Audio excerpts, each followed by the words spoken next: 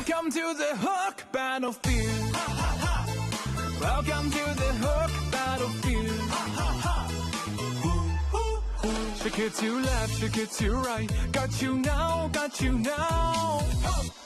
I can control, I'm flying high. Shake it to right, shake it to left. Try to who, how's my skill? Bigger, bigger, bigger, bigger. Bigger, bigger, bigger, bigger. Bigger, bigger, bigger, bigger, bigger, bigger, bigger, bigger, bigger, bigger, bigger, bigger. Bigger, bigger, bigger, bigger, bigger.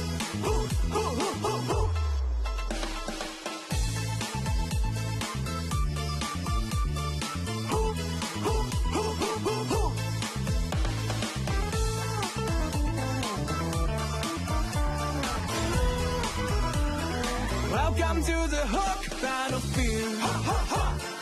Welcome to the Hook battlefield.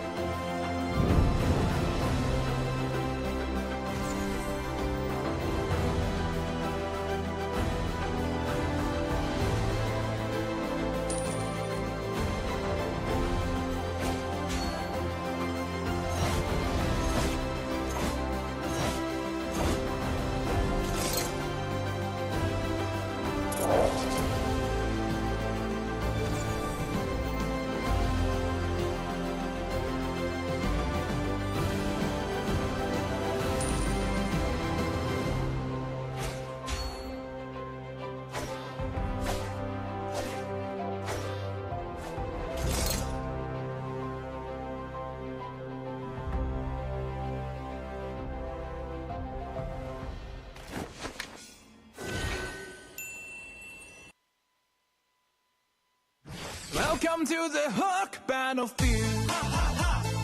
Welcome to the Hook battlefield. Shake it to left, shake it to right. Got you now, got you now. I can control, I'm flying high. Shake it to right, shake it to left. Try to who, how's my skill? Bigger, bigger, bigger, bigger. Bigger, bigger, bigger, bigger. Bigger, bigger, bigger, bigger. Bigger, bigger, bigger, bigger, bigger, bigger, bigger, bigger. Bigger, bigger, bigger, bigger, bigger.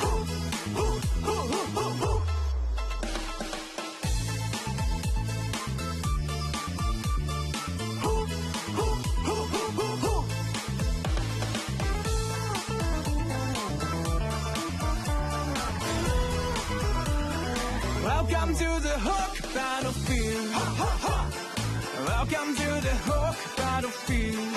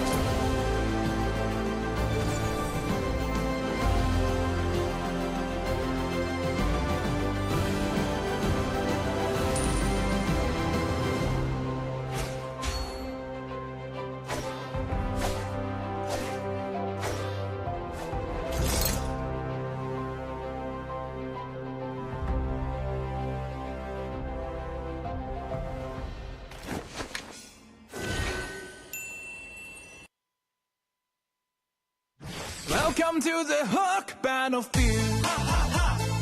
Welcome to the Hook battlefield. Shake it to left, shake it to right. Got you now, got you now. I can control, I'm flying high. Shake it to right, shake it to left. Try to who, how's my skill? Bigger, bigger, bigger, bigger. Bigger, bigger, bigger, bigger. Bigger, bigger, bigger, bigger, bigger, bigger, bigger, bigger, bigger, bigger, bigger, bigger. Bigger, bigger, bigger, bigger, bigger.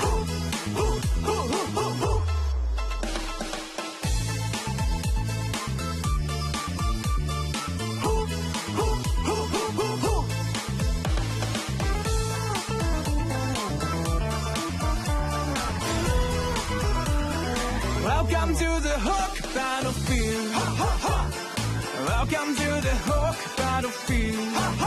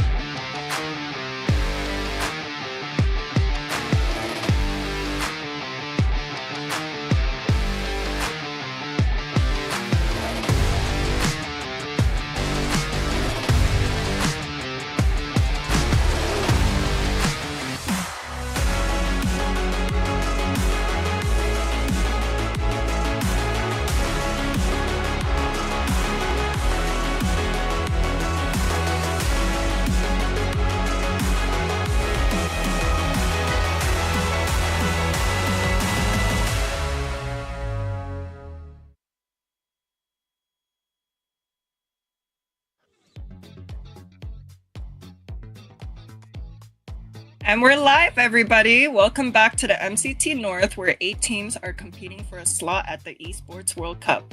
We got some exciting games for you today. At least I know I'm excited. And I'm your special guest and host, Ashley. Here with me, our beloved casters, Kronos and Chex. Hey, thank you so much, Ashley. That was an awesome introduction. You kept the beloved too. I thought you were really going to take it off. But of course, it is going to be an exciting day, and we're kicking things off super strong. It's, of course, day number 2, MCT AMER. Day 1 had ups and downs, but definitely a lot to talk about and a lot to recap, right, Trex? Yeah, I think day 1 was everything we kind of wanted from any day 1, but now day 2, it's Christmas morning. We have even more great games to open up here. A lot of players got their wishes on who they were going to get to face today. So I got some of my wishes on teams that were going to face each other today. So I think we got a really exciting set of matches ahead of us. Yeah, I know I'm excited for some of these games, you know. We have 4 teams, 4 of the argumentably strongest teams going against each other from the start. And yeah, what do you guys think, Kronos? Yeah, I mean, I think the games are going to be super exciting, of course. But before we get into the games, let's show you what we're all about with that Swiss format coming your way in about, 3, 2, 1. Am I right? Welcome to AMER 2026, the official league for Mobile Legends Bang Bang in the Americas. In this video, we'll walk you through the format of the competition. The league is divided into 2 regions, North America and South America. Each region features 8 teams, for a total of 16 teams competing in the ecosystem. The regions compete separately during the season before meeting in the Americas finals.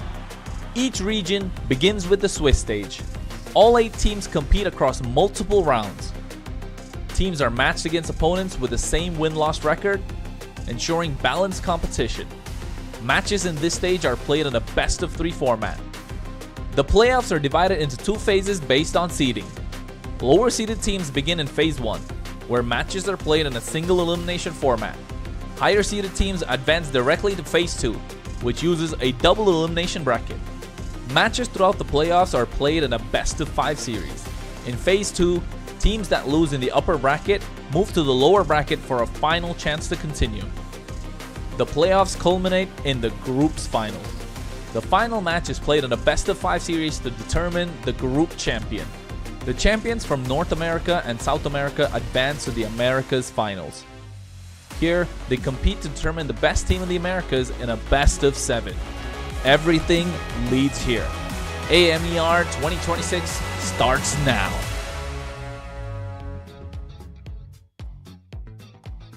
You know what the best thing about the format is, Trex? Not everybody actually gets kicked out early, right? Everybody still has a chance to try and make it to the playoffs. Everybody does make it to the playoffs. The only part being you want to be those top 4 teams. Get a better seed rather than falling down and having to fight for like a last chance and not getting another chance at all, right? Yeah, I mean, you want to do well no matter what in Swiss stage. It secures you safety and a good spot to watch some of those teams as they're playing before they get to you. Not only that, I mean, for me, I think the coolest thing about this whole format is they actually found a way to bring South and North America together into one Americas. And we get to see this big face-off in the end on, you know, which side is really going to come out on top and secure that MSC slot. Yeah, and yesterday we were able to see 2 sweeps, and now that 2 teams have been able to achieve that, we're seeing them go against each other. How do we feel? Yeah, I think those sweeps as well, making a big difference, if you ask me, especially with the way that these games are going. You know for a fact that it's not really making much of a difference, but with the confidence that the players need and the confidence that they'll be taking forward to the next day is going to be crucial, only because of the fact that you can read into the composition for this very reason, which is called the global bans, which we'll be explaining to you in what, about 3 seconds again? Do we go with a countdown, guys? 3, 2, 1. I got the magic hands. We'll have the global ban in MCT Americas to bring more dynamism and special strategies. Under global ban rules, each hero can only be selected once by each team. After every match, the 5 heroes used are banned for the remainder of the series. The pick ban applies only to the team that used the hero. The opponent may pick it next game. In best-of-7 matches, the global ban resets for both teams if it reaches the final game. Expect new strategies, fresh picks, and much more.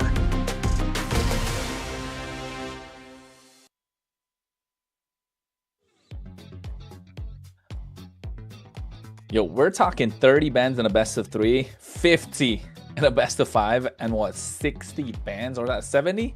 I don't even remember. That's a lot of like heroes. half the heroes? Yeah, like half the heroes are completely gone, Trex. Like, I like the global ban. You were iffy about it. We're in day 2.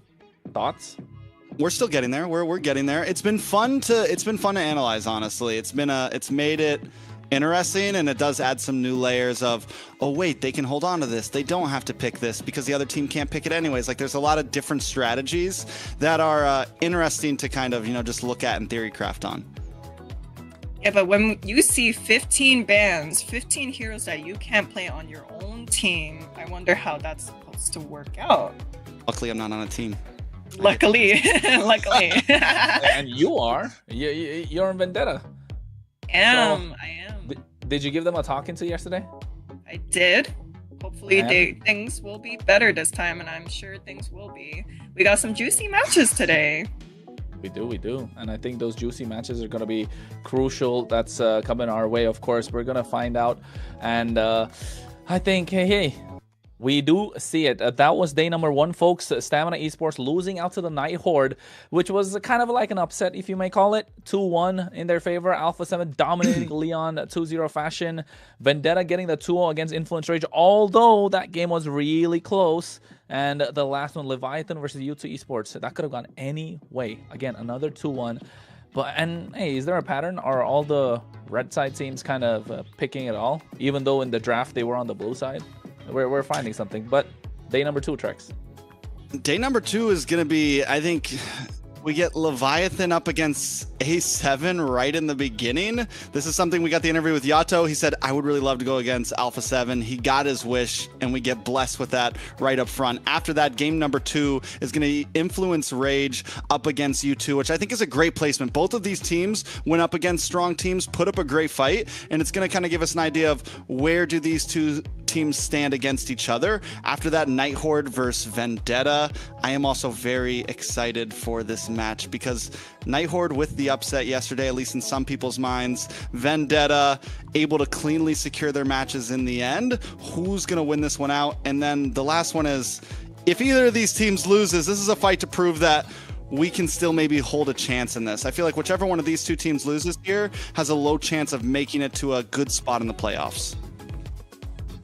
Yeah, I think the playoffs are going to be super important. This is the one day where you do not want to walk away with a loss, because after this, you go straight into the 2-0 bracket, and you want to be there, like Trex mentioned.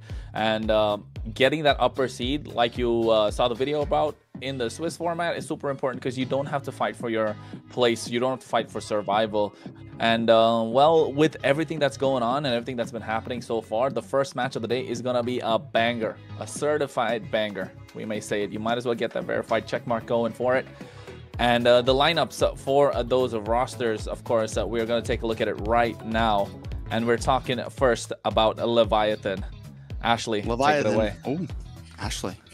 For the side of Leviathan, we got Bethlehem, Oh My Foe, Yato, ISO, and Joy Bodge. Hey, Yesterday, talk about it.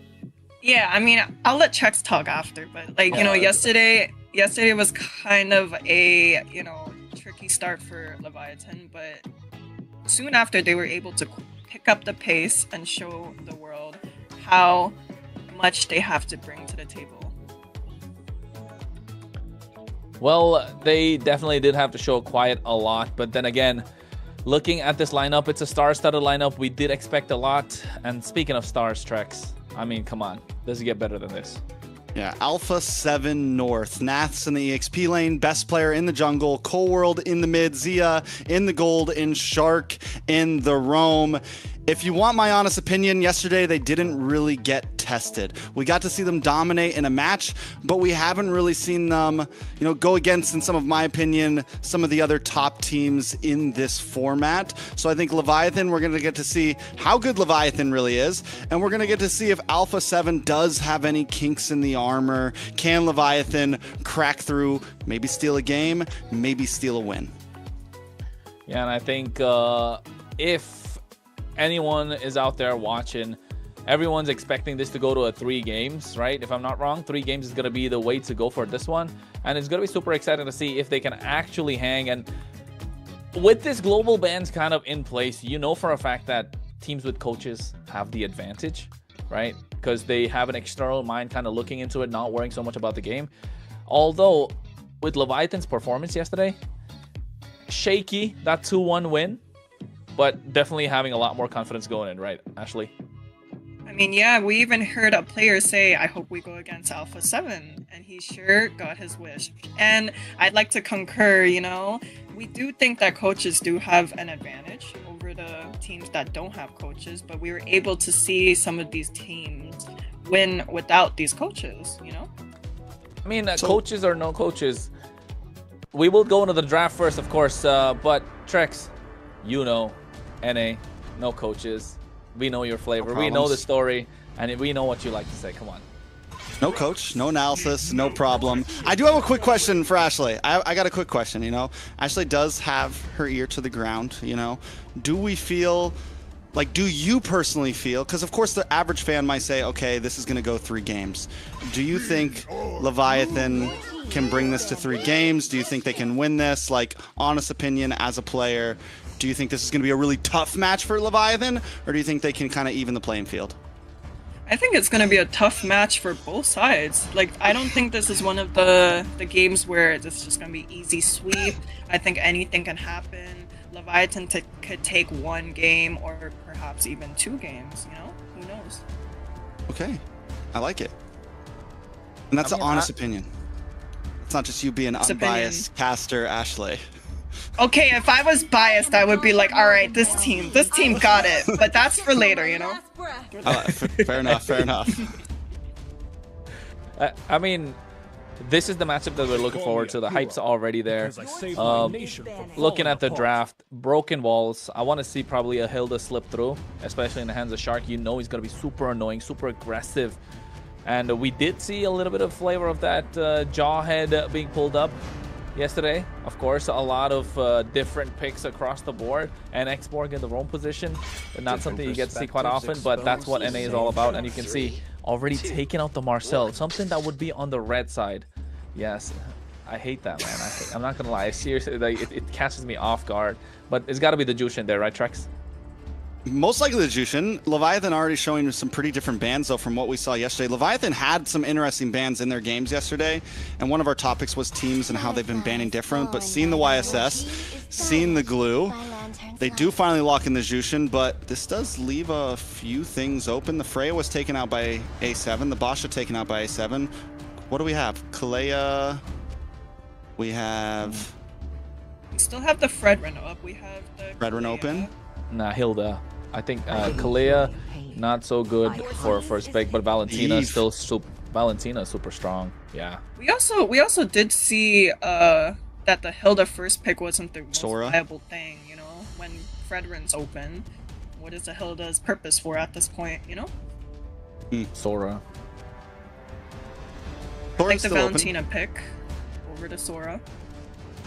Yeah, we saw that happen a lot yesterday. Every time both were open, people would pick up the Valentina, and then Sora was just kind of thrown off the map. Leviathan does finally respond, and that is the... Phoveus. Oh, my change. Phoveus.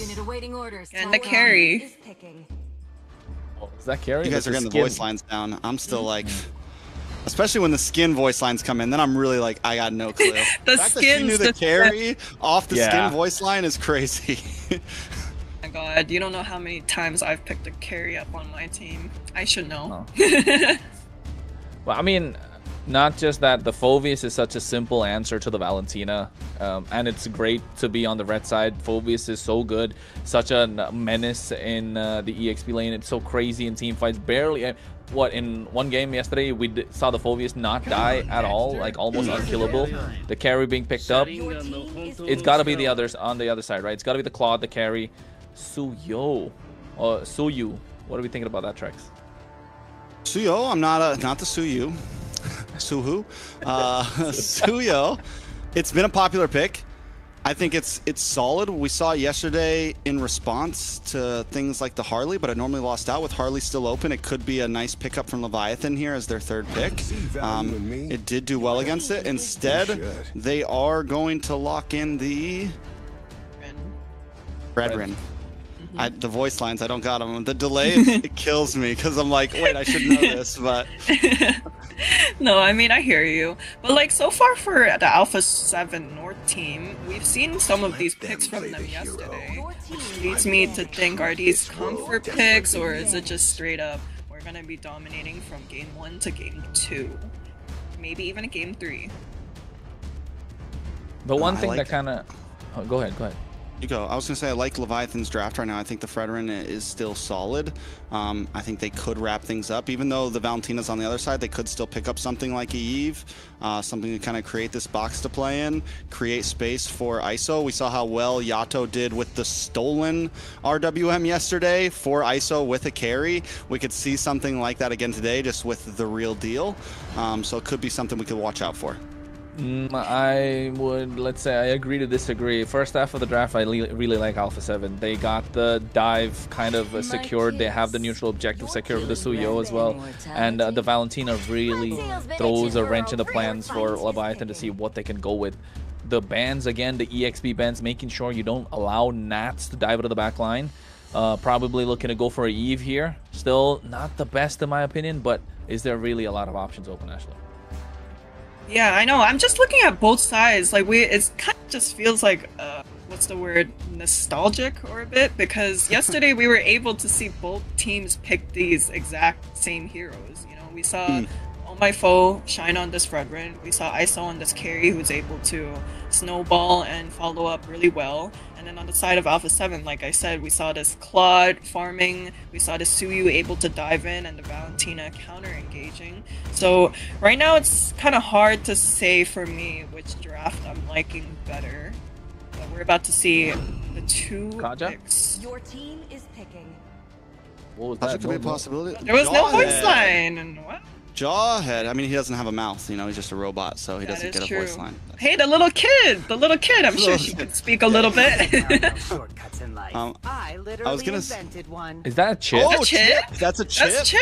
Chip on the side of Alpha 7, paired up with And a Lapu?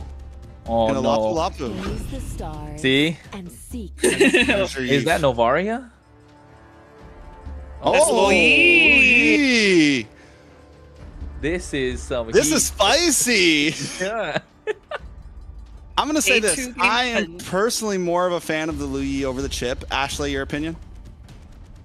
I'm still Like, in terms of teleporter. 50-50. We got, I don't know, it's hard to say. We got two teleporters, two macro heavy heroes. Very interesting. I mean, for me, I like the Jawhead here. It's so good. You don't allow the Suyo to play at all. You don't allow him to get any sort of neutral objectives. Yes, the teleports are present, but it's going to come down to those big retribution plays in the pit. So I feel like the ones to kind of get that advantage will be the ones to kind of take the game, especially after the second turtle, like we've seen how it's going about for the entire duration of day number 1. Ashley, any predictions before we go in? You're putting me on the spot, man. I don't know how this game is gonna go, but I do believe whoever wins this game will set the pace for the rest of the series. I agree. The pace will be set in this game. It is huge. We saw Jawhead do great in game number 2 of Night Horde yesterday. I'm wondering if we're going to see the same thing this time. But this is a long-awaited match, I think. Once we saw MCT rosters, everyone wanted to see these two teams face off. This is game number 1. Leviathan up against Alpha 7. In the words of Ashley, who can set the pace? Well, and not just that, you can see already getting a massive leash. And Oh My Foe getting the speed recovery where he's going to be slow in terms of farming and already contesting this Lethal Wanderer Trex. All right, a little bit of damage. It does go over to the side of Alpha 7, so a small win, but I think in a match like this, every small win is going to matter. Yeah, every single small piece that they can get, they will try and take down, especially with the early game advantage that Leviathan have on their hands. With this Lo Yi, with this Jawhead, you can see they're really shutting down Yato as much as possible. Once he hits that level 2, gets that yin-yang burst combo, it's going to be a problem. Meanwhile, on the top side, Zia pushed back by ISO a little bit. Yeah, definitely push back. I like seeing that EXP lane right now. It's the MPL standoff right now. It's Yureshi up against Nats, the two imports coming overseas just to face off in an American EXP lane. It's definitely hype to see. Both teams though taking their time. Yeah, they're definitely taking their time. 15 seconds to the turtle to spawn, and you know for a fact Leviathan are looking to go for a pick-off. Didn't really get to see a lot about their emblem so far, but rocking that lethal ignition, Yato is looking to burst people down as soon as the combos are available, and he can smell blood in the water, but I think Leviathan might have to give up the pit. No level 4 for Shark just yet. Joybaj gonna try to get in the front, gets a toss up onto Shark. Shark shredded down, first blood, but best player able to respond and get a kill of his own. Best player does finally fall. This will be a first turtle into the hands of Leviathan as long as Cold World can't do anything about it. Yeah, this is what I was talking about, Trex. That is going to be super annoying, that Jawhead. You're looking to lock somebody down. If it wasn't for Shark, it was going to be best player. But guess what? Best of both worlds for Leviathan. They got both, only gave away one, and that was Joybaj. And now looking to get Shark too. Oh. So much crowd control on the side of Leviathan. The taunt, the Appraisal's Wrath, and Bethlehem gets the kill. It's 3-1, 400 gold lead. Not too much for a turtle and that many kills. Alpha 7 still making it up across the map. Yeah, but Alpha 7 do definitely have a lot more time. You still want best player to go on the aggressive. You want him to be on the front foot as a Suyo would. But then again, he's not doing bad. 1-1-0 only. Got the Fury Hammer. I'm assuming go for the Hunter Strike and then instantly build for the Sky Piercer. But guess what? He's thinking otherwise, Trex. He doesn't want that Hunter Strike. He's going straight for the Sky Piercer. No boots, nothing. Got a sock on. They want to fight. All right, a lot of damage does land on Joybaj. Joybaj trying to get away. Shark brought low. Blazing Duet from Z into the backside, but he's just able to finally get the kill. BMI's back to safety as Cold World tries to run away as well. Leviathan going to try to close the distance. One more hit, and that is it. It's a 2-for-1 into the hands of Leviathan.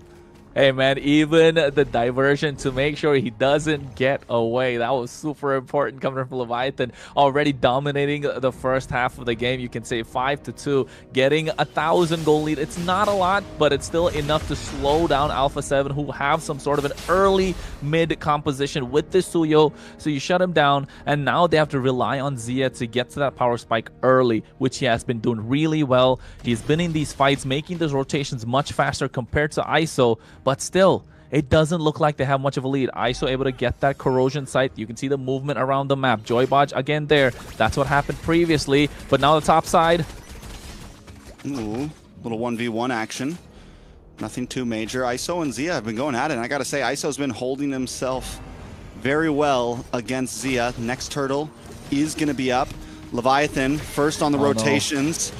Shark getting pushed away. A lot of damage on a Cold World as well. Nats finally pulling up to the fight, but Cold World might just go down here. Wait, no more damage. Bethlehem able to secure the kill, and even if he falls, it is totally worth it. Best player now on the run as well. Oh my foe doesn't want to let it happen. A killing spree for Oh my foe. Leviathan are on the move right now. Hey, I'm sorry, Oh my foe was not familiar with your Fredrin. Jeez, walk straight up to best player's face and say your best player just a tag, my guy. 7-3 is the score. They get the turtle. I mean, Joybaj got it. That's fine. But still, they get a little bit of a push on the top side working. Alpha 7 haven't got anything on the map yet. Not to mention, too, a beautiful diversion from Yato there to go stop Zia from stealing that bottom lane tower. Alpha 7, no, they lose out on Turtle. Let's try to make up some game on the map. No, it is denied by a quick scene diversion. And now they get a tower, they get 2 turtles. The gold lead's still only at 1.5, but you can see the pressure happening. Yeah, they're moving like a unit, right? Well-oiled machine. That's what Leviathan looking for right now, and everything coming off the back of Yureshi. Bethlehem on this Phoveus has been leading the charge. Every time he's present in the team fight, they kind of win. lot of damage onto Bethlehem. But the Infernal Pursuit is on. And here comes the ejector. No. Joypaj unable to get the toss, though. Forced to use the flicker back just to get to safety. Bravest Fighter does land down. And Best Player secures the kill. ISO with a Spleety White light wheel. Not able to do enough damage. Finally, Alpha 7 win out in a fight. Yeah, Alpha 7 getting the better. Called out a caster's curse, but look at Oh My Foe. He might as well just go down. I think they should go for the chase. Oh, I don't know. That's a lot of damage. Should be okay.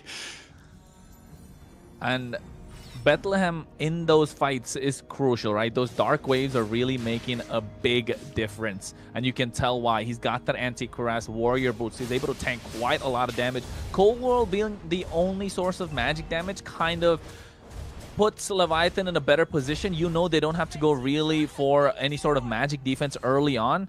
And that's why you can see a lot of physical defense coming through. I think Joybot's still not able to tank a lot of damage. If he gets his targeting right, if he's able to pick off the right person, in this case, again, Best Player, if he's able to lock him down after the use of the Blade Surge Evil Queller combo, then yeah, Leviathan are going to be unstoppable. But Shark doing a great job just to make sure they have to go through him to get to the back line. And even with Joybaj not being able to take too much damage, wait a second, Shark does drop the shortcut. Nats and Best Player pull up. Best Player able to steal the turtle, but now the damage landing down on a Shark. Oh My Foe in the midst of it as ISO pops Spleety Light Wheel. Foe able to take out Nats, and Bethlehem jumps down on a Shark. It's Zia on his own, doesn't have the BMI just yet, trying to get a little bit of chip damage under the tower. Bethlehem able to lock on. The Blaze Duet comes out, but he is stopped. BMI's back onto the tower. Bethlehem looking for the final shot, but Zia gets the kill. Able to just escape. Not just that, they don't just get the kill, they get both of them, Bethlehem as well as Oh My Foe. It was a 2v2. It was looking good for Leviathan, completely turning their tides, and this is what we were talking about. Alpha 7 needs to find confidence in their gameplay, and they have. This is the moment. Leviathan should not let up. Alpha 7 got a 1,000 goal lead now, and they are looking to convert that into some objectives, into something in the map that will give them a little more control of this river, of these team fights, because those diversion plays are very, very dangerous. Gank on the boss side. Zia in a little bit of trouble here. Shouldn't be able to get away from this. Joybaj able to get the kill. The diversion was clean. The strategy worked. These are the little plays that Leviathan does have to look for, especially now that they've fallen behind. I think they got to be a bit more careful. Maybe went a little too deep earlier, and they paid the price for that. And the right targets too. Wait, shortcut dropped down right on ISO. Ooh. Gold laner for gold laner. Eye for an eye. They're not letting up. They're not letting up, and they're going in again. Bravest Fighter already expended. Queller does land down onto Bethlehem. He's brought down to about 50%. Yato on the top side getting chased by Nats right now. Bravest Fighter is out, but he is able to escape to safety. Bethlehem and ISO are both off the map as Alpha 7 tries to advance onto this purple buff. Oh My Foe going to have to give it up as Best Player secures it. Now in the mid side, a lot of damage does land down on Nats. Blazing Duet comes out in the flicker in. Joypaj goes down. Zia, BMI's back to safety as members of Leviathan are falling under the tower. And not just that, Trex, the items are starting to show. That Sky Piercer, that Best Player went in early on, just socks, no boots, nothing. It's starting to stack up. And alongside that, Nats just picked out the Chastis Pauldron, so you know ISO's gonna have a tough time. Diversion play into the Lord Pit. Is it worthy? Ooh, nice taunt on a Shark, but he's able to flicker away to safety. Leviathan, the diversion was not worthy. Yeah, and you can tell right now, Alpha 7 are slowly starting to turn up the gears. Everything is slowly working out. They got the right items at the right time. The Chastis Pauldron, the Dominance Isis, the Sky Piercers are stacking up. Now they need Cold World to start dishing out that damage. He had the Glowing Wand earlier, now the Lightning Truncheon. So you know this is Alpha 7's power spike. Leviathan needs to find a way. They've given up the early. They were strong in the early. The mid kind of fell apart. They need to hold on, knowing that this could be the game changer that Alpha 7 are looking for. And with this lore, if they're able to take the tier 2s, yeah, Leviathan are looking like they're in trouble. Was so close to being an orange buff steal for Best Player. Lord marching down the top side. Shark looking for the possible engage. Oh My Foe with the taunt out. Doesn't land on anyone just yet. Best Player with the surges. A nice taunt on Azia. He BMI's back. The Appraiser's Wrath does not connect. Joybaj holding down the front side. They're able to take out the Lord and not lose too much in that push. Yeah, and they're able to hold their own. Top tier 2 going to go down right now. Best Player. A nice shutdown for Yato. Nas forced to back off as well. Zia does make up something with the tier 2 in the top side, but taking out Best Player is a huge defense for Leviathan there.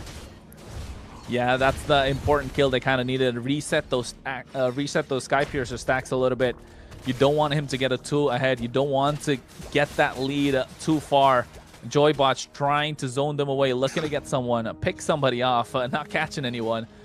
But again, that Sky Piercer, the more it starts stacking, is going to be a problem for Oh My Foe, Bethlehem. They're not going to be able to sustain in these team fights. And you can see now they're getting that magic defense items building up. The carry going for a Wind of Nature here just to be able to survive a little bit longer. Already got the Trinity locked in. So at this point, the items are looking good. Carry is the only one that kind of has the advantage. ISO against Zia, but the rest of Alpha 7 about 500 plus 1,000 gold ahead. It's starting to slip. Very true. Yeah, it's definitely starting to slip, but ISO, the fact that ISO has that gold lead is huge. And once Wind of Nature comes in, he can be even more aggressive as he moves forward. I'm actually surprised that he's got such a big lead over Zia, especially with the fact that Alpha 7 as a whole has a lead over Leviathan.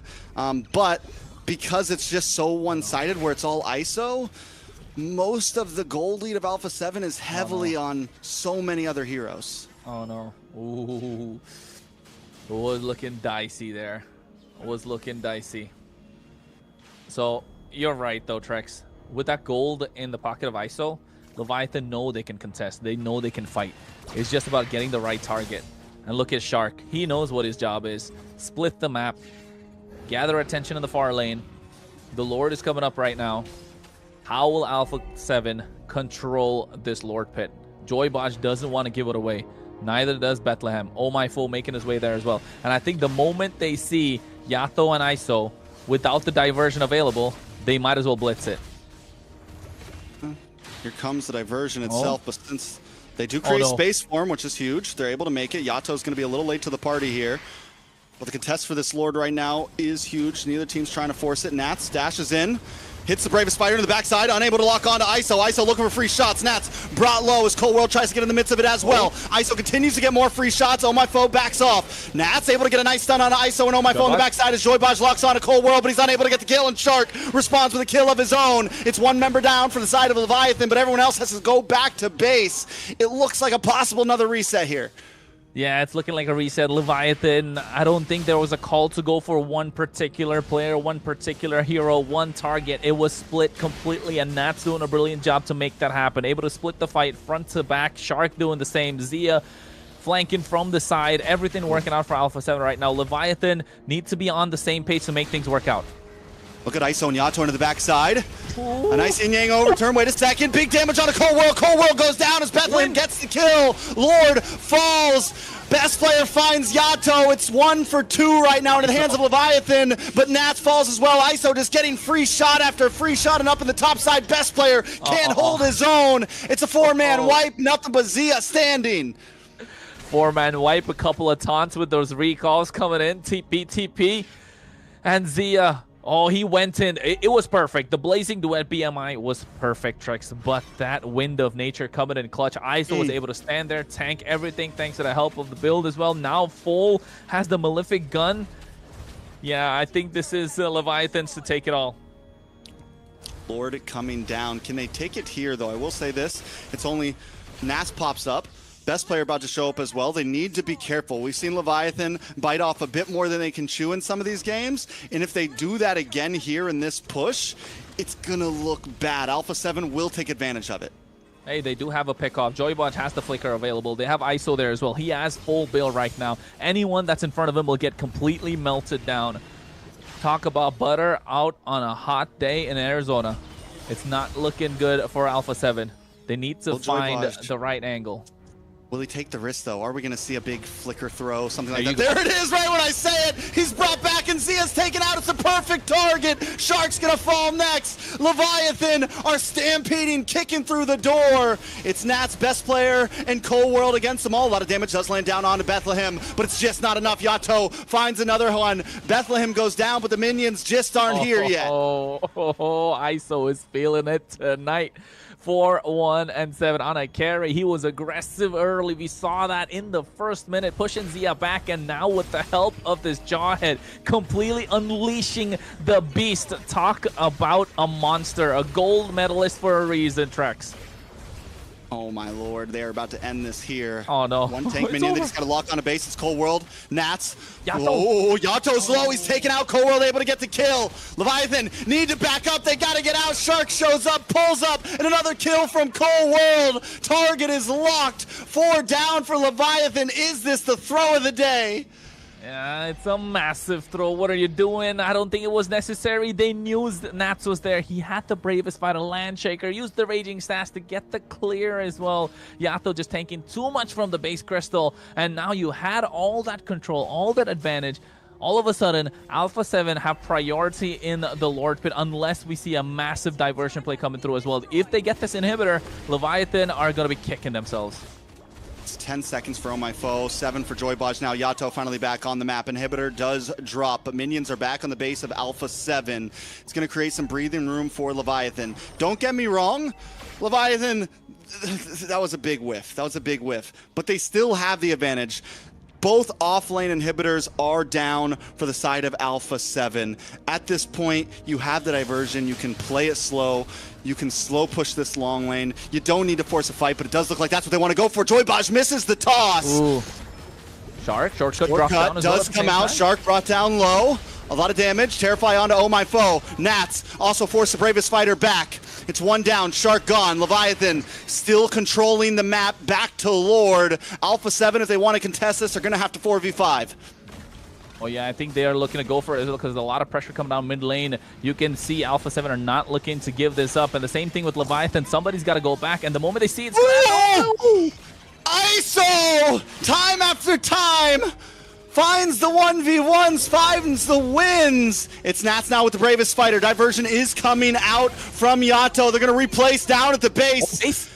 Into a beautiful position. Nats and the rest of the team have to go back. They're going to use that to push the minions in and head back to the Lord. But watch for Nats. Can he make a game-changing play here, or does he play it safe? I think he's got to play it safe. But never mind. Shark. Best player looking to come to contest. Shark from the back as well. Cornering. It's a sandwich. Is he going to go for the shortcut here? It's 3v4.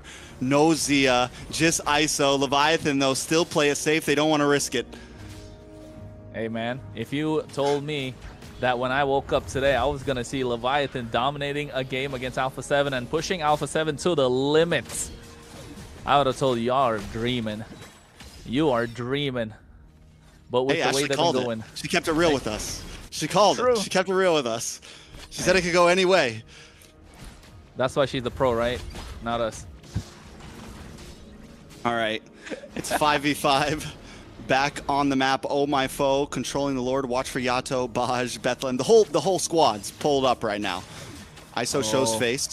Do they know Alpha 7's in this bush right now, though? They know. They know. They can smell it. Oh, diversion. Oh, Look at go there. good position. Big jump on a Shark. Joybaj to the backside, unable to get the toss. It's a lot of damage down onto ISO. ISO needs to try to get away. Zia does get taken out by Yato. It's nothing but Baj and the boys on top of Nats right now as Bethlehem holds back best player. It's a 1-for-1 right now. Cold World a bad spot. ISO looking for some free shots. Watch for best player. ISO finds the kill onto Cold World, but best player finally gets a shutdown. A double kill for best player. He's looking for more. The killing spree is locking in right now.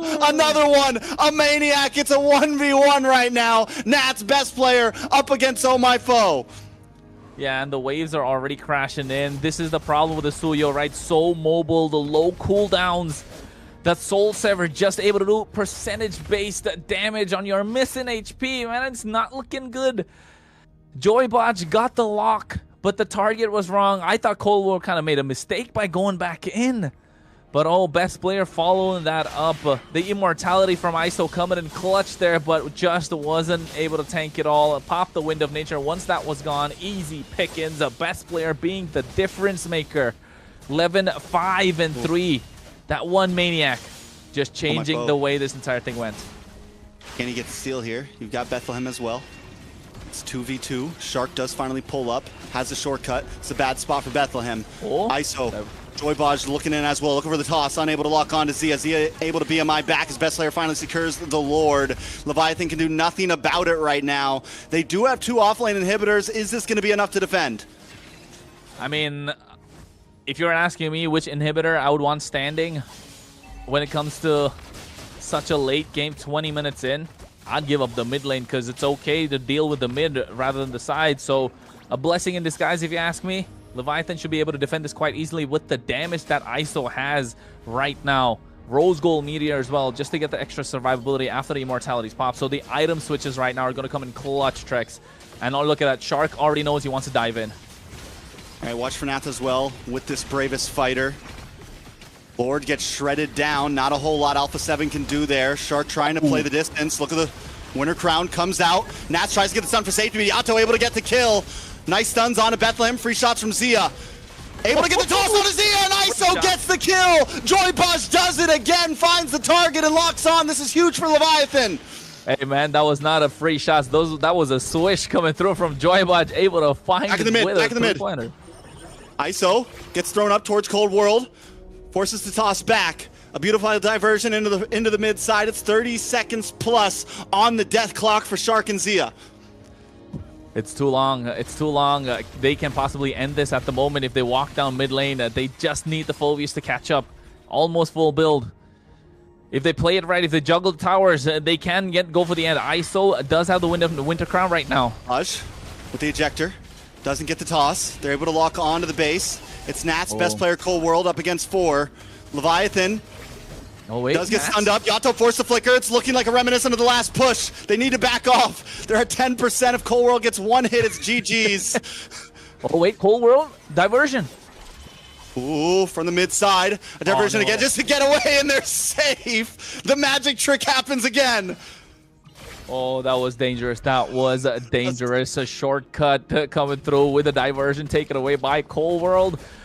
Oh, that could have been disastrous. The Leviathan not going to make the same mistake twice. 15 seconds to the Lord. We're talking 23 minutes into the game, Trex. This is the one that needs to contest, but for Alpha 7, no inhibitor, so the map is going to be against them, especially that far lane. You know Leviathan's minions are going to start pushing in.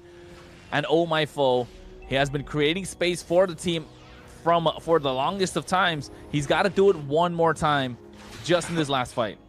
Baj has been locked in. Zia is the target. Zia's got to be tilted at this point. The guy's got to be frustrated.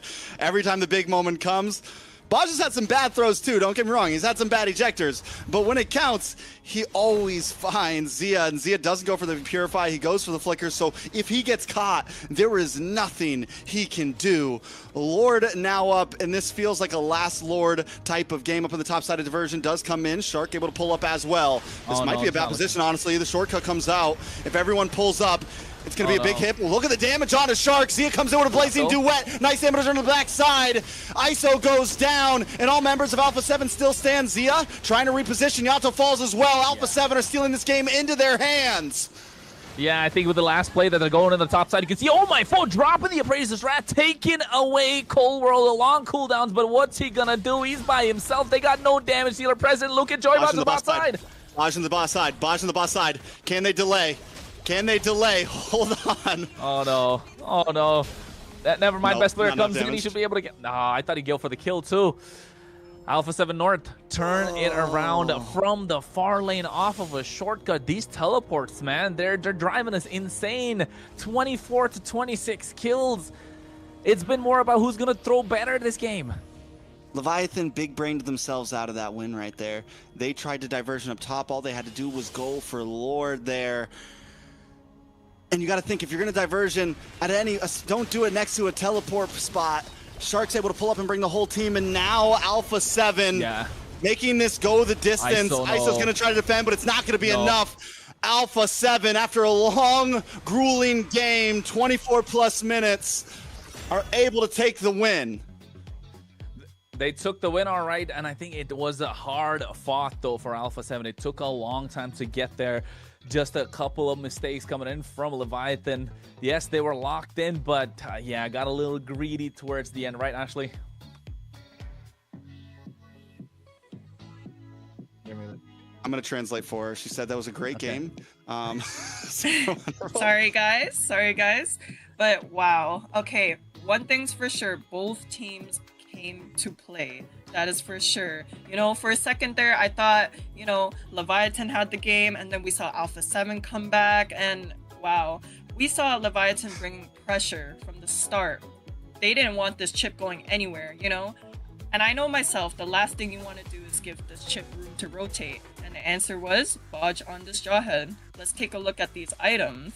You know, honestly, the first thing I had in mind was best player's confidence on this Suyu. When the game wasn't looking too great early game, he still trusted the process and built Sky Piercer.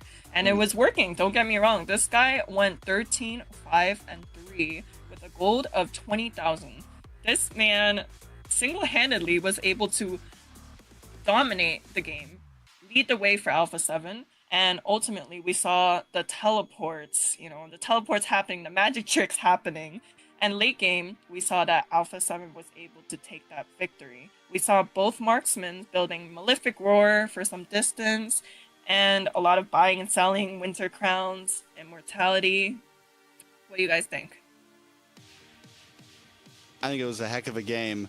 And I agree. I think best player showed up when he needed to.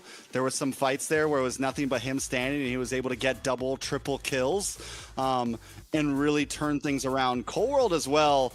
In that last push, him and Nats, when they were able to finally like turn the tides a bit, when Leviathan, let's put it this way, every time Leviathan made a big mistake, I feel like Cold and Nats were able to really take advantage of it in some of those spots. So Alpha 7 just showing, listen, if we're going to go the long haul, we can keep our composure. Whether we're losing, whether we're winning, we're able to go the distance. Yeah, they definitely were able to go the distance. But early, though, the Leviathan with such crazy confidence. I don't know what they ate. I mean, it was really good just towards the end. They let it slip, right? That push that they got in about the 18th minute, if I'm not wrong, got a little too greedy, too aggressive.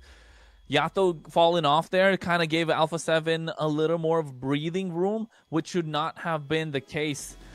But then again, mistakes happen. It's about how you recover. And in talking about recovery, best player on top, MVP performance. Bro went straight Sky Piercer without picking up the boots. Yeah, that just oozes confidence at this point.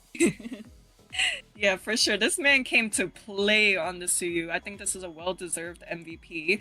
We saw him taking, I believe it was the second Lord, or it might have been the first Lord, but ultimately this man was here to navigate every single fight. 13, 5, and 3. Was it 13, 5, and 3? Yeah, and I mean, even there, the fact that he had kind of a rough start, like he was kind of getting bullied a bit in the beginning. He takes a death. I think what was it, first hurdle, he takes a death. After that, we saw even in some of these highlights a little bit before, he gets taken out and chased down by Oh My Foe. But once they got into that 12+ minute mark, best player just comes online. And this final play here, man, that was the fight I'm talking about, where he's by himself, he's able to find 3, he's able to quickly turn that fight into the hands of Alpha 7, and just overall, when some of the other team had their bad moments, best player stayed steady. Yeah, best player did stay steady for the entire time, and then again, just knowing when to go in and when to go out, and the build of the Suyo. This is why Suyo is so good right now in the current meta, right? If you don't have the Harley on the other side, you don't have any sort of crazy amount of magic damage, yeah, I think just the Suyo is such a great pick. So mobile, can get in, get out, is almost close to the point where he was when he was released, right? Just a little bit of magic defense nerf, but apart from that, clean Suyo game. Capitalizing on the mistakes of Leviathan rather than having pushed their own agenda treks, if I may say so. Yeah, I think definitely. I mean, I don't want to completely pull away from Alpha 7. I still think they had a great game, but for sure, Leviathan, there was some points in that game where I felt like it was their game to win, and that in itself still speaks that Alpha 7 did well because they made less mistakes. And when your back's against the wall, sometimes when you got a couple K gold deficit, all your inhibitors are gone, your goal is let's capitalize on the biggest mistake the enemy can make, and they always found those moments. So well done overall to Alpha 7. And hey guys, let me be clear about something. I came to this desk prepared to congratulate Leviathan for this game, but I was like, after seeing that last fight where the Suyu was able to fight going from the Fredrin, and we're forgetting to give our flowers to the gold laners as well, because most of the damage were coming from the gold laners and the mage. We saw the Malefic Roar on both sides, so they weren't easily able to get caught. And even though most of the game was going on the side for Leviathan, at least for the early and mid game, we were able to see Zia on this Claude also farm up, you know, keep the gold difference at not such a big difference, you know? I mean, if I'm Zia, next game, I'm all walking down Joybot, right? You're gonna make sure he's gonna have a terrible Revenge game. arc. It's gotta be. It's gotta be. If you're Zia at this point, he must be tilted. He must be. I mean, we know Zia's the one that's really vocal when it comes to the games, when it comes to communication in the draft, or rather looking at how the shot calls are kind of made. He's probably the most vocal player that they have. But for that one player to get tilted, hopefully he's not. And if he is, oh, Joybot is either gonna have a great game the next one, or he's just gonna end up being in a corner. So it could be either or. Yeah, I think one of these, honestly, Zia maybe underestimated a little bit, because it's true, when you're on the Claude, you have a great BMI, you have a great flicker, you could have easily gone for the Purify there. And I think it's just he felt safe, he felt confident, didn't think Joybaj was going to catch him so many times, because that was, I mean, Zia was getting locked down that game.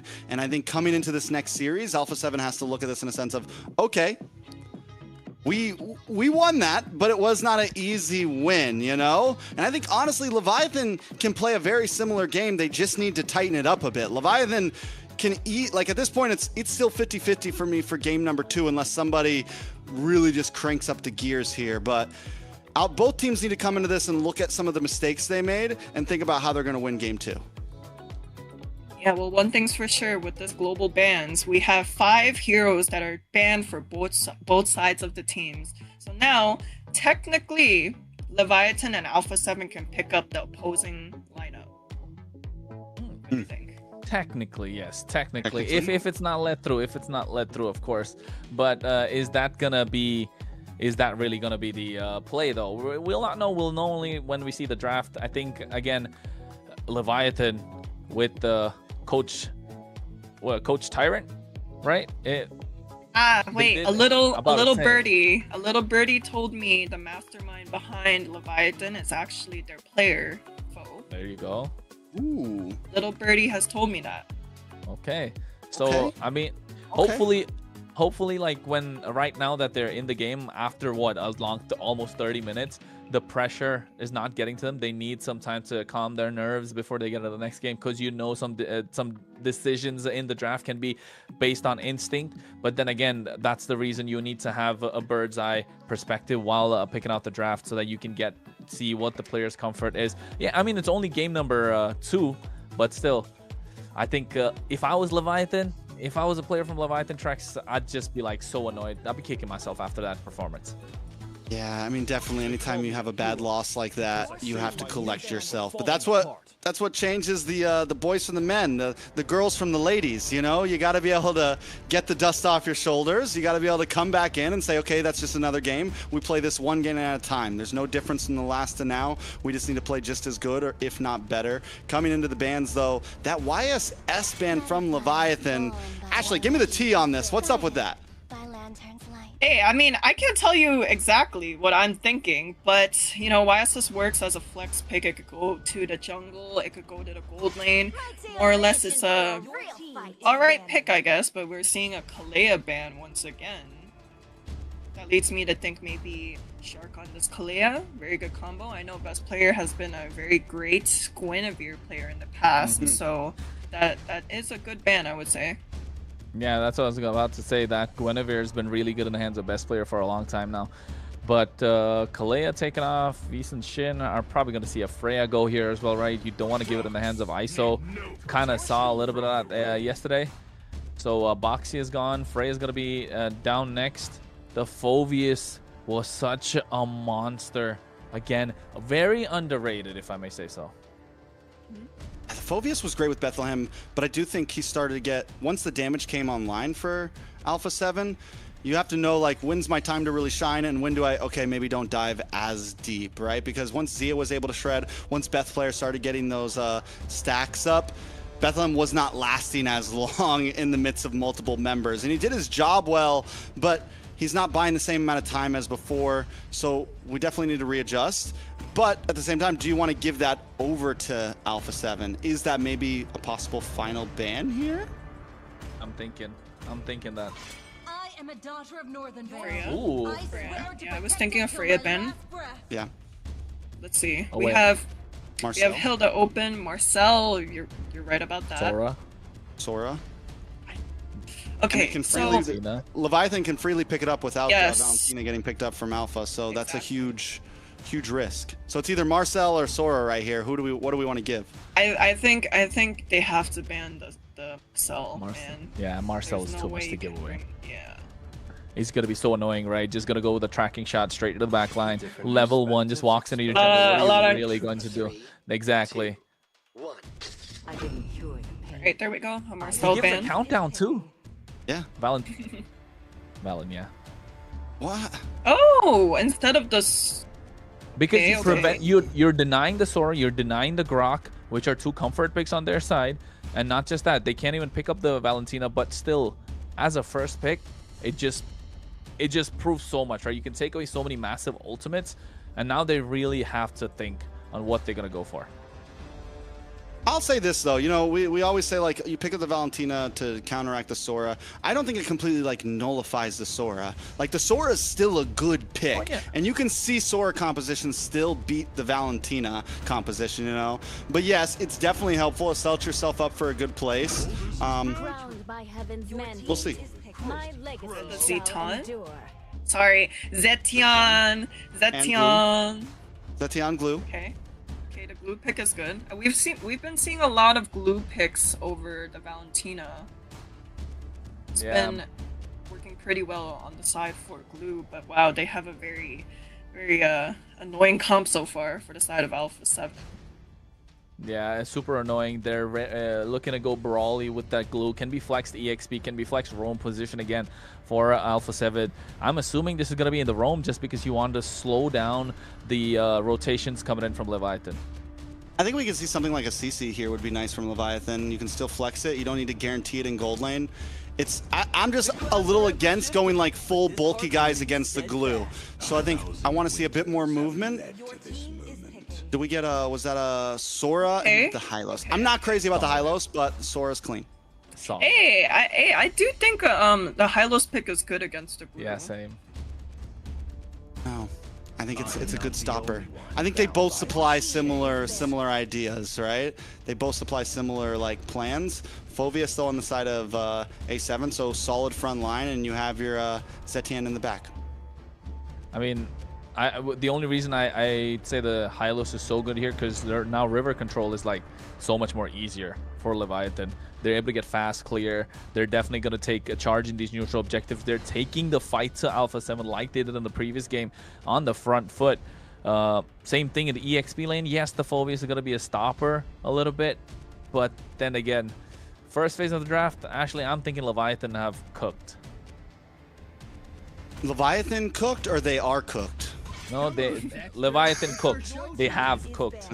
They are cooked. Yeah, they're cooking. I don't know what clears way faster, the Zetian and the glue, or the Hylos and the Valentina? Hylos Valentina, I'd say. I think it's a pretty equal I lineup think because the you have to I also have to Leviathan moves consider faster. the Zetian has like better poke than the Valentina the first wave, right? Yeah. But the Hylos is able to help, clear the wave faster. The glue has only his S1, which is y'all should know what the skill name is. But that's about it. I only remember I'm the not cool too ones, the ultimates. Sure. Ult. Oh, that Nolan Oh. banned out though. We saw the Nolan once yesterday, right? We saw it from was it U2? Or was it U2, yeah, influenced from U2. from U2? Oh no, And it was clean. yeah. It was clean. All right, coming yeah. into It the was second a- phase. Well, We need a Barrett- in jungler the for se- A7. in the second phase, the Harriet, good ban. Probably gonna get carry locked down on the side of Alpha 7. So I think if I'm Leviathan, probably limit that from happening. But at the same time, Leviathan can go for the Moskov in the goal lane. They definitely have the space. They definitely have the front line. They have the peel for it. The only problem will be with this Zetian. Harley ban on the side of Leviathan. Okay. Both sides need a jungler right now. Do we maybe finally see something on the assassin side of things. Suyo is open for the side of Leviathan if they want that. And them taking out that Harley shows maybe that's what we're looking for here. And honestly, A7 can't really do anything about it. They can't pick it up themselves. What do we see from A7? Do we see best player pick up something? Fanny? Is the beginning of another. I think that's Eve. It's gotta be right? carry. That's carry. Oh, that's carry. Okay, that's Fanny's the a other good possibility carry. there. That's the other skin. Oh. I got that skin, so yeah. Okay. Okay. Yeah, because I'm thinking even a Leomord pick isn't that great for the side of Alpha 7. Yeah, it's Fanny. not Valentina though. Because of what to deal with the Fanny? No, No, I because mean, I'm the thinking- Leomord cannot walk 'cause up of to any Leomord, yeah. objective, man. Yeah. So Fanny I think would work. I think Leviathan lock in a Leomord plus what's good in the goal lane against the carry right now. Maybe Obsidia to kind of prevent deny a little bit of the Fanny or the Lancelot that could come through at the same time, right? They can't even go Suyo, so Moskov is what I told her about earlier. Your team is picking. Akai? Akai! I heard that voice and I'm like, we haven't heard that voice line yet. That's a new one. That's a new one. Yeah, that is true. That's true. It completely wiped off my mind. Okay. How do we feel about it? I'm 50-50. Thing I'm is, not a fan. I am 50-50 as well because Alpha 7 has an answer to the tanky front line, you know? Yeah, they have the carry. What do you think, Trex? What It's do we think? preemptive. It's preemptive. If A7 does want to go for a Fanny or something, it's a decent answer to it in a sense, at least in terms of Lord Pit. If they go for something bulky here, it does great against utility jungles. And that's really like, what else do they even have? They go for the Leomord. It has to be. Which it's, I think the Akai's, it's a safe pick. It's a safe pick. It's a safe pick. They just need It damage feels- though. It feels more like Leviathan with that Akai pick have forced Alpha 7 on this Leomord, right? Because it prevents the Fredrin, it prevents the Fanny. So, I mean, in a way, I'd still say Leviathan dictated the pace of the draft. Any last thoughts, Ashley? Honestly, for me, I think I'm more towards Leviathan side for the drafting purposes. I don't think it's going to be easy for this Leomord to walk up. They have a Hylos, they have an Akai, Yeah. they have a Sora. There was literally, Guys. Nats can't do anything. All you need is a big heavy spin and your pursuit's pretty much done for. Shark no longer has a way in. It's definitely right. There's just so many stiff arms on the side of Leviathan to stop the dive of Alpha 7 North. Yeah, definitely they do. And I think Leviathan are looking to go crazy with that first turtle, right, Trex? We'll see how exactly it does go because this is game number 2. Leviathan down 1 match point for Alpha 7. Game 1 was a close one. Will we see another like the one before? Who will take the dub? Well, already starting off a great, both with the purple buff, looking to mirror each other's rotation at the same time. But I think here we're looking to see best player. He needs to pick up level 4, get some poke down on the side of Leviathan, so you know he can come out and finish the job. Shark already being annoying on this glue, and you can tell Leviathan want this river control. Ooh, Shark once again looking like a possible first blood. It's what we saw in game number 1. He does use the flicker. That's going to be big. Leviathan with good control. Overall, do we feel like the early game goes into the hands of Leviathan here? I think it does, Trex, especially with this Hylos, right? At least till level 4, you know for a fact the Sora is going to be annoying, and that level 4 plays, that turtle pit is going to be massive. It just comes down to show how much will Alpha 7 poke out Leviathan before that fight. If they're able to get a good poke down on Bethlehem, on Joybaj, even Yato, then yeah, they're going to run away with the game, not just the turtle, because they've completely controlled the early game where Leviathan are super strong. But if Leviathan can hold out, not really lose a lot of HP, not really trade a lot of these spells for the next 20 seconds, you know they're going to be fighting, and they're going to be fighting super hard because the best player doesn't have any answer right now. Can't walk up to get any points in the turtle pit, and then Yato will be looking to take away the steed himself. The fact that Oh My Foe, though, is on this utility jungle, and it's not like an aggressive utility jungle like something like Fredrin, means Leviathan does have to think about how they're going to approach these turtle fights, right? Without a major damage dealer in the early phase, they need to be a bit more reactionary. Shifting Clouds does come in. Bethlehem trying to get some nice damage onto Shark. Doesn't quite connect, and now Nats, the best player, ride down onto Joybaj. Is able to come back. The Fury of the Phoenix locks in. Joybaj gets stunned. Cold World looking for some more shots, but the IMU responds with the Fury of the Phoenix of themselves. Nice Terrify onto Nats there. Alpha 7 North take control of the Turtle Pit. Yeah, already using the heavy spin early on as well. This is what we needed to see from Alpha 7. Right now they walk in. Hold my phone. What are you doing? Ooh, it's a lot of damage. He doesn't have the heavy spin. He's going to get chased down, taken out. Nats with the first blood. Best player able to secure the first turtle. Shark brought low. Bethlehem looking for the final shot. Is able to finally get it, but will pay the price for a Cold World. Gets the kill in response. It's 2 for 1. Possibly a purple buff and a turtle over to Alpha 7. Yeah, this is what we were talking about, Trex. It's going to be difficult for best player to walk up to any fight, but if the rest of his team can push back Leviathan, this Leomord's going to be unstoppable. It's looking like that already. 0-0-1. They got 2 kills on the board. Alpha 7 Narc taking control of the game. Now Leviathan needs to find answers, and he's got to come through this goal lane with the item. He's going for a swift crossbow now. Not very far behind his ISO, but they need him to scale, and they need him to scale fast. Because other than him, you have Yato on this Valentina, just not able to get the right skill. But Bethlehem trying his best. Yeah, it's definitely going to be a time game, though, for the side of Leviathan. We're talking mid-game, 7-8 minutes. Once Yato gets 2 items, once ISO gets 2 items. Look at the damage onto Bethlehem. Going to get pulled back from best player, taken out. Another kill into the hands of Alpha 7. A 1.5k gold lead at about 4 minutes in. If Leviathan keeps at this pace, it's looking rough for them. Yeah, I think they need Joybot to try to take control of this river from Shark, right? Shark's really been annoying. But you can see, oh my Poe! A nice pin. Finally going to get a kill here. Yato able to secure it, which is the perfect pocket to put it in. We'll see how things move forward. They're able to get a little bit of space there. Stop that gold from getting to 2K, but Alpha 7's not letting up. Yeah, they're definitely not letting up. You can see now Zia is playing as aggressive as ISO did in the previous game. Best player knows, or Joybaj knows best players right there. 15 seconds to the turtle at the moment, and Alpha 7 North have completely dominated this river from top to bottom. Leviathan now on the back foot. It's all thanks to Shark because of this glue. So brawly they can go with this composition. If it was Shark that was taken out low before these neutral objective fights, it would have been a completely different story. But the fact that he's on top of the opposition, he's in the face of Joybaj, in the face of Oh My Foe, Alpha 7 North are given free space to do whatever they want. Another turtle goes over to them at that. And Leviathan, I think, played that right. They don't need to force anything right now. You got to give yourselves a little time. Just staunch the bleeding.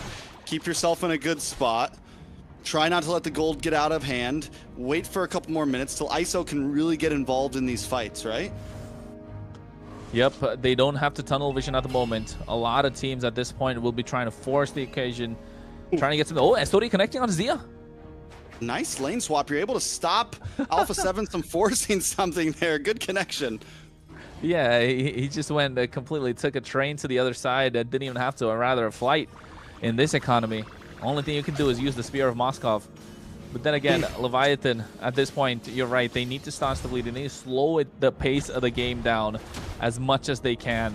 Buy time. They're 2K behind in gold. Alpha 7 North with this next turtle will be looking to run away with the game. They got a minute to get there. But now you want to see how you can poke down Shark so you can get to the fight at the right time, having the advantage with the win condition for that particular fight. Because best player has been on point so far. Game 1 and Game 2. Oh, bad no, heavy spin. I mean, you do get a flicker at least, but that's rough. Alpha 7 with turtle coming up. You do have 40 seconds. Oh My Foe might still be ready to fight on the third turtle, but we're already seeing some little iffy plays here and there. I mean, it's decision-making, right? The decision-making has been off, but ISO gets flickered on by Shark. Fury of the Phoenix comes down as well. Shark able to get that kill. Best player with the steed going in. Here's the heavy spin already used up early on, so doesn't have it. The glorious pathway, not going to be enough. And now Zia is locking down Joybaj. And getting that kill onto ISO is huge there. They're going to try to translate it into another tower in the mid side. Bethlehem just trying to fend, take out the minions, able to get the shifting clouds, push him back, knock him up, but he's all alone. Zia finds the kill. Alpha 7 finding play across the map right now. I think it's hesitation, Trex. We spoke about it for game number 1, right? It felt like Leviathan were kind of hesitating. Oh, wait, hold my foe with a heavy spin. Oh, there's just nothing he can really do with it right now. I think the Akai is a problem as Nath jumps into the backside, locks onto Yato and gets another kill. Alpha 7 just winning out time and time again in every fight. Well, Joywatch popped into the recall a little too early in game number 1. Kind of on the receiving end at the moment. Doesn't feel that good, but of course, it's... I mean, we can say all about the rest, but this game has been all about Shark, man. 1, 1, and 6.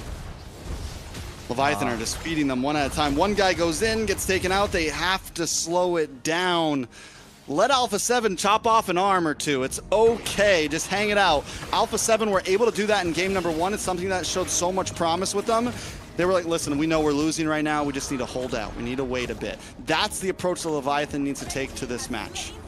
Apart from that, they need to split the map up quite a lot. And ISO is trying to do that. He needs to be able to get to the farm up. He needs to get his items. He needs to get that Trinity, get that Malefic gun at the range. And then maybe we can see what they can do. Because Yato's there. He definitely has that Phantom Seed that can go for the finish. They have the tools.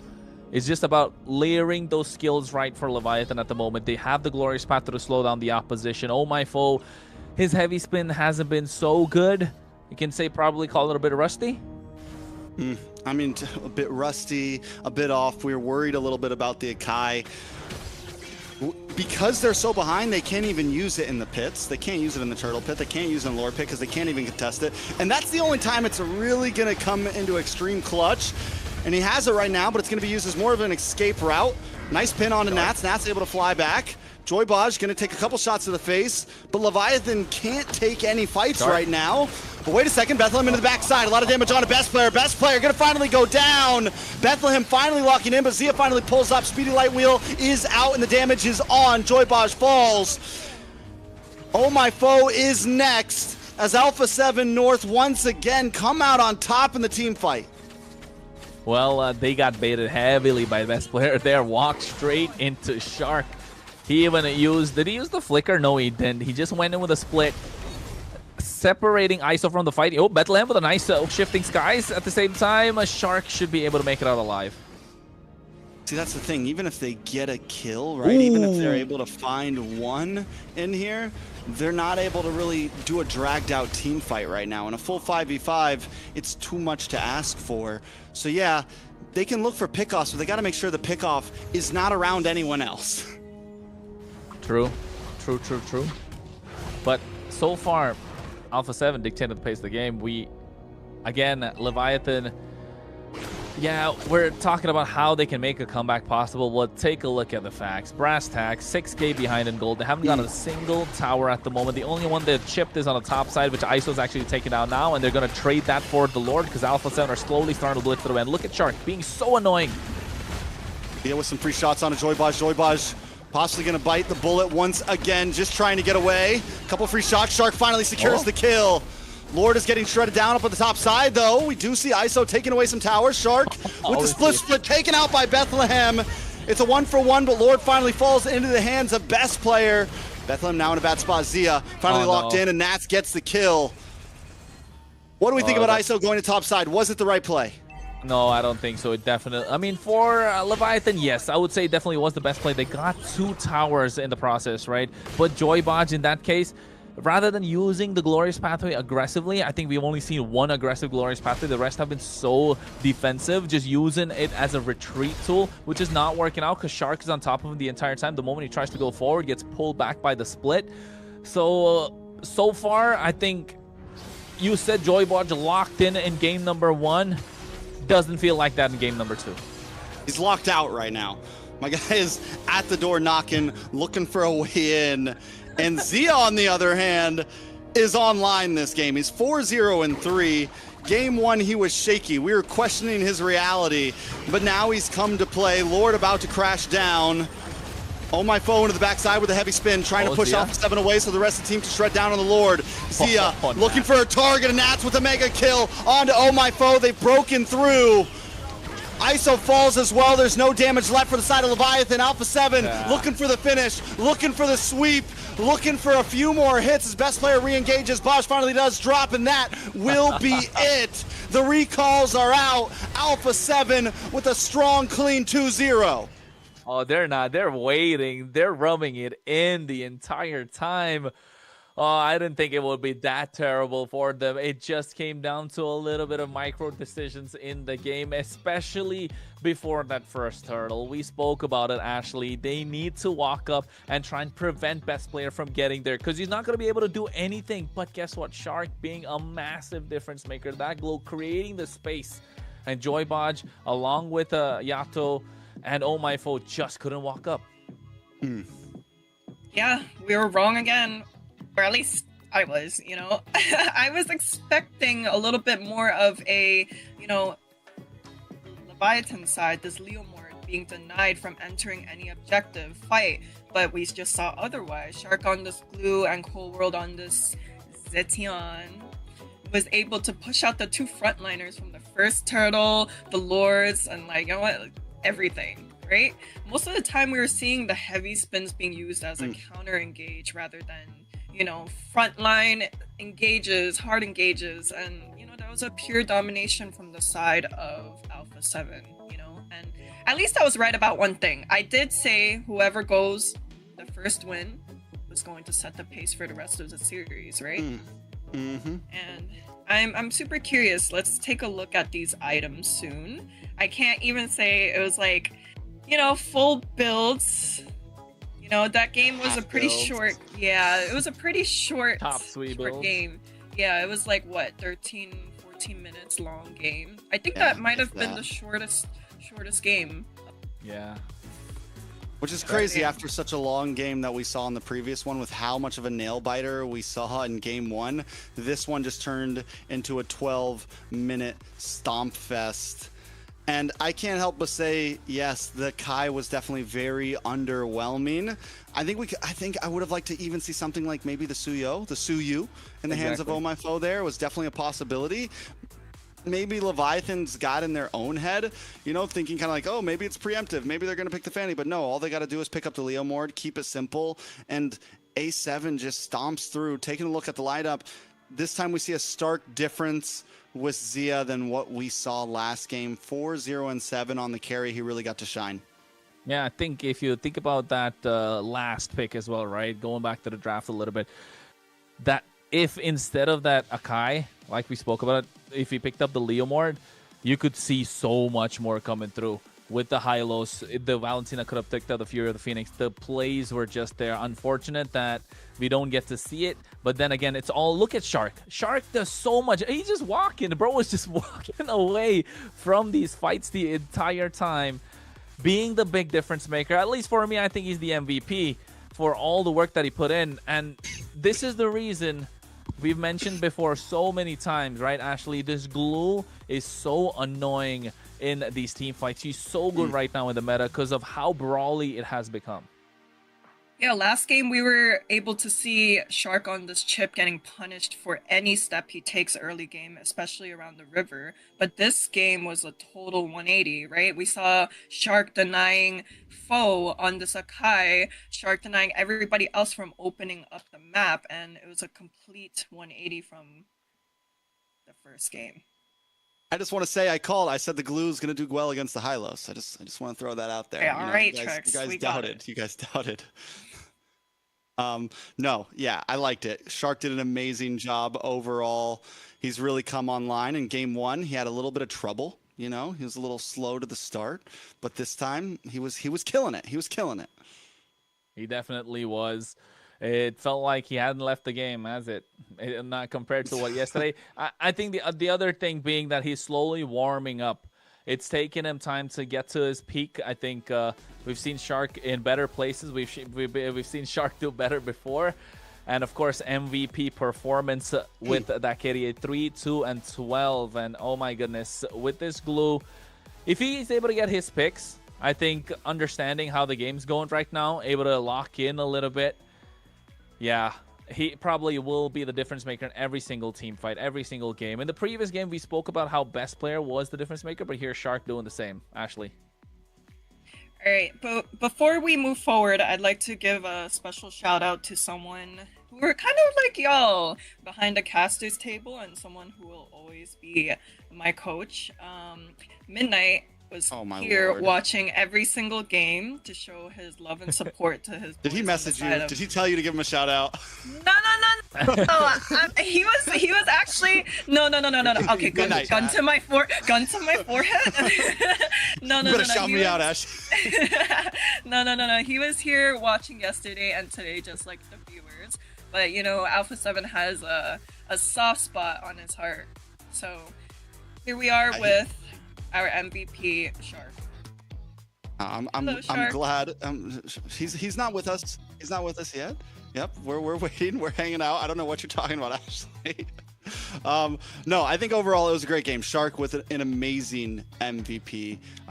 From game 1 to game 2, Alpha 7 just got better and better, and Leviathan seemed to make more and more mistakes, and that's the pressure we talk about. You know, can you last through? And we saw how well Alpha 7 was able to hold themselves together in game 1, and how when the pressure got harder and harder for Leviathan, they just seemed to fall apart. And that's something we have seen with some of the players from Leviathan in the past, and I think seems to be the mistake we always want to see them work on. But enough about that. We have our special guest finally coming in. I wonder who it is, guys. We got our Somebody already gave a MVP, spoiler. our glue player I mean, coming in. It was supposed to But- be a surprise, Ashley. Soon. I'm The surprise is I'm coming so soon. excited. But then again, like talking about the pressure that Leviathan were not able to take, right? Again, speaking about the way the coaches are trying to take this game after what a 30-minute game, felt like Alpha 7 are able to completely reset, while Leviathan had to go deep in a thinking mode, be like, hey, what do we got to do here? That really did change the way that they approached the game, right? Because you could clearly see Alpha 7 were reset for the second game, but Leviathan just didn't feel like it. Like you said, they were locked out, waiting for somebody to open the door, or maybe lock themselves out. I agree. I think at this point, though, Alpha 7 secures a nice 2-0 lead. One more win, and they get an immediate slot in the in a safe part of the playoffs. I think we scared away Kronos. And I'm not He's trying to get scared off. He was pulling magic tricks like Yato in game number 1 right now. He's got the diversion going on. He's got the shark chip play happening right now. Everyone's about to pull up. There he is, and that is how you win the game. That is how you win the game. You disappear, you come back. Doing what we can. So at this point, do we think Alpha 7 has a guaranteed spot? Like, do we yeah. think doesn't matter who they go up against, even if it's Vendetta tomorrow, like they're in there? Nah. Like the only sorry, Ashley. No. the only reason Why I'm saying it- were you tilting your head like that, huh? You sound very sure. Yeah, what do you have me? to say, Kronos? What do you think? I mean, the only reason I'd say is we saw Vendetta even yesterday, right? They played really well. They played good, but you could see what troubles they had to try and kind of finish the game, especially in game number 1. But for Alpha 7, it feels like they are limiting themselves to try and finish the game. In game number 1, they had everything. They had all the tools, but they just didn't take charge. They weren't able to lead the game, which is what they kind of had to do. But in game number 2, able to reset, able to find their rhythm. And once they find their rhythm, they're kind of hard to stop. But still, you know, I think maybe against other teams, they need to look at what they can do and how they can really reset. That's my main goal. I think if you find a way to reset, you'll be able to take the game by surprise. And of course, with everything that's going on, we got to give a shout out to our sponsors for the MCT AMER in the north. We're talking about Runestone, ladies and gentlemen. It is a platform that will level up your gaming experience by checking it out, runestone.gg, because it's a perfect place to track stats, improve your gameplay, and stay ahead of the competition. Go take a look and start climbing smarter today. Because why? They're just getting ready to create some new esports experience with real-time data and interactive broadcast. Ain't that right, Trex? Yeah, I mean, they definitely are. So meet runestone.gg, official sponsor of MCT AMER, America's 2026, and get ready for a new esports experience with real-time data and more interactive broadcasts. It's nice to have a sponsor on the NA side. I'll just say that. You know, I haven't done an ad lib on this side of things for a while. It's normally on the main stage. So I'm hype. I love to shout them out. So yeah, any thoughts? Any thoughts, Ashley? Does Alpha 7 have a guaranteed spot at this point? Is tomorrow going to just be another dub for them? I mean, I can't say because, you know, I'm trying to put my bias to the side and think about everything very You're doing logically, right? But I will say, from what we've seen so far, it seems like every team has a bit of a shaky start the first game. You know, this is our first tournament in a while for the side of North America. We're seeing these teams be able to compete again, right? So it's not completely false to say that Alpha 7 is the team to look out for, you know? But, you know, for sure, we can't say everything isn't possible. Anything can go either way, you know? Because we almost saw Leviathan almost take the game for the first game, you know? It was a very, very, you know, on and off. Like we weren't sure who was gonna win. So who knows? Man. Another magic trick. Let's Another go. diversion from Kronos here. Every time talk man. gets real, he just wants to dip out on us. No, I'm not trying to. I'm not trying to. All right, I'm not really trying to do that. But then all I wanted to say is that while we're talking about it, while we're waiting for the interview, let's not forget we're actually streaming right now to a lot of channels. So guys, if you're watching, you know we're streaming to what? Indonesia, the Philippines. So if you're watching, folks, so make sure you go and follow the socials of MLBB Esports to stay updated. Do us a favor about that. You know, just go there, X, Instagram, Facebook, YouTube, TikTok. Go and follow MLBB Esports to get all the news regarding MCT AMER. Not just the North, but also the South that's going to be starting tomorrow. I'm pretty excited for that too, Trex. But, hey, to be a part of the community, you know all about it.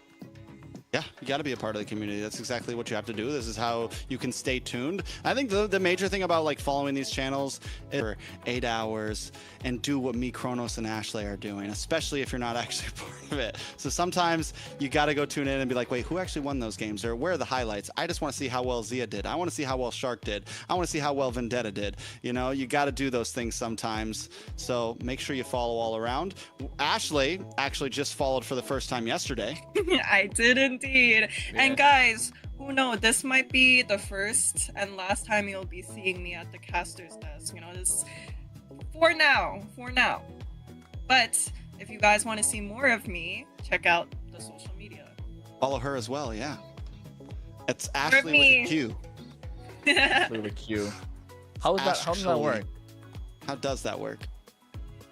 It looks like an A, man. Somebody took It looks like an A. It's like Oh. I'm gonna put my glasses on because I do not see it, honestly. All right, anyways, yeah, it's a short A, so it could be 6 size? Ashley. Well, no, not even 6. What is this? 4, 8, 12. Yes. My math's wrong. My math's wrong. Well, it looks like we're going to be skipping our interview, sadly. I mean, we did get to see him, right? We did get to Yeah, see we him see waving. him. We see We him, see but him we're having now. a few issues, and he looks great. He looks happy. He's been messing with us the whole time. Yeah. Yeah. We should mess with him too. Just unmute and He's just sad talk now. some random stuff and then leave him alone.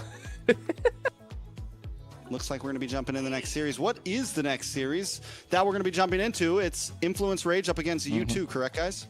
Yep. Influence Rage O-Rings versus U2 Esports. So speaking of those lineups, Kronos, take us through it. Hey, Dalika ito the EXP lane, Maracucho in the jungle, Nox in the mid lane, Replic and Astro. And we can say that we really did see some clean gameplay coming out from them yesterday against Vendetta, right? However, it just felt like they fell a bit short in the way they approached the game. But in terms of draft and kind of understanding the macro of the game, they were really good. I think what let them down really was those micro decisions, which they couldn't really convert to something big for themselves. I agree. I think Influence Rage game 1, they looked amazing, and after that, either Vendetta just got that much better, or Influence Rage just started to fall off for a little bit. After that, we're going to look at U2. Ashley, you know some of these players. Take us through it. Yes, I do. On the side of U2 Esports, we have Ziggy, we have Sakai. Oh, sorry, not Sakai. Sykes, Wrong I know. region. I did it yesterday. Wrong too. wrong region. Sykes and Inkle, Plaga, and Zoltra. These are a few familiar faces for sure. You know, to give a little bit of a background story, I went against these guys back in like season 1 of what we had in the NA scene for the tournament. So very excited to see how things are going. Yesterday they fell a bit short as well, but nonetheless they were able to take a game off, I believe. So who knows? Maybe they locked in this time and they'll show us better results. Well, I agree. I think U2 looks good right now. Both of these teams, for me, being the non-Canadian or USA teams, a lot of us are looking at these new faces and we question things, and both of them really showed up yesterday. So I think this is going to give us a good place. I'm like, okay, I feel like at least one of these teams can definitely be contenders and have a big possibility of securing a safe slot in playoffs. Yeah, I agree. I think getting that safe spot in the playoffs is what they want to do, but who are they gonna take down to get there? It's nice that they're going head-to-head against each other early, but again, after yesterday's game, these were two teams that could have really pulled off an upset victory, right, against the teams that they went. So with that being said, in this next game, I feel like they definitely have more advantage when it comes to the draft. Both these teams are going to be looking to go in calculated with the picks that they want to go. Am I saying the right words? I'm trying to think if I'm, I'm not just spitballing here, Ashley. No, I agree with you for sure. You know, these two teams have lost their respective games yesterday, so now is the time to actually start focusing, start thinking, all right, we gotta bring more to the table. We have to prepare for these drafts. And, you know, even myself, I was surprised at how VTA did against that team, you know, and it wasn't a clean win on the side of VTA. It was very like a close call game, and it got even me surprised, you know. So, and we have the side of U2, who was able to take one game off of the team we just saw play, who was also giving Alpha 7 a hard time. So it's not completely right for us to say, oh, this team is just like whatever, you know. This team is also a team to be serious about. I agree. I think right now U2 looks maybe like slightly the cleaner team, the way they were able to get the win off of Leviathan, but Influence Rage in game one just looked like a well-oiled machine as well. I think they did have the bigger fall off, but overall, I think whoever wins this and goes against the losing team of the upper bracket, it's also gonna be some great games. I think here there's a big chance we go into a full best of three, even though we did say that last time. Maybe we're just cursing them. Maybe we get 2-0s all night. Who knows? I wouldn't be against it completely, but I think there's a big chance we're going to see a best three. But not only that, both of these teams made some interesting picks yesterday. U2, we saw the Noland. So we might get to see something kind of spicy coming out in the draft and not exactly typical of what we've been seeing from other teams. And guys, I'm a bit confused. You know, we've been seeing this Jawhead pick from like most of these teams now, right? We just saw a Jawhead pick today. We saw a Jawhead pick from the side of U2. Was it U2? It was U2, right? And I'm just like, is this Jawhead pick now becoming a universal meta pick? I don't think it was U2. It was Nighthorde, wasn't it? We saw from Nighthorde, yeah. Okay. Nighthorde Merlin. What we saw from U2 was that Grok. Grok was really solid. It just came down to a small mistake. Otherwise, they would have been here up against Alpha 7 rather than Leviathan. So I think U2 Esports this time, they know again, we spoke about this yesterday with Zultra, going to be taking those big AoE set kind of roamers, the ones that you like, Ashley. So of course, in the draft, we'll be looking to see that go down. But for Influence Rage, again, they like to play around the mid lane, but really kind of the start of the show. Was there even really a start of the show for Influence Rage, though, Trex?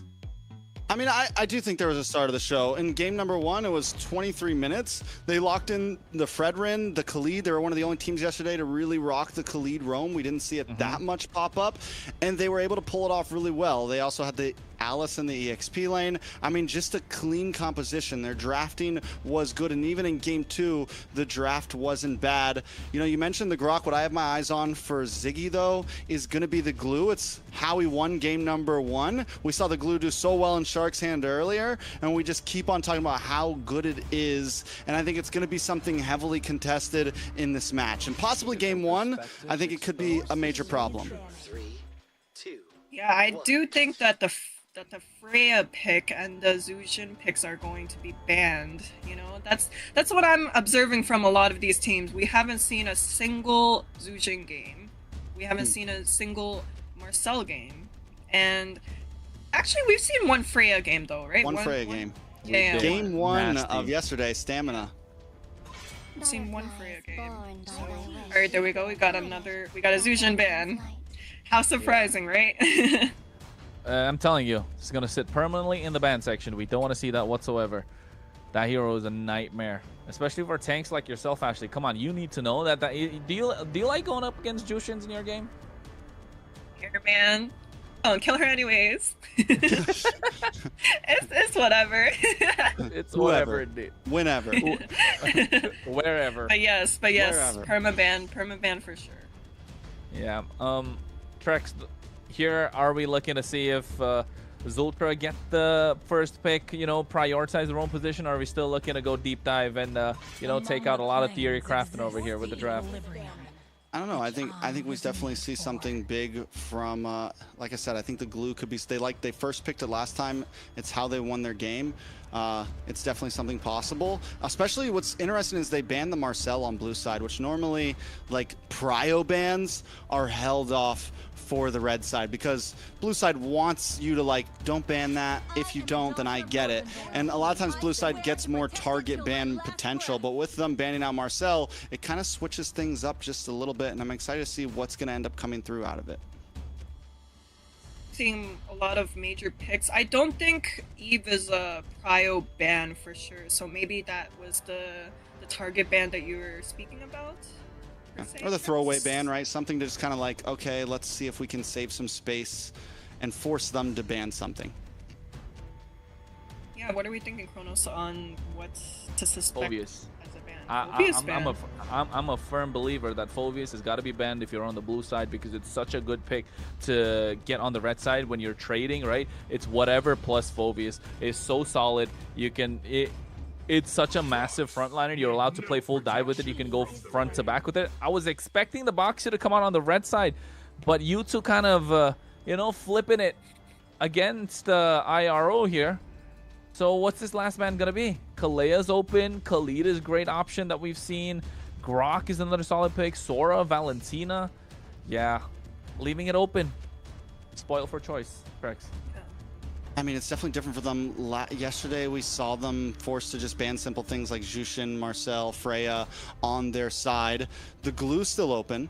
The Phoveus is still open, like you said. Sora's still open. A lot of options still on the field. U2 was able to get the Sora yesterday with their glue. It was left open by Leviathan for them. The Harley gets banned out. So yeah, a lot still on the field. We've got, like you said, Phoveus, Sora, Valentina. Do they just go for the Valentina pick up front here? I was thinking also the Valentina ban would be predictable and the right move, So and good. there we go. The Valentina is picked up. I mean, the Valentina is not just to deny the Sora, right? You also get so much river control, to be honest. It's just so much damage being present with the Valentina. The utility is also present, so you add the Valentina can be paired up with what? The Khalid, the Grok, the Hylos. You automatically are able to get so much fast clear in the river. Add the glue to the mix as well. So I think Valentina overall, we can all agree in MCT AMER, north or south. I mean, we'll see the south tomorrow and the day after, but in the north, Valentina SSS tier? Yeah, I think Valentina right now, at least for us, it definitely is. On the other side, do we think we see what, like Phoveus Zitian here? Something simple? We've seen it in response to the Valentina in previous games. I'm not too sure on the picking Zeton up right now, because I think Zeton usually does well Ooh. against counter engage picks. You know? What is that? They're not holding anything back. No holds barred. Go double marksman right now. Both looking pick down up two the guns. Valentina, man. Okay. I mean, you don't give out any ults there. I guess the Zitian can be dangerous because you also give over the Fury of the Phoenix, but you still have the easy one up front. Definitely an interesting pick. Sora's still open. Glue's still open. So many options. Is that a YSS that we... Yeah, I love that. I like the YSS here, but he's going to have such a difficult time against the Claude, to be honest. What was the second last pick? pick? Your team is The glue. Was The that glue the for glue? Zultra. Yeah, that was the glue, right? Okay, okay. I think, wait. I think they It heard... wasn't one. Fredrin glue. Yeah, I I think they hurt you. Why is this too? I know I'm... You guys Alright. No, Well, at least- we're not I'm- crazy. We're not crazy. Listen, at least I can't say I'm getting All right, it's with Harley banned out. Do they just go for something like the? Ooh, Suyo's still open. Not great Suyo against the Fredrin though. I mean, Suyo would be a- Suyo not for the Fredrin, but against the glue though. That's my thing. Yeah. The Noland. Or the Uranus. Sora. Okay, Sora, yeah. Oof. Okay, it's not bad. You spoke about it earlier, Trex. You said that there are compositions that can go against the Sora. We've seen the Sora work out against the Valentina. It's about how they can get control of the game early on. That's what you want the Sora to do, get that snowball going in your favor. So we're going to see that now. I'm just not a big fan of EXP lane Sora, I'm not going to lie. For me, it's Really? the gold lane. Yeah, the gold lane Sora is just so much cleaner for me. You know, like I mean, in the- historically, I feel like the gold lane Sora has always done better. Like, mean, yeah, from of course. M7 to now, like, historically, the gold lane Sora has been the stronger pick. Of Yeah, course. but you know how long it's been since M7? We're talking Yeah, but about also, but you can't MCT even flex North. it now. Like, at least it's good in the XP lane because you can flex it, but they can't flex it right now. So it's just an EXP lane Sora in the first half of the draft, you know. No, I'd say Sora is so good in the EXP lane because there's no one in the EXP lane that can beat the Sora. The only way you can beat the Sora is you kind of wall the Sora with the Uranus or with the glue. And in this case, they're kind of forcing this glue from the roam to go to the EXP to free up the space for these neutral objectives, to free up the space in the river. So I would say Origins or O-Rings are still cooking. I'm not gonna let that go, am I? You're not. It's okay though. I was still right. I mean, the graphic said I know. O-rings. It would just caught you off guard. I was watching that. I was like, wait, what? What's he talking about? Yeah. Ashley's like, what are they talking about right now? I'll send it to Rockband you does after. come You out can watch from the you retweet. too. Influence Rage starts banning out marksmans. Here's another thing though. Picking up the Sora in the XP lane. Yes, it's bulky, but it's not a setter, right? They're still missing they're missing crowd control. They're missing big set potential. Like, it is a setter, but it doesn't supply that tanky front line that something like a Glue and a Fredrin have. So do they go for a utility jungler here, which there's not a lot of options left? Or are they just going to go full big damn here? Like, pick up a Leo Mord and we're just going to go damage, damage, damage. Yeah, I mean, we saw in the previous game, we were thinking that the Leomord pick wasn't going to be possible against like something like Glue, something like the Akai, but they were able to make things work. So now I'm looking at the side of, Influence Rage. I'm thinking maybe the Leomord could work, possibly. For Influence Rage? Yeah, I agree. It could work, but then again, the glue is just going to be so annoying. It's how they're going to slot this glue from U2 Esports, right? That's going to be the big talking point, if you ask me. The Glue's going to be annoying no matter who they pick. Like, what can you really pick in the jungle that's not going to get annoyed by? Owen! Again, Your team is picking. Okay, Gatot. that's Gatot. Wait, we haven't seen a Gatot like You don't know the forever. Gatot line? I don't know the lines. I don't know the Muscle lines. I know the Iron. skills. Muscle of I know Iron. Gatot's ultimate. Huh? Do you know his ultimate? You know it. All I know is I'm going in. I'm going in. I like it. That's a vibe. It's a vibe. All right, you two with the final firebacks. They need they need a gold laner, and they need a EXP laner. Off lanes need to get locked in. What are the choices here? Yeah, the Gatot's great. What the Moskov? Why are we seeing a Moskov come in at the moment? The Phoveus again. See, the Phoveus just doesn't go away. You can talk a lot you want about the Phoveus, but he's been there constantly throughout the entire series. What? And I think day 1 highest picked. Day 2 again gonna be highest picked.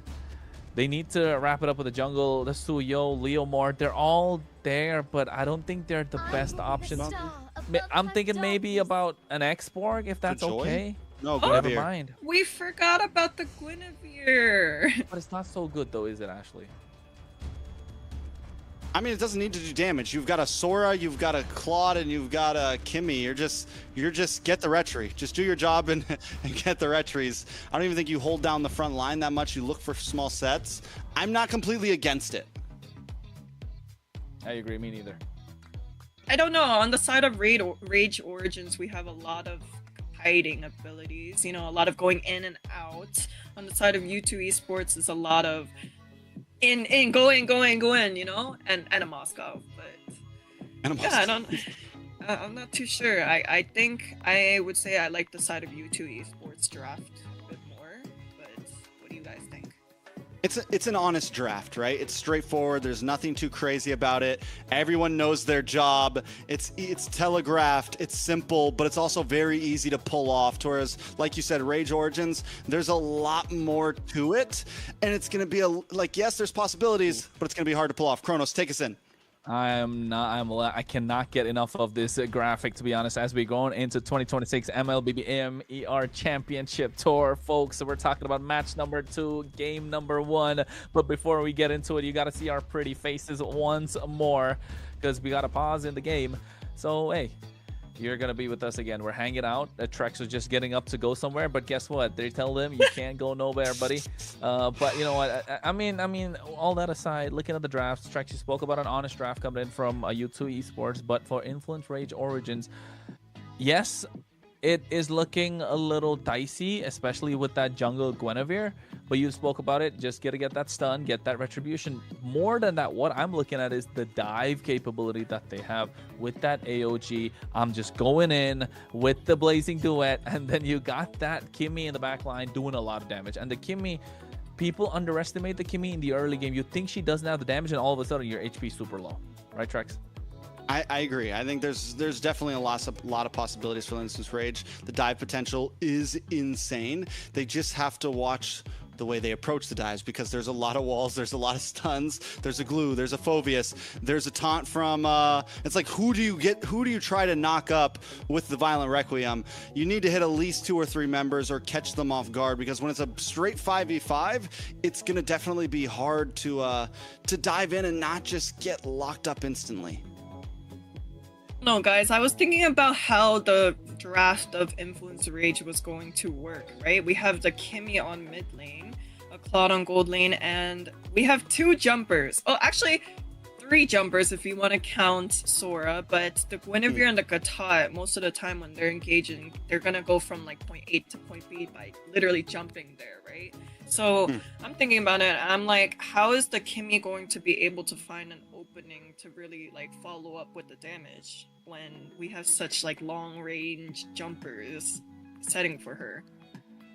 I think their fights are going to be heavily focused in those, like when it comes down to Lord pits, that's when they'll shine, when you're not super far away. Yeah, well, you're right about that, Trex. But folks, you don't gotta wait any longer. We're going straight into match number 2, game number 1. U2 Esports from Mexico versus Influence Rage Origins from Colombia. Blue and red, respectively. Kronos and Trex to bring you the action. Of course, our host, special guest, just grabbing some snacks while we're at it. Maracucho up against Sykes. Jungler versus jungler. And, you know, we talked about it before. The Gwynny does do well against the Fredrin. Wait a second, a lot of damage on his Zultra already. Oh, you're not giving Zultra the control that he needs on this glue, and that's what they needed to do anyway. Maracucho, you said it right, doing superb on this Guinevere, already applying the pressure.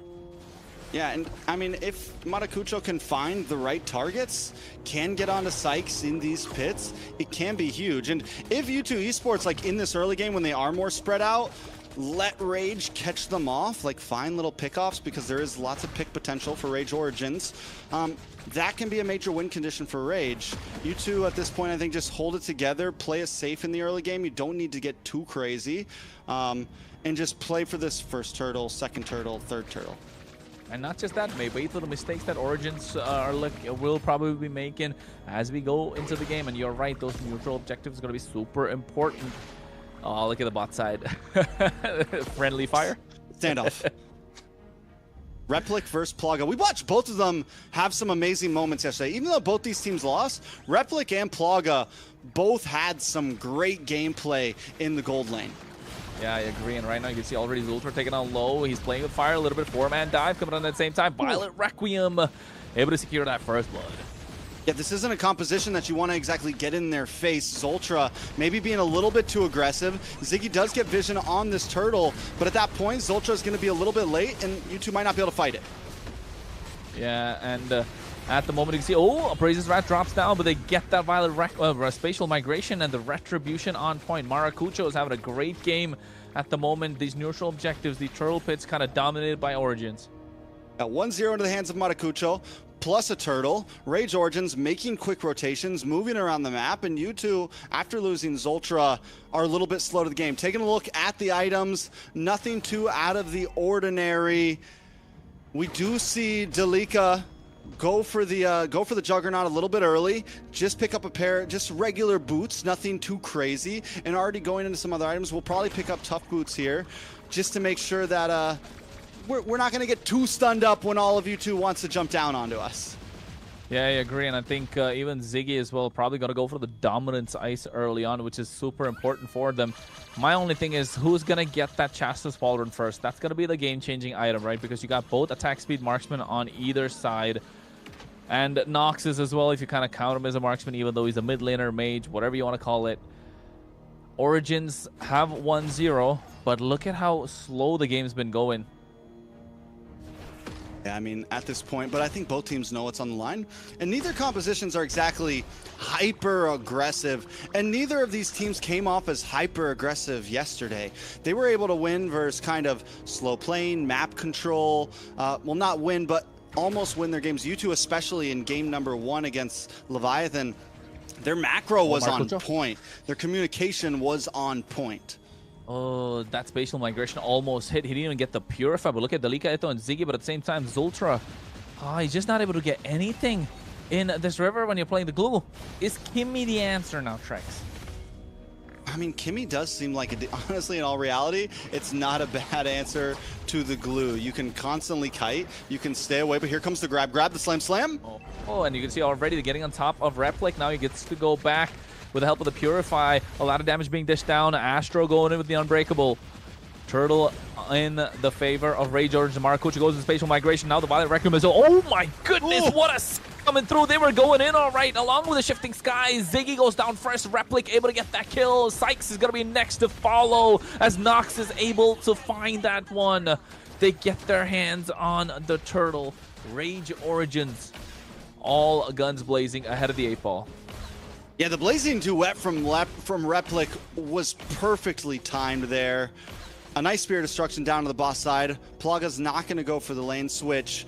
But Rage Origins just overall 2k gold lead, second turtle in, 3 kills. They're going to be able to take a tower here most likely. Ziggy can do nothing about it with Astro, Maracucho, and Replic all down here. They're just controlling these fights and controlling this game. They're controlling the fights, they're controlling the game, they're taking the game by their pace, they're setting the tempo.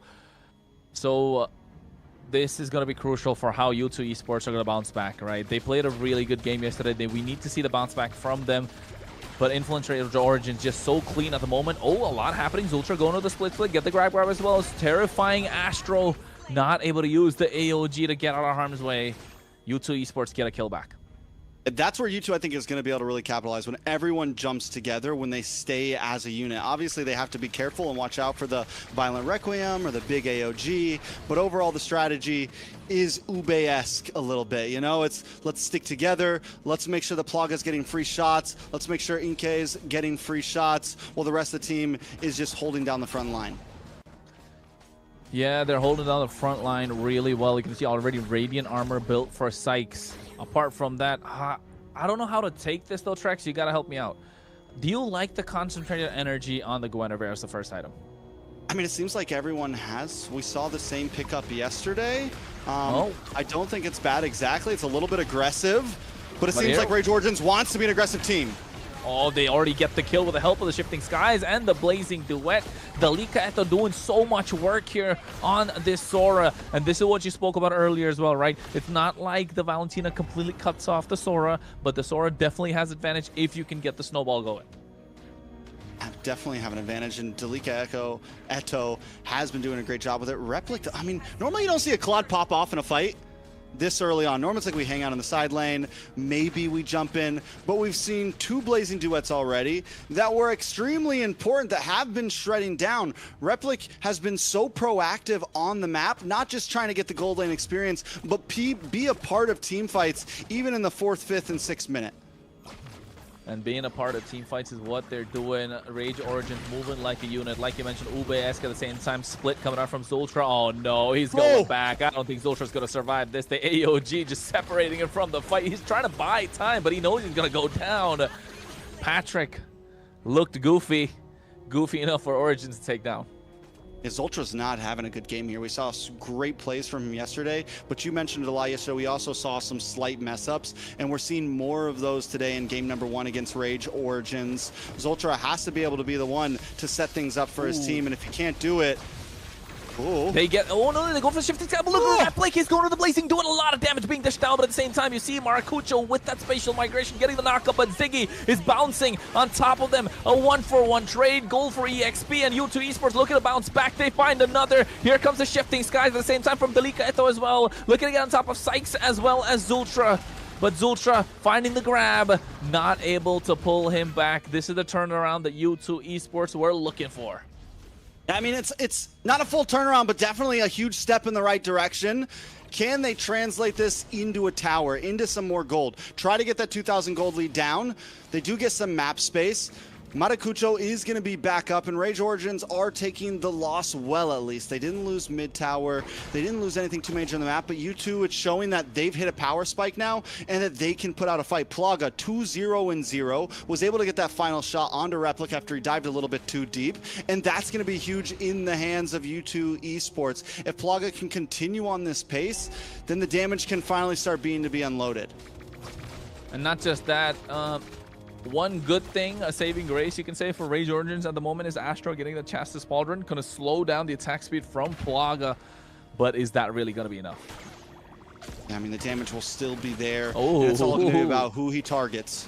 Yeah, Maracucho ready to go in the spatial migration. At the moment's notice, you can see Lord already taking out below 10,000 HP, and now they get the grab on top of them as well. Braze comes down with Retribution coming in with the Violent Requiem. What a dark wave at the same time. AOG all being thrown in, and SOD missing every single person. They get 2 members in the process. Rage Origins with the Lord and the advantage, but Plaga able to find something in return.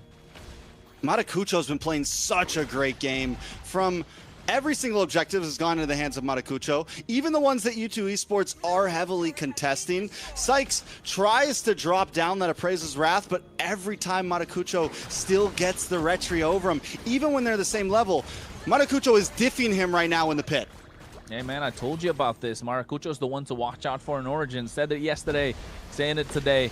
He's the one that has more experience out of everyone in that team, and you can see why the spatial migration working out so well. Goes back in with Wild Requiem, gets a knock-up, and now Replic comes in with a blazing duet, gets another. 3 members down, double kill with the AOG to follow at the same time. That's 4, and now Origins are looking to go for the throat. They're gonna go for the end. Only Plaga left standing, no Purify whatsoever. The Lord is already down. He has to fend off 4 members, or rather 5, and it's not looking good as you Rage Origins get a wipeout, and they say it's to U2 Esports. What a match from Rage Origins. Knock-up after knock-up after knock-up there. The AOG to the Violent Requiem to another back-to-back. I mean, they were just all over the place. There was nothing that U2 could do at the end of that match. Yeah, I remember Trex mentioning somewhere along the line saying Ube strap, but on the side of Rage Origins, they had both Kimmy and Claude to Ube around. From minute 1, we were able to see both marksmen be able to be active and alive in every fight, farm, and basically dominate the game. And what I really liked about the top pick was the ability to not only engage in every fight, but also we also saw him take glue back to, you know, the south. The south, but you know, I stand corrected. Thank you. I'm learning. But I stand corrected once again. This was most definitely our shortest game. Another one, yeah. That was first Lord end, right? First Lord end. So it had to be around 10 minutes. 12 minutes. Yeah, it was around 11 minutes. Yeah.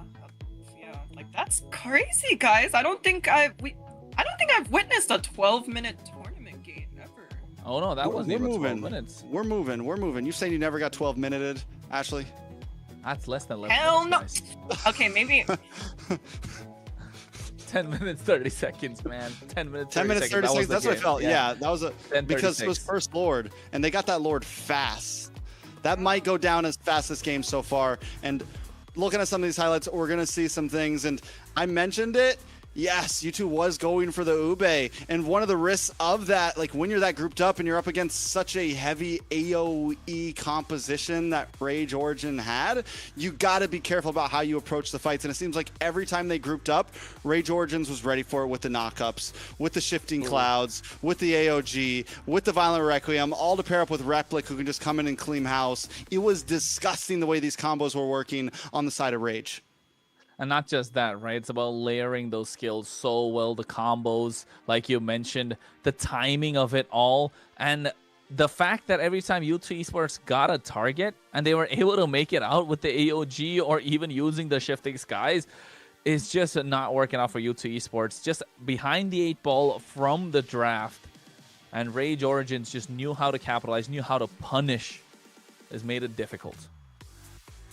Yeah, and Plaga on this Moskov there wasn't much room for him to, farm up and be ready for late game because, a Moskov needs that's the one thing Moskov needs to be able to scale and really do well in the late game, but Rising Origins was able to basically have them on a chokehold and end in 12 minutes.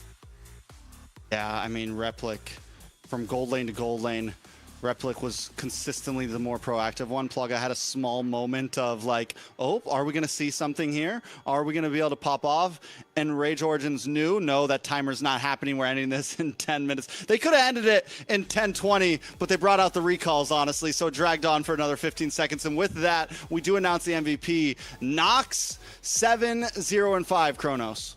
Yeah, 7-0-5 on this Kimmy. We spoke about it, but we kind of made a face, right, when we saw that first pick in the draft alongside the Claude. We know they were locking in with those damage dealers, and spoke about it earlier as well on this Kimmy. You're really looking to see how the damage is there in the early game. It's present. It's not like it's lacking. Usually you have some mid laners that look to scale, but this Kimmy has damage from the get-go and scales so well if you have the right frontliner. You can see the positioning working out as well. Every time present in the fight, in the back line, pew, pew, pew, pew, the whole time. And then a lot of damage just goes down. And all of a sudden, U2 Esports are like, hey, how is all this penetrating through all the front line? And that's what Nox was doing the entire time. Yeah, and fun fact, guys. Very fun fact. Kimmy was actually one of my first, one-trick heroes back in the days. I don't know if you remember, Trex. Okay, you're not a real supporter. Okay, well, this was back.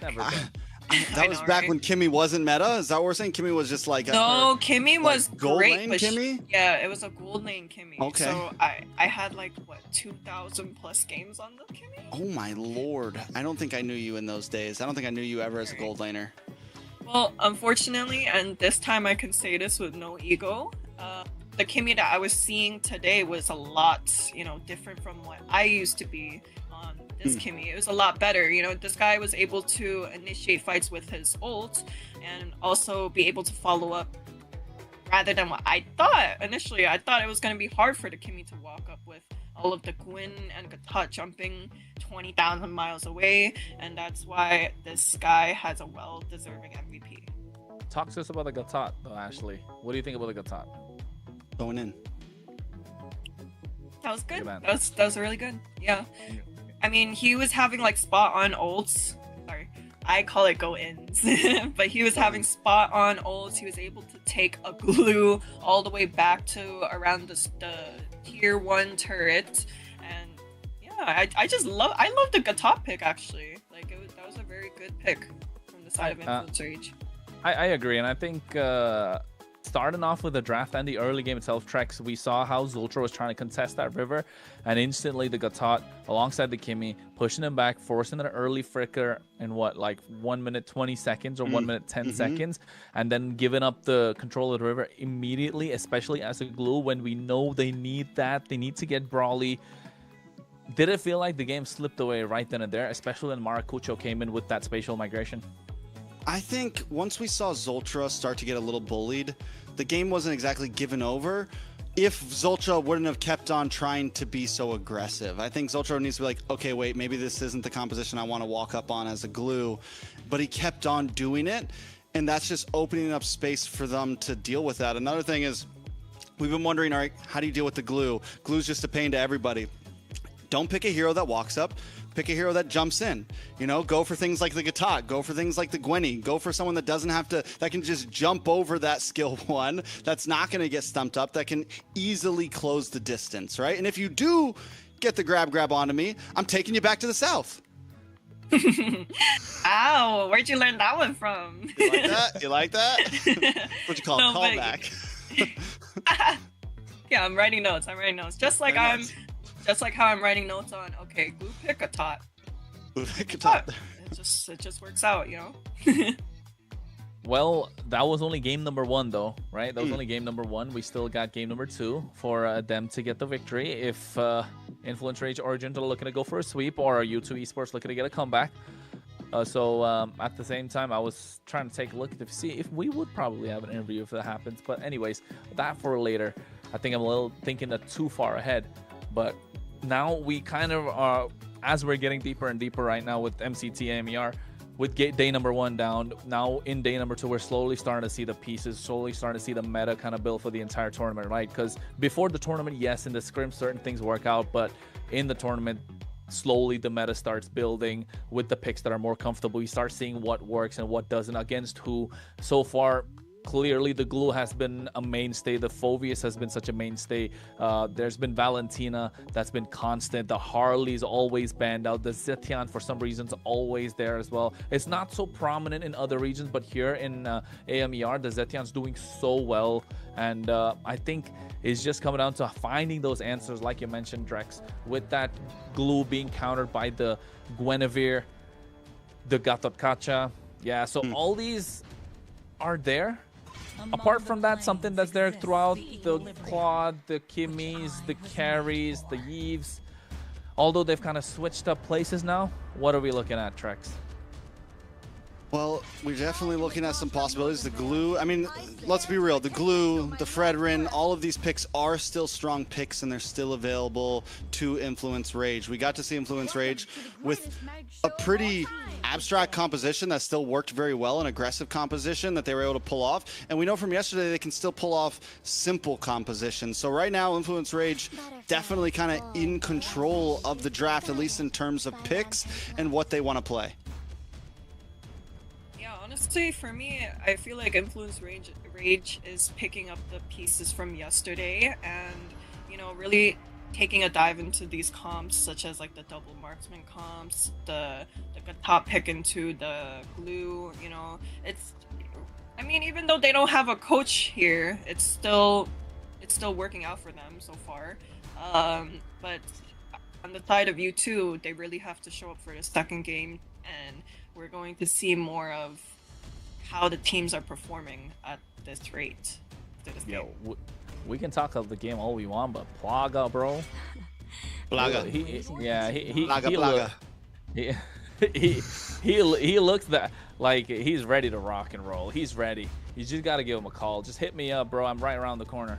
You know, he's ready to rock and roll at the moment. Especially, bro. Look at the hair. That's crazy, man. Perspectives exposed. He looks like he would pull up. Not gonna lie, yeah. First pick though, that's a Basha quick pick Yeah. over to the side of Influence Rage.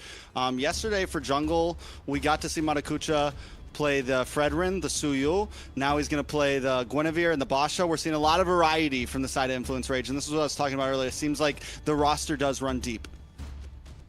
Yeah, a lot of utility picks coming up, and actually I can't say I'm surprised that the Boxer was let go because, you know, like usual, we see the Zuzhin ban, the Marcel ban, and the Freya ban. But honestly, like, from what I think I would have preferred to ban the Boxer over the Freya. What do you think, Kronos? No. No? Freya's gotta go. No, Freya's gotta go. It's too oppressive. It not aggressive. I would say oppressive is the style of Freya, but I definitely would. I'd rather the Freya not be there all game than let the Boxer through. Yes, there's Boxer, you can build around it, but you can kind of put a stop to it. But the Freya is just like, you really have to find a way to slow down this Freya. And I was looking at the picks that they could go with on the side of U2 Esports. They could have gone with the Sora, but they're not doing that because there can be a Valentina on the other side. This is how it starts to get crazy with these global bans. But I love the Khalid, love the Leomord. The aggression is there from the get-go. And I think on the side of U2, for third pick, you lock in something like the Claude here with the carry already gone, and you're not able to pick up the Moskov. You don't want to get your gold lane into a bad position. Influence Rage, though, on the gun. Do you lock in the Yve's gone? Do you lock in Valentina here? Crowned by heaven's mandate. My legacy. Or no, the shall Zetien's endure. still open, right? Yeah. Yes. He's there, man. I don't mind the Zetian pick. I don't mind. No, I like the Phoveus- Zetian. Yeah, the Phoveus pick is also solid. They really got the front lines locked down over there.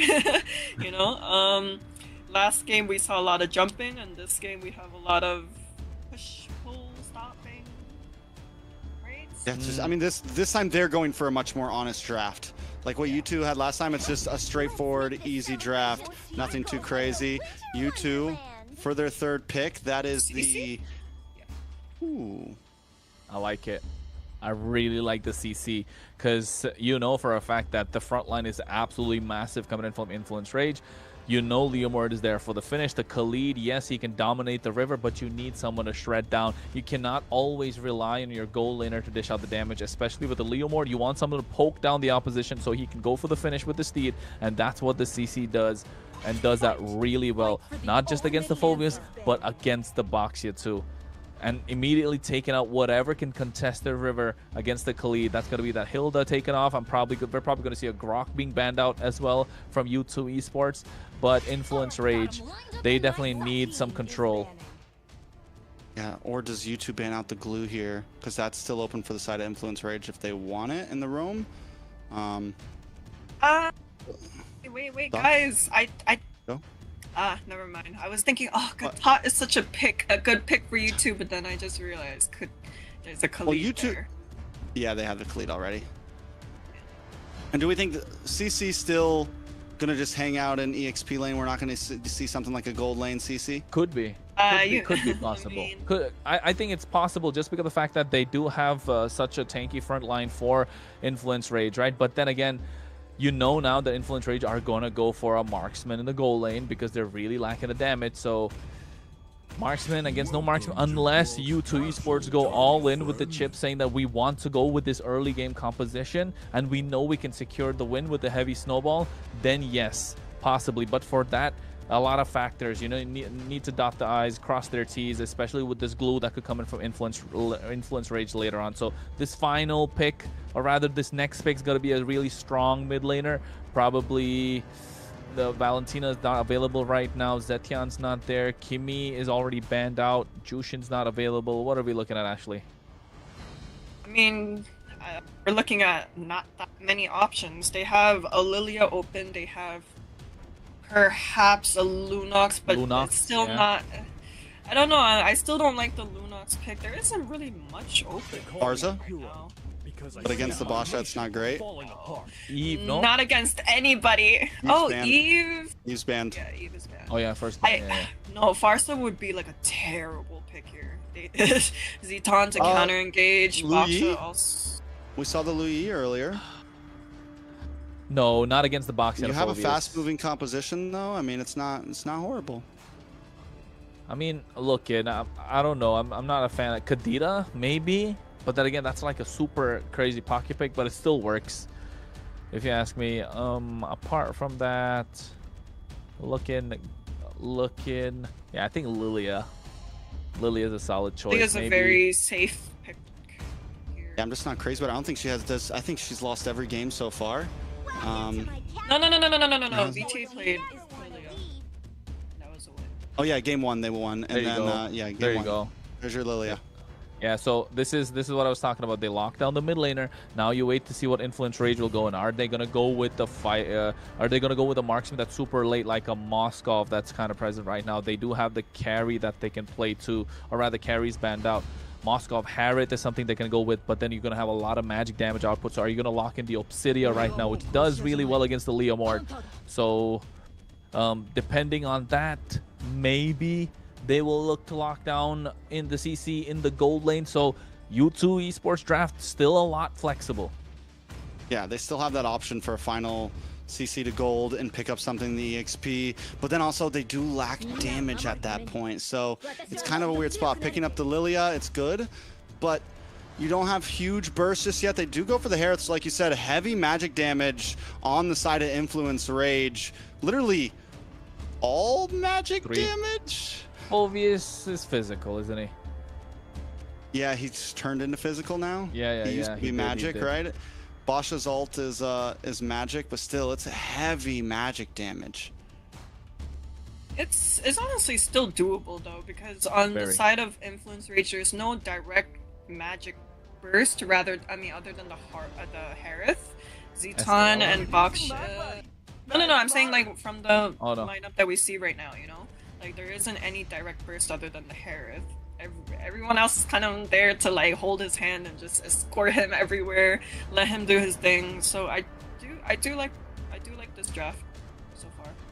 I mean, I like Influence Rage draft as well, and you're right, they kind of need to make way for the Herald to reach his power spike. But then again, for that to happen, Dalika Eto on this Phoveus needs to dominate, not has to. He needs to. Baxia needs to rotate faster as well. Maracucho needs to get the work done. But U2 Esports, I think, full dive.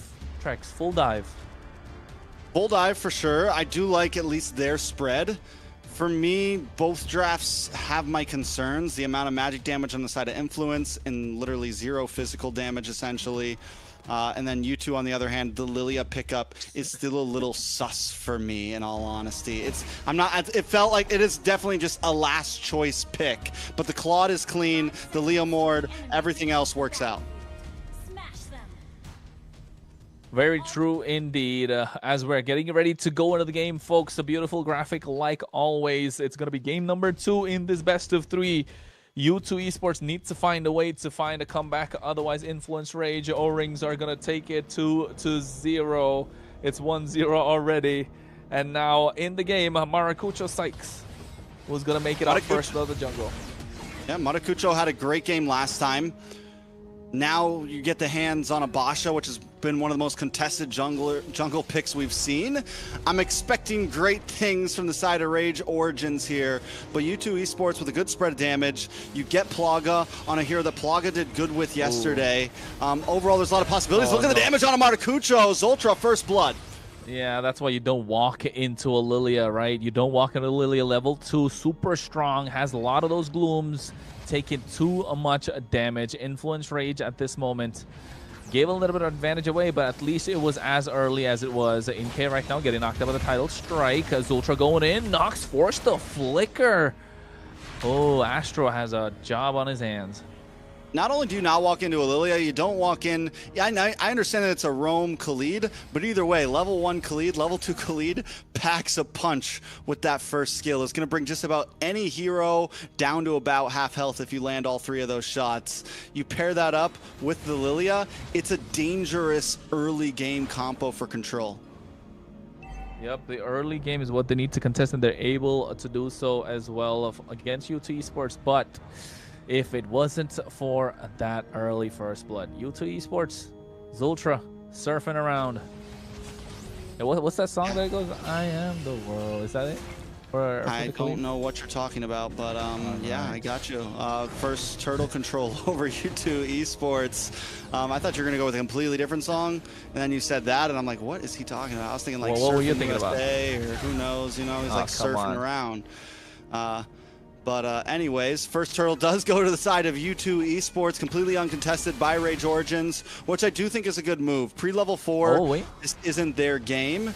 It's gonna, everyone needs to hit the spikes. Oh! Hey, Black Shoes baited out as well. Only from the title strike. Even the Purify, this is going to be clean. Zultra goes in with the Raging Sandstorm. 3 members, but no follow-up come through. Look at Maracucho, goes straight into the back line. Inkay, look going to be the target, but here comes the Steed. They get the kill. The Fury of the Phoenix to put them in place as well, but Maracucho get taken down. Tsunami Slam to lock away Zultra, and they find one more back. Luckily, Sykes saved that there, made it an even trade. But that Zultra re-engaging, for how good U2's communications were yesterday with all of them in the same room, today there just seems to be some disconnect overall. Yeah, I agree. I think they're not on the same page. Different ideas, maybe, before the fight starts. I don't know what it is. They need to shake it off, because if this keeps up, they're going to be a 2-0. But meanwhile, on the top side, U2 Esports, at least this time, they were on the same page. I mean, don't get me wrong. I still feel like that fight was worth it. The 2-2 trade. Sykes getting 2 kills this early on is huge for a Leomord. So yes, still worth it. But I'm just worried with some of the decisions that Zultra has made. We have seen him play a much better this game so far than last time. He made some great plays, but we're still seeing a few small issues. Getting a kill into the hands of Plaga on the gold lane, though, extremely important. Plaga just needs to escape this one. He makes it out alive. I think he's doing really well against Replic in the goal lane, of course. Applying the pressure where it's important. Nox able to get a fast clear. 5 seconds to the turtle tracks. I'm really glad that Plaga went for the Purify this game.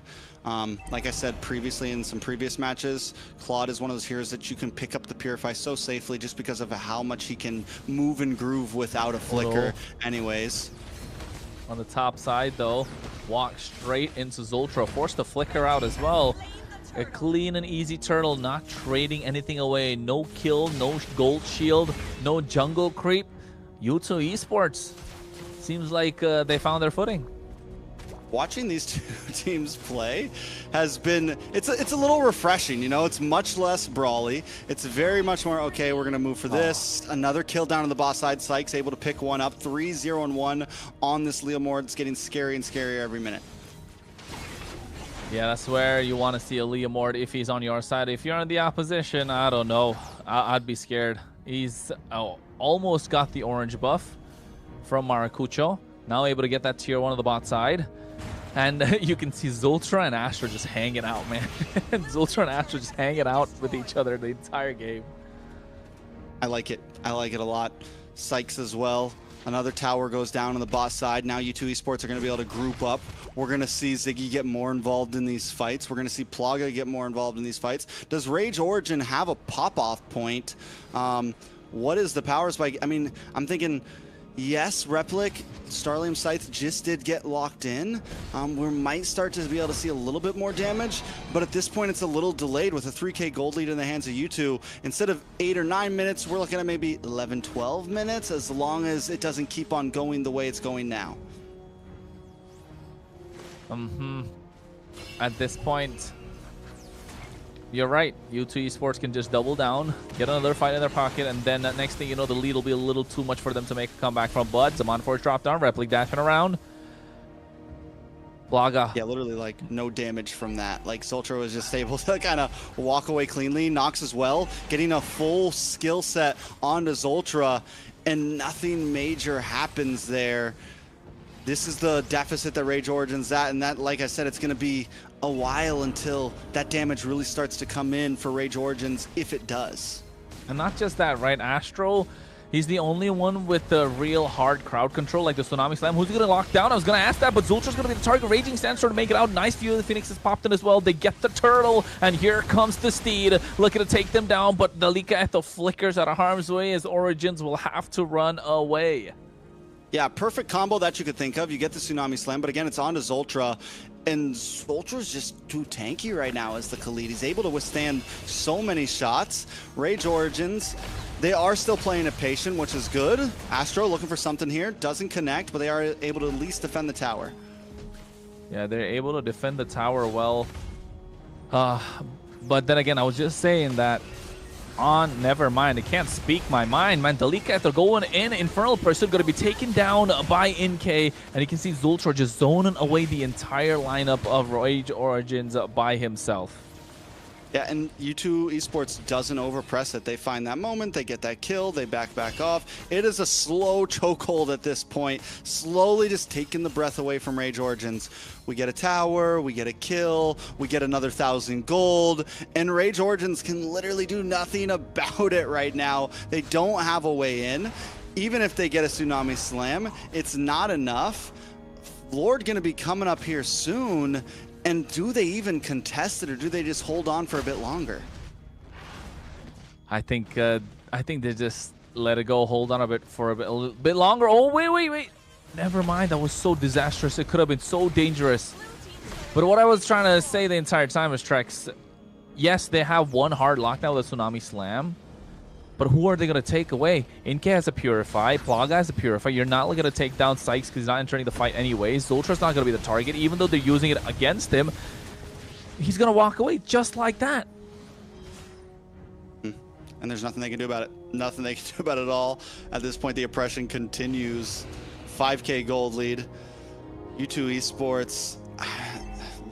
After game one, with how well Rage Origins did, it's refreshing to see that U2 Esports want to try to tie this up, and it's looking like it's going that way. Lord is up, Plaga shredding it down with Sykes. Rage Origins doesn't even try to contest it. They know that they're getting diffed, which I think is the right move. They're not falling into the trap of, oh yeah, we're going to try to make a big team fight happen. They're looking for a hopeful mistake. Ooh. Zultra, Raging Sandstorm, going catching 3 members. U2 Esports, all that for a tier 1 in the mid lane. It opens up the map. I would love to see how far ahead Zultra is right now, what his build's looking like, and how behind Replic and Nox are, because there is just 0 damage on the side of Rage Origins. And it's not that they don't have items exactly, it's that U2 Esports just have too many more items. I mean, even this, watch this, can they get the kill? Yeah, Ziggy already popping the Vengeance as well. They threw everything at him just to get that 1 kill. And now you can see Inke is going to be an absolute menace trying to zone them away. The one blessing is that they've already cleared out the mid lane.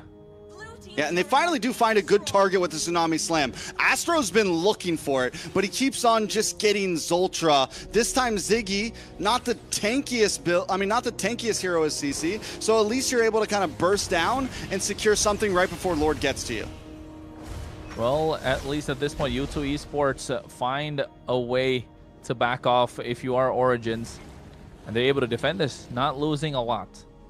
Yeah, and they take the choice of letting the Lord crash down on the top inhibitor because they still have the Holy Shield, and they save that tier 2 in the mid, which is a good call overall. They bring that top tower down about half, but it's nothing that they can't recover from. Taking a look at the items, Plaga holding about a 1,200.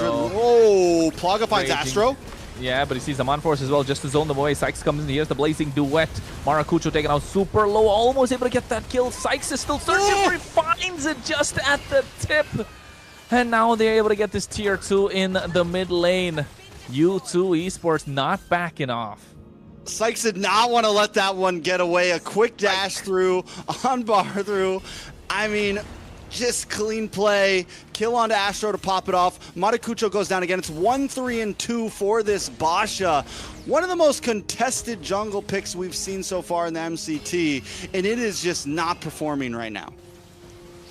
Yep. I think the idea is that this Lilia that someone said he didn't like is working so well because of the Khalid. True. True. Just you know what we're doing here.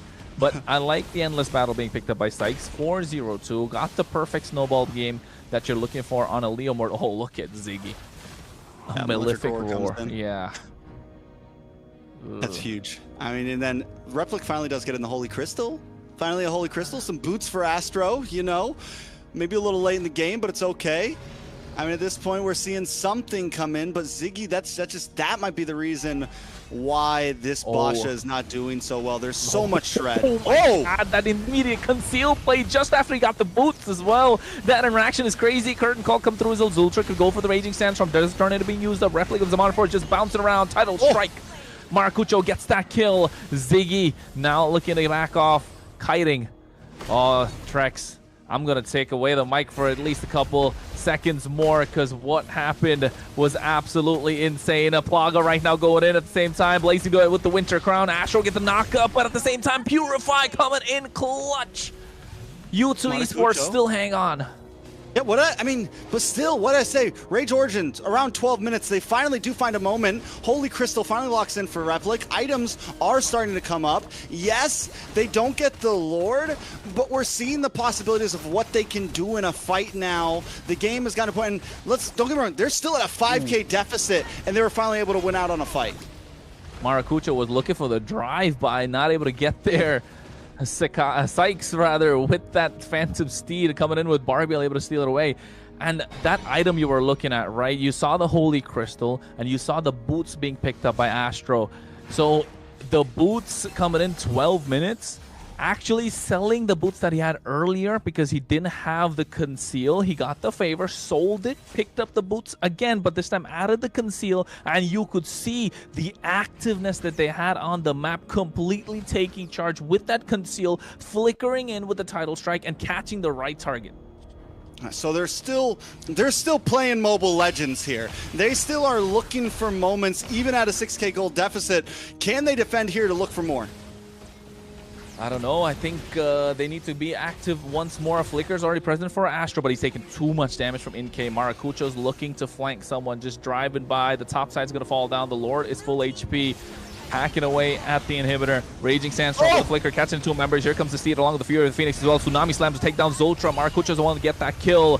Plaga looking to get that inhibitor in the mid lane. Goes with the Blazing Duet. Gets pushed back by the Armament. Here comes the Winter Crown at the same time. Replic with his Amon Forge drop down. He's dashing around. Gets that one kill. He's on a killing spree. The damage is finally online. But is it too little too late, Trex? I mean, they lose two inhibitors, but they are able to take out Zoltra. They are able to take out Plaga. So it's not a complete loss for Rage. I think no matter what, they were going to lose some inhibitors in that push. And the fact they got something, maybe more here. Oh, wait, here comes with the Steed. They're able to clear the wave.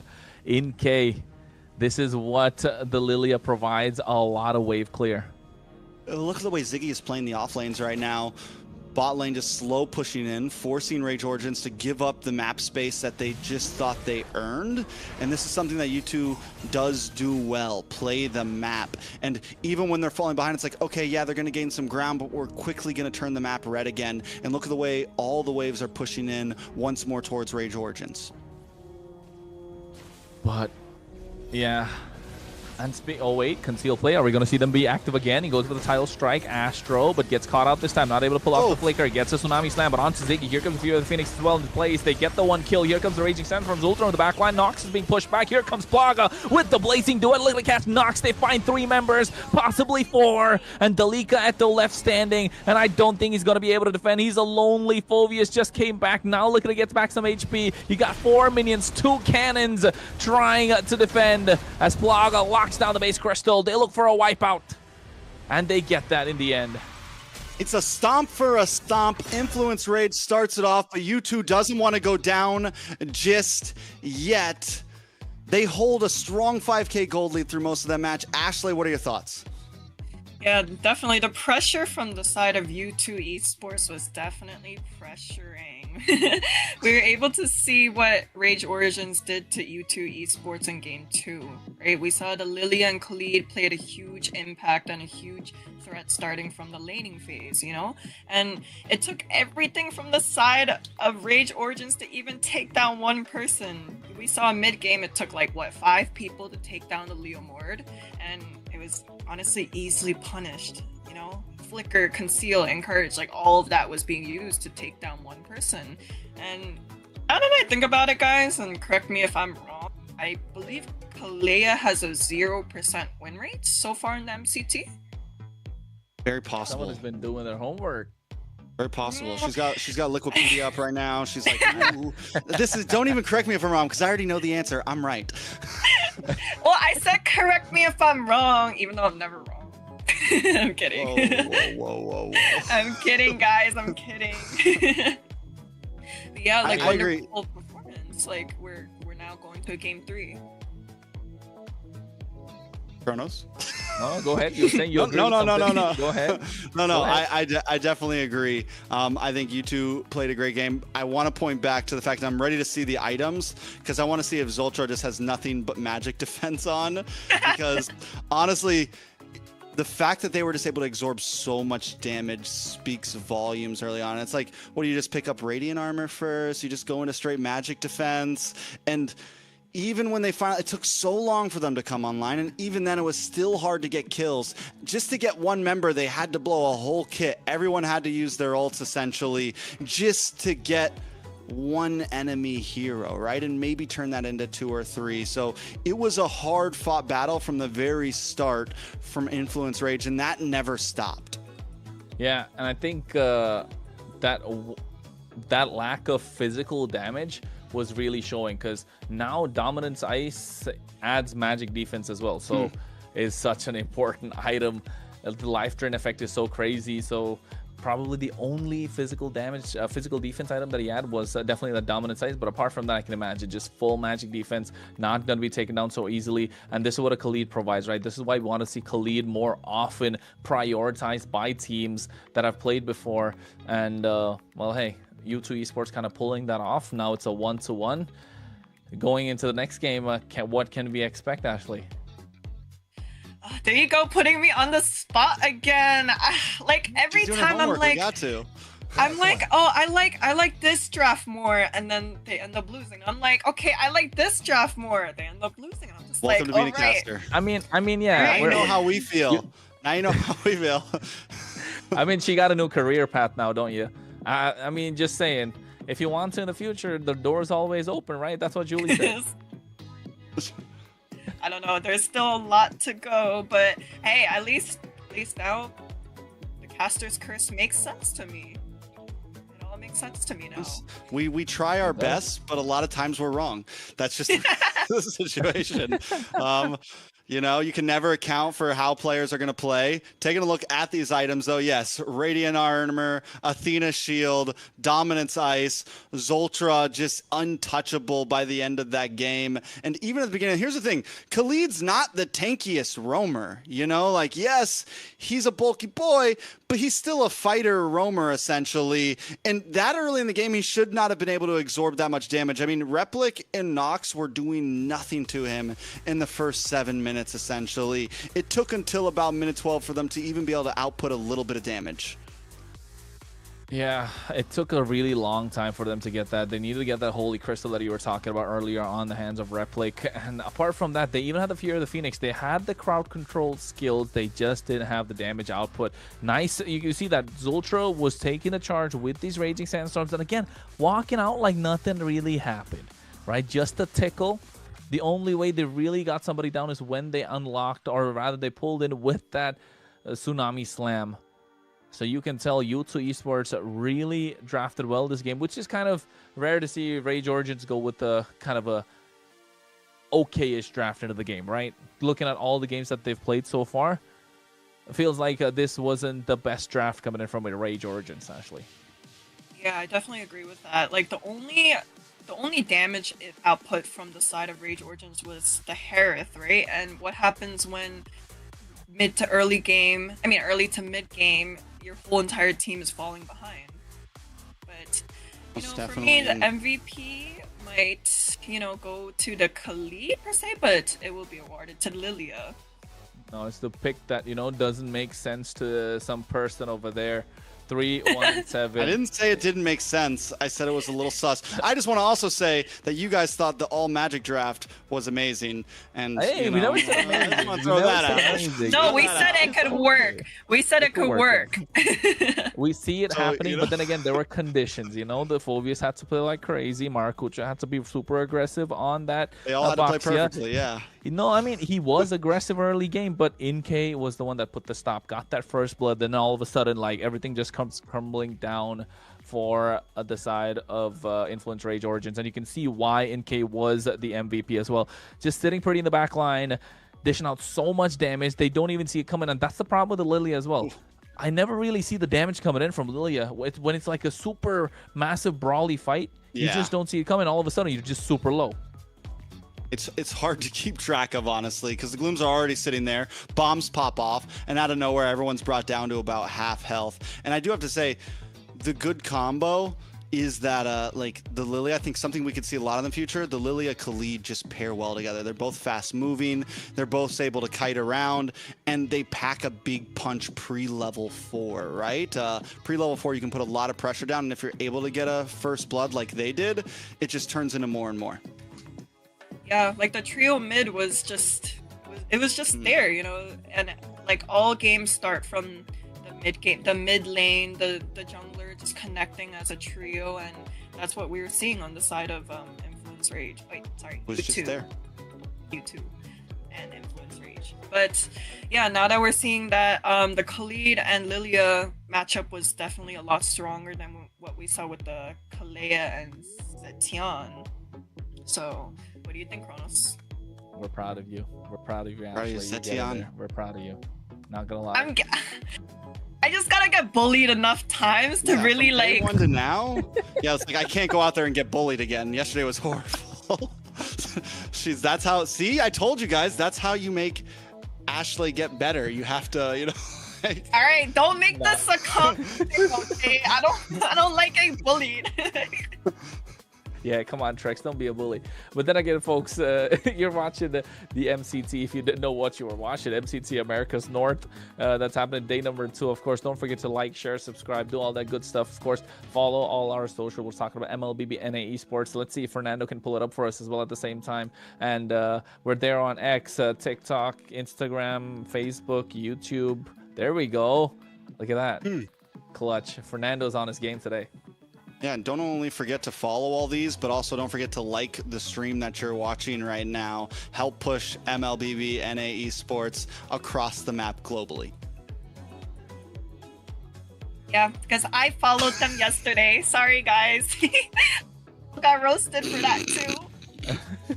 Laugh. Got roasted for that. No, we're not roasted yet. But yes, you know, it doesn't take lots just to drop a like. It does help us out eventually to grow the scene here in North America. And not just that, you get to see us all the time. And while you're at it, you can follow us as well. TrexCast right there on every platform that you find them. ChronosCast for myself. And of course, Ashley with a Q since the A wasn't available, right? Yeah, her keyboard doesn't have an A, actually. That's the problem. Yep. That's why now there's an S in my name, an extra one. Ashley. Ashley's. Like the potato chip. Is that real? Like, is it really Ashley's? No, do you want to hear the background story of it? Are we- Sure. Yes. While we're Yeah, we waiting have for it, time. sure. We have time. Yeah, sure. Story time. Let's go.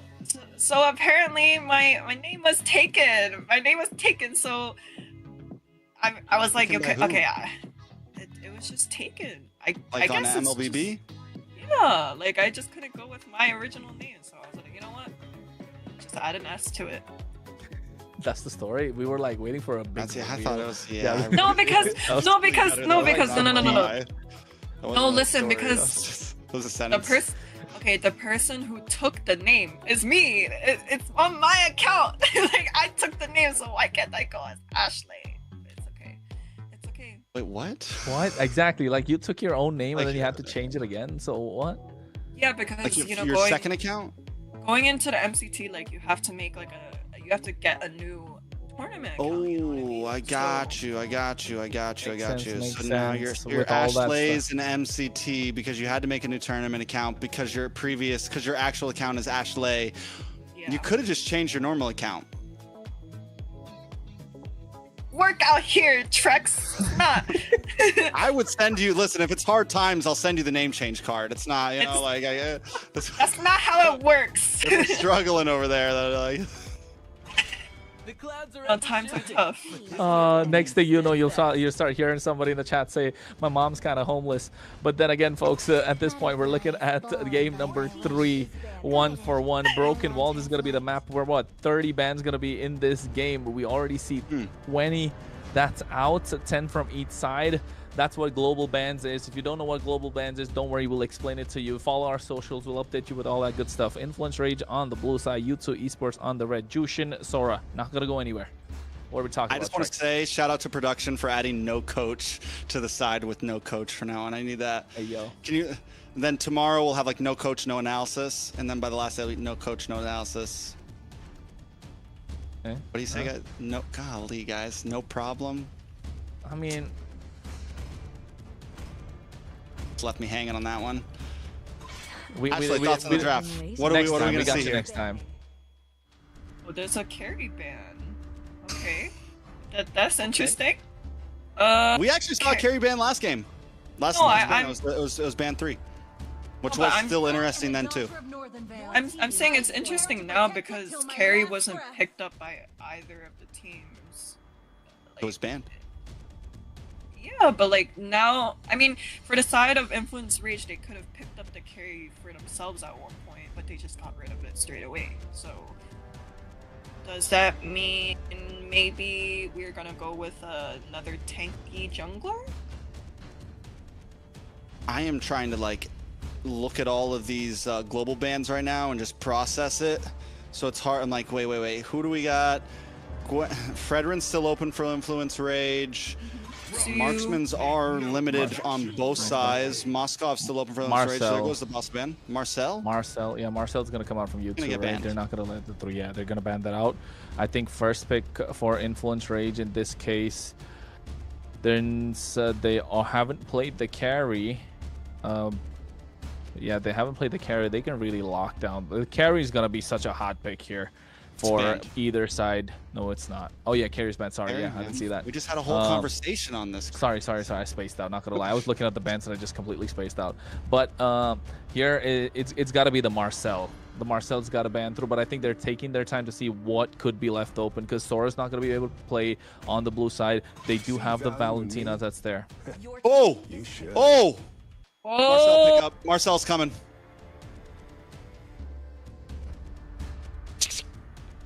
Do you first pick the Marcel here, Ashley? 100%. Do you first pick the Marcel and give over the Valentina and the you give over what, the Valentina and the How can they play Valentina? They can't play Valentina. Valentina. Oh, they can't. Globally- It's Influence Rage that can play Valentina.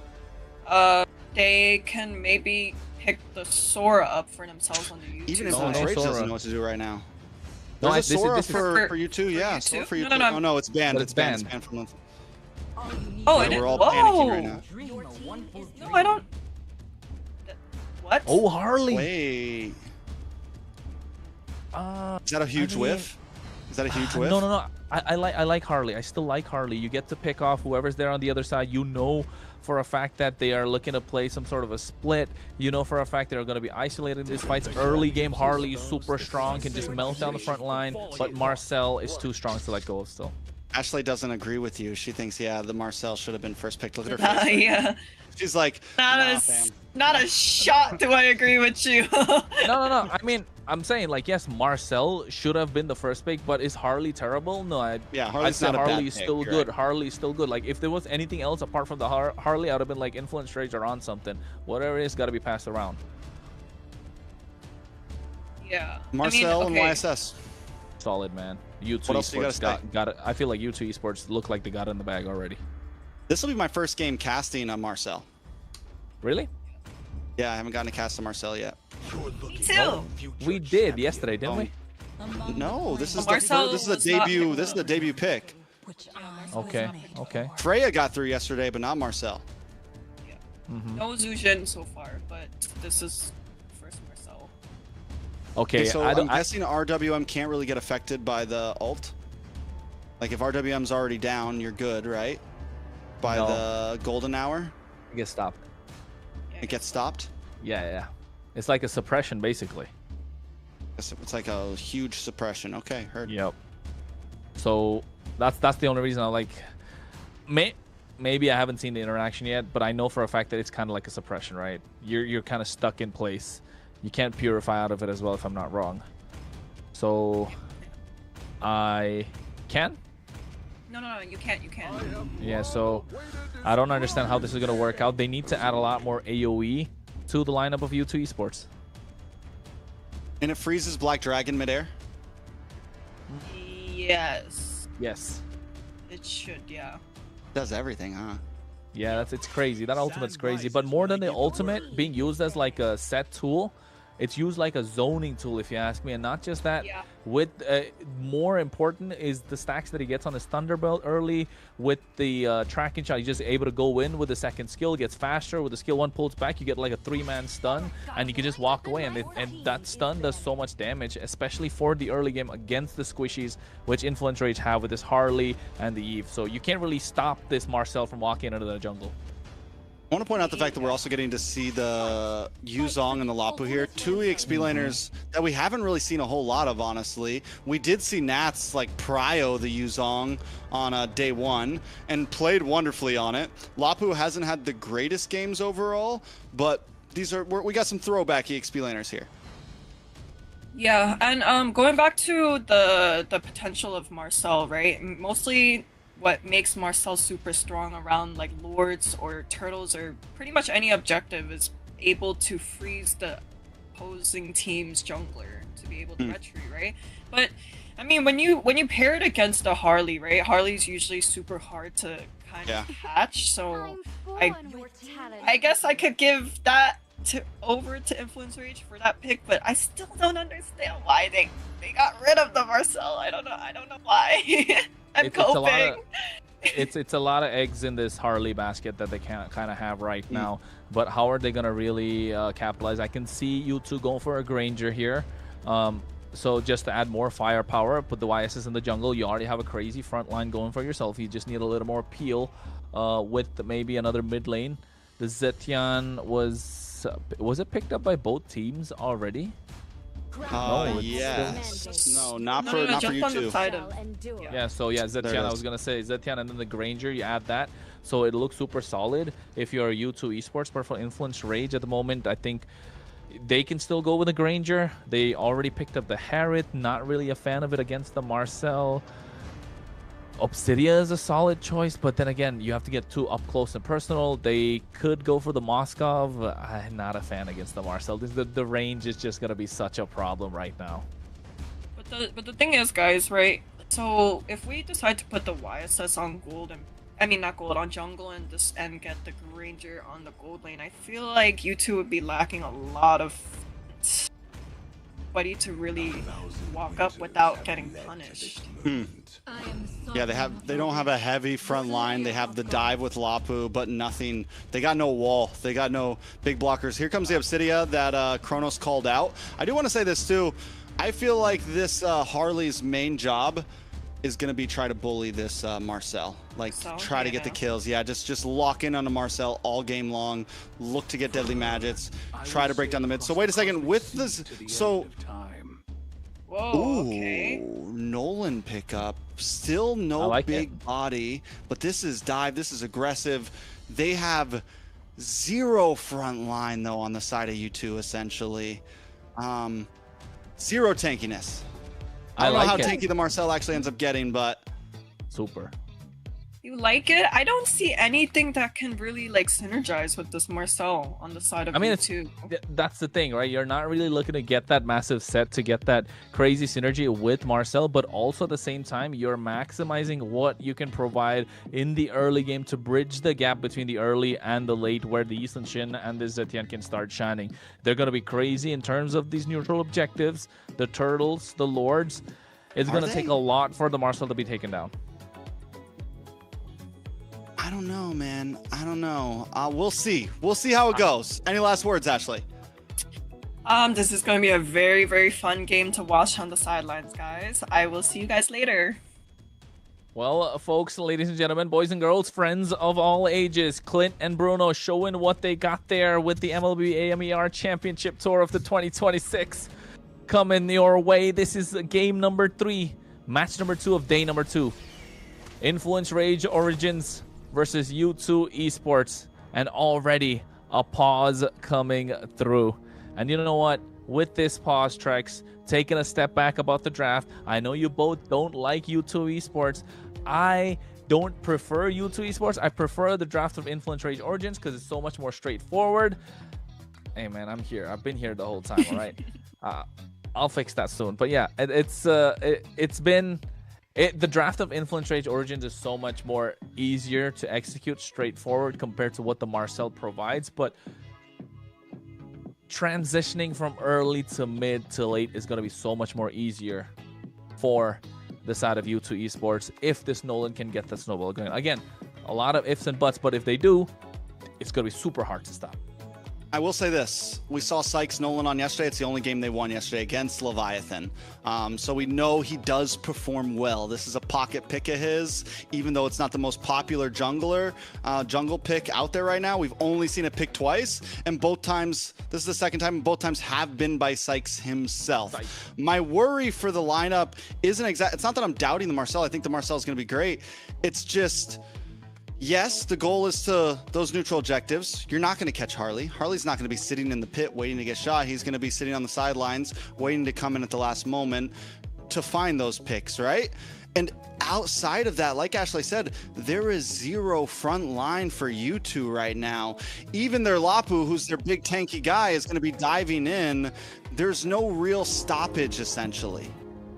I agree with that, with what you're saying, but then again, that front line, I think if Zultra is able to get those stacks going early on, yeah, it's going to be enough. But then again, the early pressure from Harley is just way too much to deal, and you can see already how much damage that Marcel is dishing out to Harley. We'll see exactly how it goes down. The possibilities are definitely there. One weak link is possibly going to be the Subsidia. No major meta marksman for the side of Rage Origins, but they have some other decent picks to hang out. I think the idea for Rage Origins coming in to these turtle pits, into these neutral objectives, is don't stay too grouped up. Look for angles. Oh no. Oh, Soldier low. First blood of Matakucho. That's what we were talking about, right? Yes, he can go and he can be annoying, but the damage from Harley is just way too much. And the problem is if you start feeding Harley the kills, he will run away with the game. Yeah, and I mean, his only way to get away is going to be the flicker. It is still a semi-stationary hero. Yes, it has potential with its skills, but you still have to be careful, and Harley is the perfect answer to it, I feel like. Yes, definitely. I think Influence Rage Origins read a big-brained U2 Esports. Can we say that? I think so. I mean, I think there was still a lot of possibilities for U2 Esports. I think they just went maybe a little too heavily on damage. But again, this is comfortability for them. Sykes on this Nolan has done a lot of things. Nice use of Fury of the Phoenix as well. Ziggy coming into the fray. Here's the Black Dragon trying to disengage. Zultra going in, have not the tracking shot. Inke gets petrified with a Furious Dive. Not able to take the whole thing thanks to the Boy Crystal, but now, oh, the Fracture able to get that kill. Sykes finds it. Here's the RWM to be able to get Ziggy.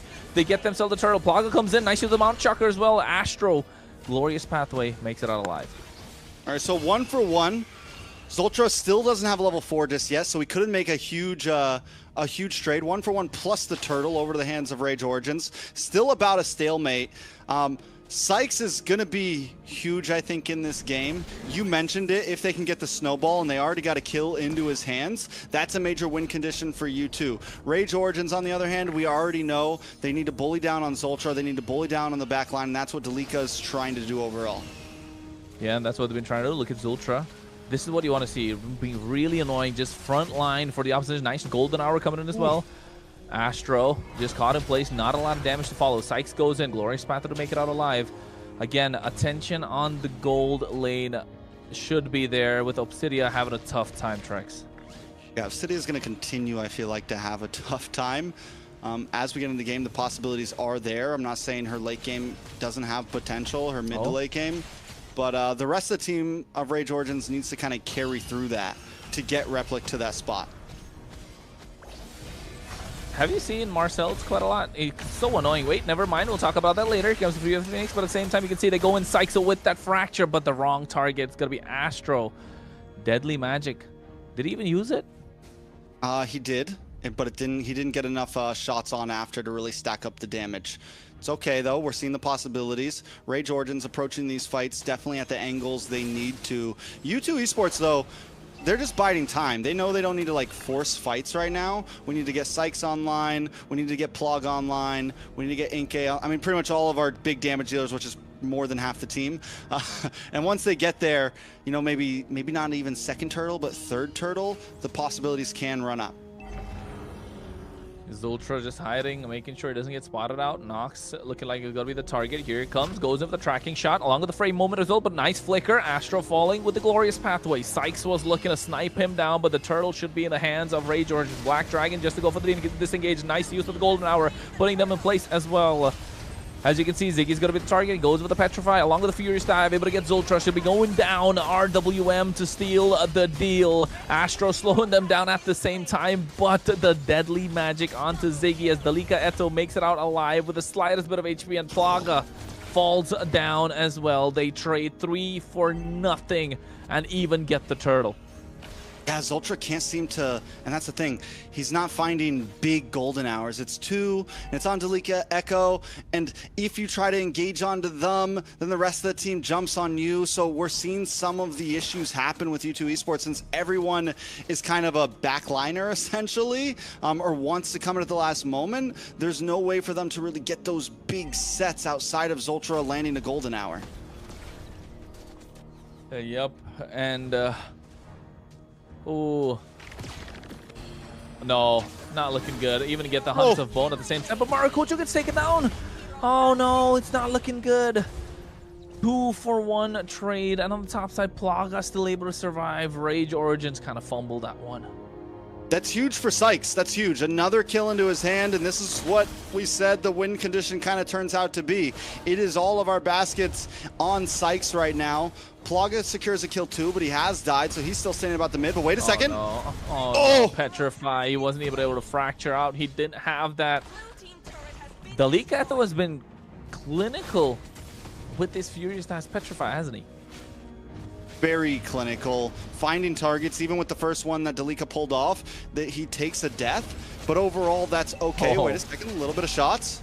Glorious pathway at the same time. You can see they slow them down, and the golden hour to create a little bit of a separation. Here goes with the bravest fighter at the same time. Raging Slash committed as well. Nox able to make it out alive, but Obsidia kiting, and they get Nox. Plaga going in.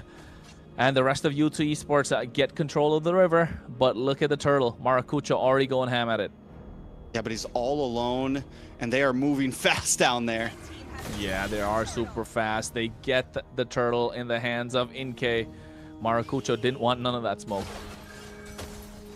All right, so what happens from here? Look at the mid tower. U2 Esports, even with them losing some fights here and there, they've kept gold at a minimum, and the pressure's on. Oh, the pressure is definitely on. They're using the Phoenix Descent at the same time. Glorious Path, they're not able to make it out alive. That was the Hylos with the Revitalize that they took down from full HP. And now here comes the Mountain Shocker as well. Looking to catch them down. Dalika, the Furious Staff just to make it out. And we're starting to see the pressure. I got to say, the fact that golden hour is 3 seconds long at the, I mean, with everything it does, it is a 3 second long stun, which is insane if you think about it.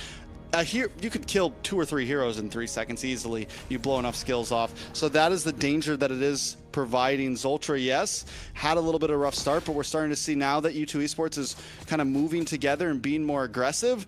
We're seeing the possibilities. Yeah, we're looking at the possibilities, all right. And oh no, Maracujo, oh, Zultra really wanted that one. He even flickered to get that framed moment on the top side.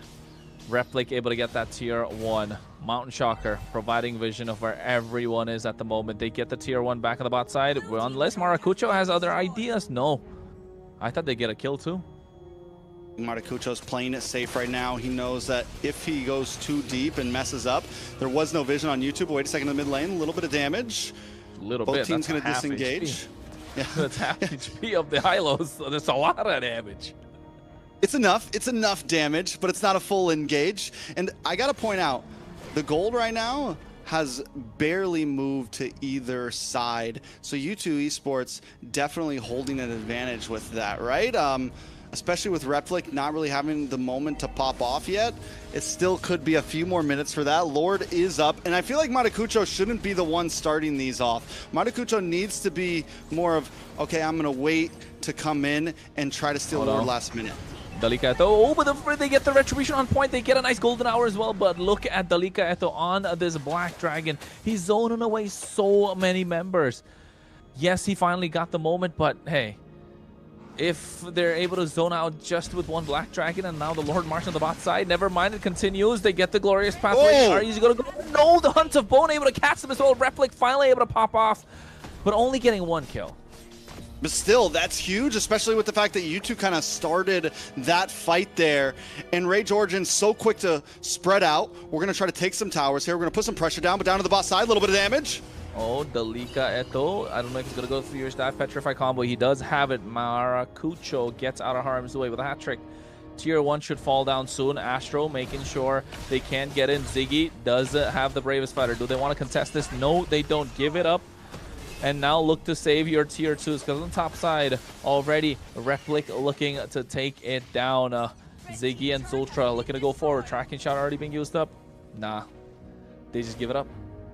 I mean, with the fact that Replic wasn't doing amazing in the laning phase against Plaga and was still able to hold himself together, 1-1-0. Now we're seeing the movement happen, taking down towers, being a threat, can pretty much get a kill onto any single member of U2 Esports if you're able to pop off the ultimate. Taking a look at the items, did go for Haas Claws. You get the Berserker's Fury and you have some nice crit damage because the speed is already there, right? It's like a, it feels like a Shred hero, but also you're doing insane damage across the map and it happens quickly, right? Yeah, I agree, and I think there are 2 ways, of course, to build that marksman. You have that Trinity, and then you have the crit build, but in this case, you don't really need the Trinity because there are not many tanky oppositions on the other side. So you get the crit, you're able to melt them down a lot faster. You have that extra bit of sustain that comes in. So yes, Replic right now clearly going to be online. And here's Zultra looking for the golden hour. Only catches Dalika Ethos, slowing the game down. You can see Hunt of Bone coming in as well. Look at the cat Ziggy off guard. The damage is there, but Sykes goes in. Fracture, missing out on everybody. Here comes the Black Dragon. Finally to take him down with the help of the Retribution. And alongside that, look at Plaga. He goes and finds Nox. He flickers out of harm's way as well. He's bobbing, he's weaving. He gets the Traceless on, but Astro, being a body blocker, able to disengage. So Ziggy for Replic, a good trade for U2 Esports, especially with the way that Rage Origin has been pushing it onto their base. They do still have holy defenses on the field, which is big. If Rage Origin tries to go for another big push, it's going to be a bit more time, and that's exactly what U2 Esports kind of wants. The fact, though, that Rage Origins has taken this gold lead to about 2,000, and Replic is starting to damage, not to mention Nox as well, 3-1-4. It's getting into dangerous positions. My question for you, Kronos, if this goes to late game, who has the advantage? If it's going to go late game, my guy, Rage Origins definitely have all the advantage. You can see the macro that they're playing with. They can pick everybody off with that Harley as well, and Replic's going to have a lot of damage online. Sykes needs to pick somebody off, and he has to do that soon. But Zultra, oh my god, the deadly red do a lot of damage. Alongside that, you can see the Fury of the Phoenix popped in as well. Lord, 10,000 HP. No, Maracucho is able to get the Retribution. On point, Astro healing for the team. Ziggy can barely do anything. Yes, they trade back, but Rage Origins definitely get the better of the trade. Here's the thing, even if Zultra, this is the problem we're running into, because there's no big body blockers, and that's what we were worried about for you two, Zultra can make his way in, right? He can find his way to Maracucho in the Lord Pit, but the rest of the team is being held back by Astro. It's being held back by Dalika. And Sykes goes down, a shutdown at that, which is a good chunk of gold into the hands of Maracucho when he's already ahead. Yeah, that's a big bounty, all right. And you can even see Replic got that Malefic gun. That crit, that attack speed, that range is not looking good if you are U2 Esports. They need to find a way to slow down this Lord, or at least take it down as fast as possible. They need to make some space for Season Shin. You mentioned about how Zultra's going to the backline, getting some golden hours, able to catch Maracucho off guard, but no one to dive alongside him. Yes, you have Ziggy, but he's not exactly a Black Dragon, but Plaga alone by himself gets picked off by the deadly magic Maracucho. This is why this Harley is so dangerous and so nasty. All right, so Rage Origins making their push in. Black Dragon comes out once again. Towers are dropping. U2 Esports, do they have the shred? Plaga's not on the map. The wave clear just isn't completely there. Inkay luckily hasn't died too many times. Look at this. A nice golden hour as well to stop them in place. Zultra trying the best that he can, but they're not able to stay out of the tier inhibitor. And Ziggy almost going to go down. Able to survive thanks to the fountain. A lot of waves pushing in, but Origins back off. 70 seconds to the Lord, and I think they want to go with that one. Gotta say, maybe me and Ashley are just the curse at this point. You know, we were really doubting Rage Origins off the Harley pick. We're like, wait a second. We liked we liked Rage Origins draft towards the end, but in the beginning it was confusing. And you said it, Kronos. The big brain play with the Harley really did work out. Right now, overall, U2 Esports has no answers to Rage Origins draft. The Harley is just too good, man. It's like it was such a great pick. It was so anti-meta, it's become meta, right? That's the one thing. You have the meta, and then you have someone that kind of counters the meta, and the anti-meta pick that countering the meta becomes so much meta that now it's the meta. Too much meta? Too much meta. Meta on meta on meta. But that's the question, right? Does the counter meta become the meta, or does it just stay the counter meta? But overall, Harley, I think, is just a great pick around the board. On this, no inhibitor standing. U2 Esports at this point needs a Hail Mary, right? They need a Hail Mary. They get that in the form of the beauty, but look at Maracucho. Whoever comes in is going to get melted down. He's going to target down Plaga. That's going to be the target. Oh, no, he sees the bye-bye. Psych's going to be the target. Oh, my God! That is nasty! Oh, he even jukes the golden hour, but gets caught into a Mountain Chakra shutdown coming through. Dalika Otel goes in with the Black Dragon form. Fury of the Phoenix to stop them in place. Oh, my goodness. Oh, I wish we could get a replay. That is nasty. All right, so with that, U2 Esports, no retribution, but they still don't fight for it. And Rage Origin's going to be able to rush down this Lord. Wait a second, RWM comes out. Ooh, I thought he was able to get that Lord Ziggy, but you can see Hunter Bone coming in, locking up Plaga. And I think he might be going down. No, he doesn't. Able to survive, but it's still taken down. Raging Slash from Ziggy just to slow them down. But look at Dalika Etho sustaining through the entire fight. Two-man Petrify goes into the Furious Stab. No knockup available, but this time Zultra finds a frame moment, slowing down the game, but the Lord is already there, but no one to follow through. Yeah, no big damage to push that in for Rage Origins. U2 Esports hang on by getting an insane play. The Mountain Chakra on Maracucho able to get the kill. Overall, is the playing field starting to even out? I still think Rage Origins has the advantage in terms of team fights, but if they can keep finding little pickoffs, look for the weaknesses, maybe they can win out. Yeah, at this moment, the weakness of U2 Esports is the full map. The map is against them. They don't have any inhibitor to try and defend, of course, but Rage Origins, they need to find Harley, man. This is why the Harley's so good, right? Look what he's doing. Maracucho's just there, isolating himself, and he knows he's so good. And you can play a game with a Harley when you're 4-1. You can play a 3-2, but in this case, you don't really need to play a 3-2 formation, do you? Just go 4-1, and if possible, they can go 2-2-1 with this Harley just by himself when it comes mid to late game. Obsidia is the only one that really needs some sort of protection in this case. Yes, so does the Eve, but you have the option to slow down the opposition, and nobody can really jump in on this Obsidia. Once you lock down the Hunts of Bone, it's a lot of damage. But Plaga, clearly not being DPS, being a little bit more burst, is not able to chunk down a Replic on this Obsidia. Yeah, especially since Replic also just locked it. I mean, Wind of Nature is secured, gives even more safety, can make Replic be even more aggressive in terms of how much Replic wants to dive, like what we've been seeing from it. And Rage Origins not letting up. They're letting the waves push in. They don't want to play the stall game. They're keeping the pressure on. 57 seconds on this Lord, and they're just eating up jungle, not even letting U2 have a chance to come back. We're getting to that 60k gold mark where it's going to be maxed out items for everyone. I think this is the point where Rage Origins, okay, we need to try to end this here, right? Because even though we do kind of have better map control in draft, the damage is there for Sykes. We just saw it. The damage is there for Plaga. If a big golden hour does lock on, the risk is what I'm saying is still there against Rage Origins, and they have to be careful on how they approach this.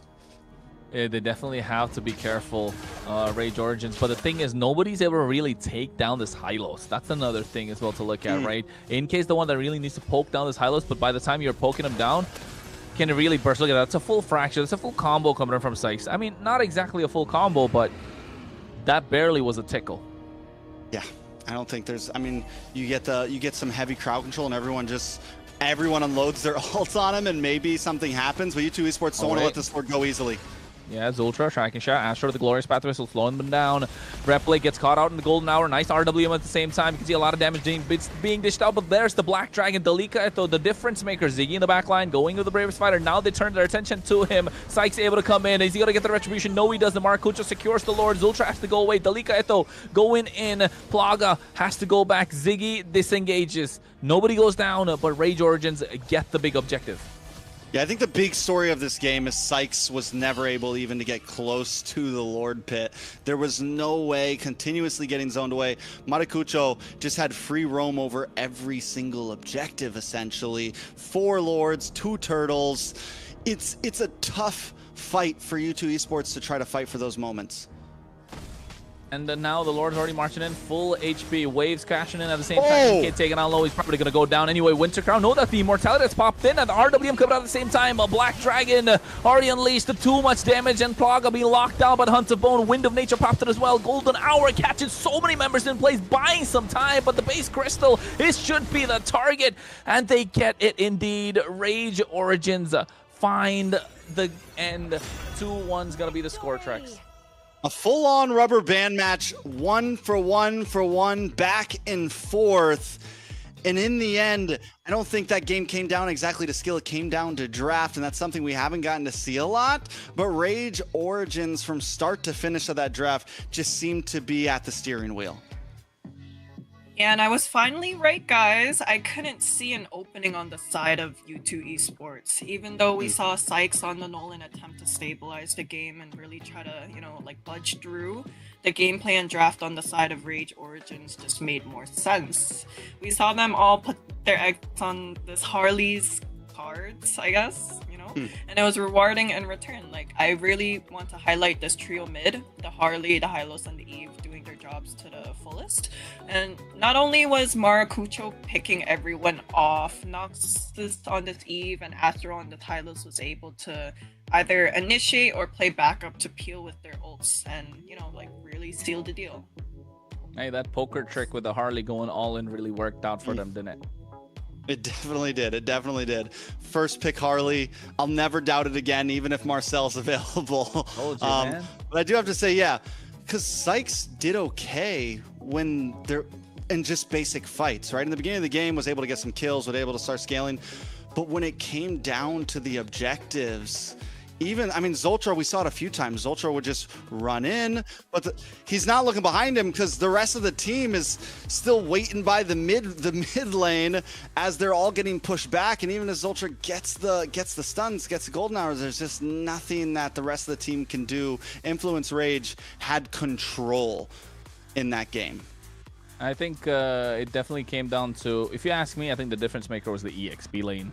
Right? Yes, of course, Astro on this Hylos was an absolute beast just standing in the front line. Look at him. He's full build. How can you really get past that? So many HP bars. But the problem being the fact that, like you mentioned, when Zultra's trying to go in, he's super fast with a tracking shot, goes and gets the perfect picture of the back line, of course. But then who's there to follow? Okay, Sykes can keep up to a certain extent, but there has to be someone else that can come through with him, and that had to be Ziggy.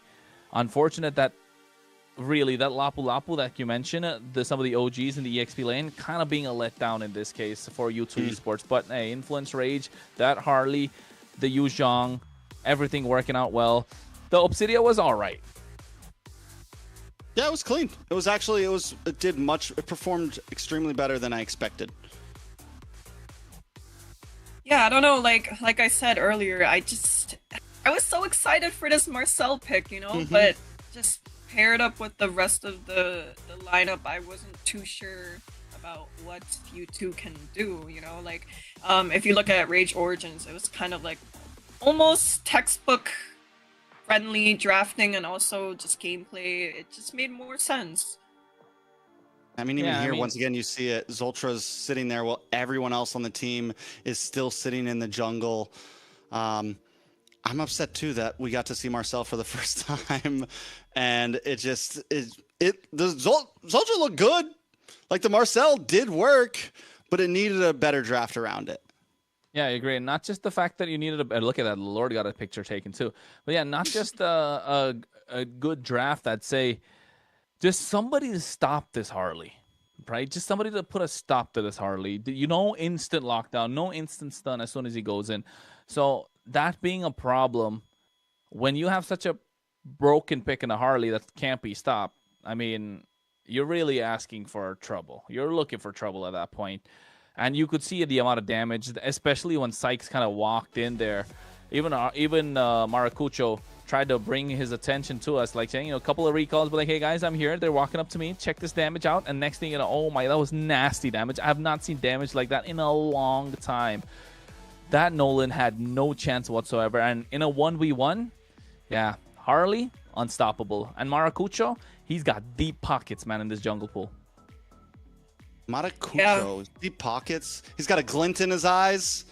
This guy's a monster. But the Harley, like, is it the Harley? Is it Maracucho? I feel like we've seen so much from Maracucho in the past couple days. Like I said, we've seen a different jungler from him. Almost every game. It was yesterday. It was Fredrin, Suyo. Today it's Guinevere, Harley, and Basha. No, Guinevere, Harley. What was this? What was this pick in game 1? I don't remember at the moment. Doesn't matter. He's played a lot of jungles. He's doing great, is what I'm saying. Yeah. Agreed. You would almost think that he was playing the global bans every single day. It was just leading on top. Right, that's a good point. Everyone plays different junglers. But he didn't repeat anything from yesterday, so at least I'll give that. Oh, game 1 was Guinevere. Game 1 was Gwenny. Yeah, game 1 was Guinevere. I think game number 2 was the Boxia. And then game number 3 now coming with the Harley. There you go. But yeah, I think apart from that, I think the game coming out clean. I think Influence Rage is definitely a team that's caught our eyes the entire time, right? Along with U2 Esports, but Influence Rage have been so consistent with good drafts, all 6 games, if I may say so. So definitely a team to look forward to, and I think a team that other teams that are going against it have to really think on how they're approaching the draft, of course. And speaking about approaching the draft and approaching everybody that's watching MCT AMER North, folks, don't forget to like, subscribe, follow our socials. But of course, we got some treats for you. But before that, take a look. That's what it is. MLBB Esports. Be a part of our community. All of them are right there. Instagram, X, Facebook, YouTube, TikTok. It's a little difficult to say X at the moment, but yeah, X, right? Either way, we got some treat for you guys. The Diamond Drops is here, and we're talking about Bonox. So make sure you check out the chat. The moderators, of course, give out a lot of instructions on how you can win this. You got to be active. It's quite simple. Just to boost the so-called algorithm, if I may say so, right? Just boost it for everyone who watches MLBB all across, and just follow the instructions. Be active in the chat. You'll get yourself some diamonds. Of course, it's going to have in 6 active channels across the board, and just be aware of that. I mean, I like free diamonds. She needs free diamonds because she can't afford a name card change. She needs a name change card. So if you guys are in the chat, like the stream and make sure you send Ashley a name change card. Her name is Ashley, not Ashley. It's on the account that she needs a name change card. Yeah, today it's an Ashley. It could be Ashley with a Q too, right? That is true. I couldn't buy off 3 names. I couldn't buy off the Instagram guy to give me my actual name. Fair enough. It happens to the best of us. Well, it does indeed. And I think now with that game of the bag, it was a really, really back and forth. A rubber band series, you call it? I like it. Rubber band, it bounces back and forth. That's an old line from way back in the NSL days. I mean, shout out to A1C Tank. Hey man, there you go. See, shout out to some of the OGs, of course, of the NA community. And with this being a brand new start for the Americas with AMER MCT, it's been nice, right? Trex seeing a lot coming through. These global bans are really picking up. Gets us thinking, gets the players thinking. It gets the audience thinking that have been watching, like, oh my God, what's going on right now? You know, which team can they go with? Of course, a lot going on, a lot of new faces in the games, a lot of old faces coming back too. And with everything that's there, with what, 50K on the line for both North and South combined, EWC slot available as well, and a wild card slot. Gonna be North versus South in the Super Grand Finals. Do we call it Super Grand Finals? The Super Grand Finals? That's such a lame. You got a grand finals for the North. You got a grand finals Grand for the finals, South. final form. This isn't even my super grand finals. What are you talking about? I mean, I'm just trying to find a nicer name, man. Come on, don't hold that against me. But of course, folks, like we said, do support us, like, subscribe, all that good stuff. And with that final game being in the bag, I think we're just probably waiting for a couple of things to see if we're gonna get what we need. A couple of interviews here and there. I think we're probably gonna get it too. So Trex, what's the good news? We will be getting an interview, but we're not going to talk about it just yet. Ashley, Okay. don't spoil it like the last one, especially because last time we didn't get it, and it's probably because you spoiled it. But Probably. I'm new to the job, guys. I'm sorry. She glasses doesn't on. see it though. She doesn't see it that Okay. we're getting it or not. By the way, she can't see it. Oh, She did doesn't. they- She doesn't know. did if they we're do getting it or this? Did they do this purposely? They're like, No, she can't screw up if she doesn't know. fair enough. Fair enough. but then looking at match number 2, right? Influence Rage Origins, U2 Esports. I think both of them kind of played a clean game. The only thing that we saw different, or rather we're seeing different compared to the other teams in the north side, is these two teams like to take the games a little slower compared to the others, right? They like to go at their own pace. They like to be more calculated. They're more safe in terms of approaching these team fights, more safe in approaching these neutral objectives. If they know for a fact they can get at least 60-70%, then they go for it. If not, they really do not want to fight. Whereas the other teams such as Leviathan, Alpha 7 North that we saw earlier, even if it's a 50-50, they like to gamble, they like to go for it. And even if it's like a 70-30, they still believe in that 30% that they can get the job done, out micro the opposition. But in this case, for Influence Rage Origins and U2 Esports, they're looking to out macro the opposition, right? Correct me if I'm wrong, Trex. Yeah, no, I think you're completely right. These are two teams that we saw in that game took the beginning very slow. I would say there are two other teams that have done a good job at the long haul outside of these two, and it's got to be Alpha 7 and Vendetta. Alpha 7 will get bully, they'll bully with you, but we saw in game number 1 against Leviathan that they can play the macro, they can play the long game, and we saw from Vendetta going up against Influence Rage yesterday as well, having to compete against a slow pacing team like that they were able to hold their own and play the macro. We saw Merciless doing a great job at playing the off lane, so I would think these are two teams that definitely do that, but there are still a few other teams that are willing to play that same type of game. They're just maybe a little more aggressive than these two teams. But speaking of these two teams, speaking of Influence Rage, we do have an interview coming in. It's going to be the jungler from Influence Rage, and we'll have him in just a second. And that jungler will be Maracucho. Hey, can y'all hear me? Yes, we can. How are you doing today, man? I'm doing great. What about yourself, Papa? Very, very good, Papa. We're doing great. We're doing great, my guy. That's great. Well, That's great. Ashley, you got a question to ask first? Ladies first, let's go. Put you on the spot. Harley himself. Hello. Hello, Hey. hello.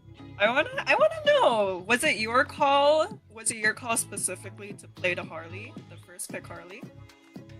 What do you mean?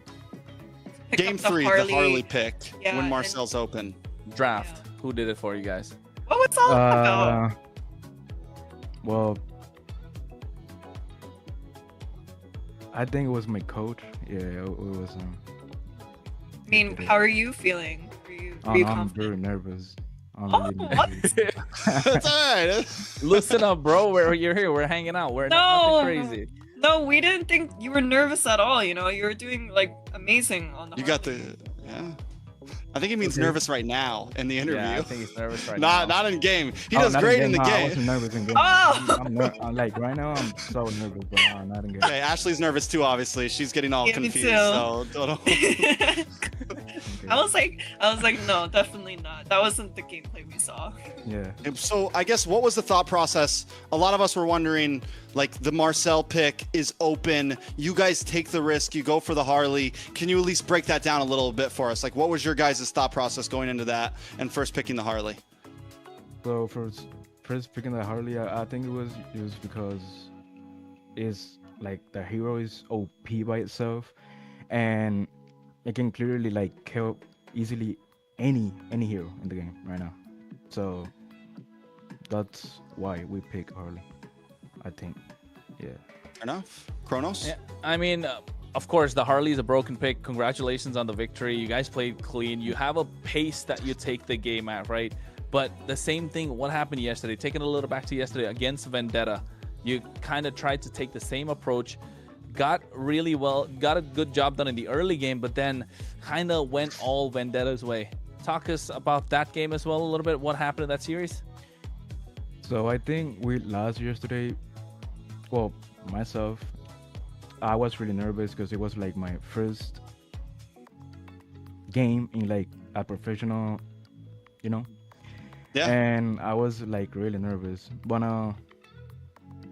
the second game, like, I don't know. It's hard to explain. I don't know. It's something new to me, to us, you know, like as a team.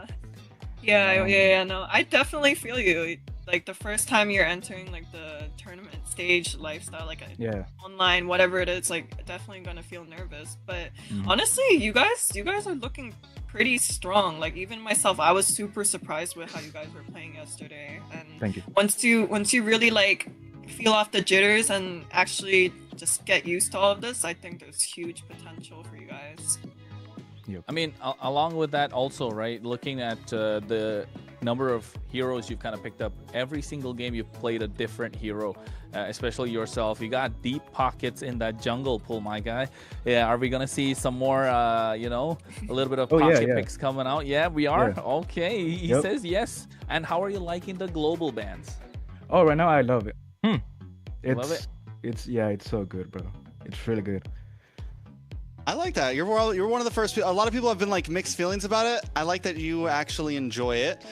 You said, you know, you're a new face to a lot of us.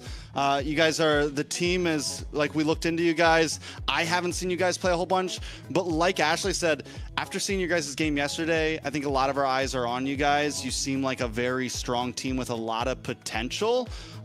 You just took your first win of MCT up against U2. Tomorrow you go into the 1-1 bracket. I've been asking all the teams this. Are there any teams right now that you have your eyes on that you really want to play against? Alpha 7. Alpha 7. Everyone wants Alpha 7, man. They got the target on their head right now. Can you tell me why? I don't know. There's a lot of famous players. Best player, not TC, Sia. They're really good, and I want to play against them in the tournament. That's nice to know. The positivity is always there, right? You see them, you kind of look up to the players a little, but at the same time, you want to take them down, make a name for yourself. And if they do tricks, I mean, if you guys do get that victory, you'll be the talk of the town for the weekend, right? Yep. So, I mean, anything else you guys want to ask? I'm satisfied. He's quite nervous. Clearly, he's just like, okay, we at least we make you feel a little comfortable. He's doing right, great, man. He's doing great. The jitters are a little bit gone now. No, but we can tell you one thing. You got a fan in the three of us in the jungle, with the way you've been playing in the jungle role, right? Oh, yeah? Yeah, definitely. Come on. Oh yeah, I'm vibing right now. It was I mispronounced your name the first day a little bit, but now it's Maracucho, man. Maracucho. Yeah. Yeah. Well, that being said, thank you so much. I mean, thank you guys so much.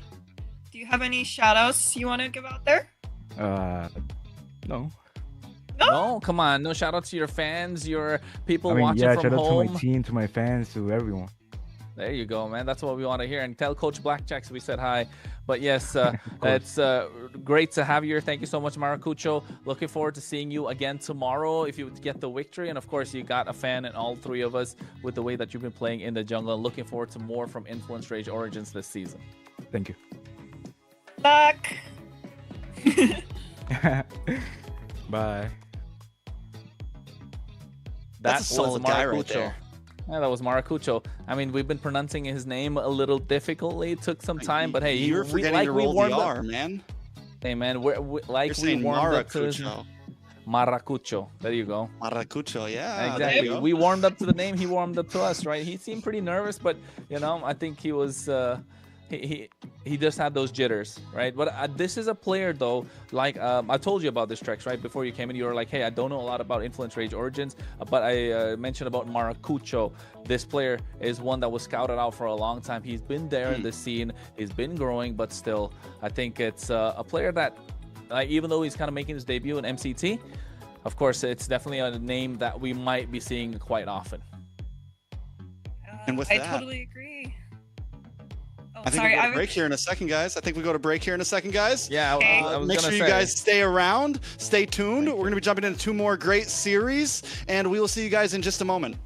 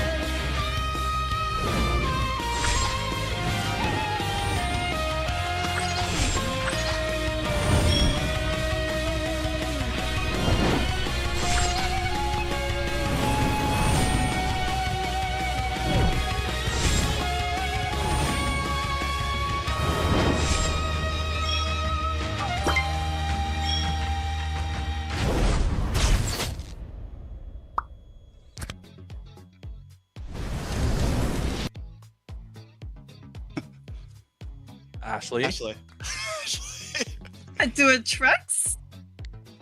All She's right, muted. folks, I'll do it Okay. anyways. We're back on the short break, ladies and gentlemen. This is MCT AMER you're watching with Kronos, Trex, and Ashley, of course. And we've had 2 series already. We took a short break. We're back for the 3rd one of the day. And if you ask me, it has been a stellar day. Standout games, nothing short of excitement, nothing short of the hype that we were looking forward to from yesterday. And MCT so far has been great. So I think now just waiting to see what the next few games have in store. Of course, we're going through Swiss rounds, global bans, a lot coming in new for the Americas, North and South combining as a region, as a whole region. So yeah, I think just opening a lot of door of opportunities, or a lot of opportunities of doors. No, lots of doors of opportunities. Speaking of doors, we're going to open up the door to take a look at the Night Horde. They're going to be going up against Vendetta. And yesterday they played amazing. It's RR in the EXP lane, Shiro in the jungle, Colleen in the mid, Kistler in the gold, and Merlin in the roam. Now, we saw Tamal yesterday. I had a little chat with Tyron. He said Merlin's probably going to be maining on the roster for now. And honestly, Merlin had an amazing game yesterday in the roam position. Once they brought him in, they were able to take those 2 games and just take control. But after that, Ashley, tell us about Vendetta. Hello, guys. This is Homeland Court. This is Vendetta, none other than Merciless on EXP, Tarzan on jungle, Churro Bommy on mid lane, Melon on gold lane, and Myth Bommy on the roam. And for those who don't know, this is my team. And we're going to try to be unbiased as possible, but we're going to head on to the draft. Well, straight into it, no waiting whatsoever. We're going to see the map as well. It's going to be dangerous grass, blends in with the, graphic that we've got. The color scheme of green, blue, dark blue. I mean, we never really got to speak about it, Trex. Actually, I really like the color scheme. It's really cool. It's nice. Ooh, yours are mine. That we don't oh, like. my lord. Okay. Yeah, either way. I'm jealous, honestly. I'm still dealing with the fact that you get to show your back. We won't talk about it. Let's jump into the draft. Blue ban from Coach T himself. And on the side of Night Horde, they respond back with a Jushin. Yep. Ashley? Hey, I mean, I was still stuck up on what you guys said.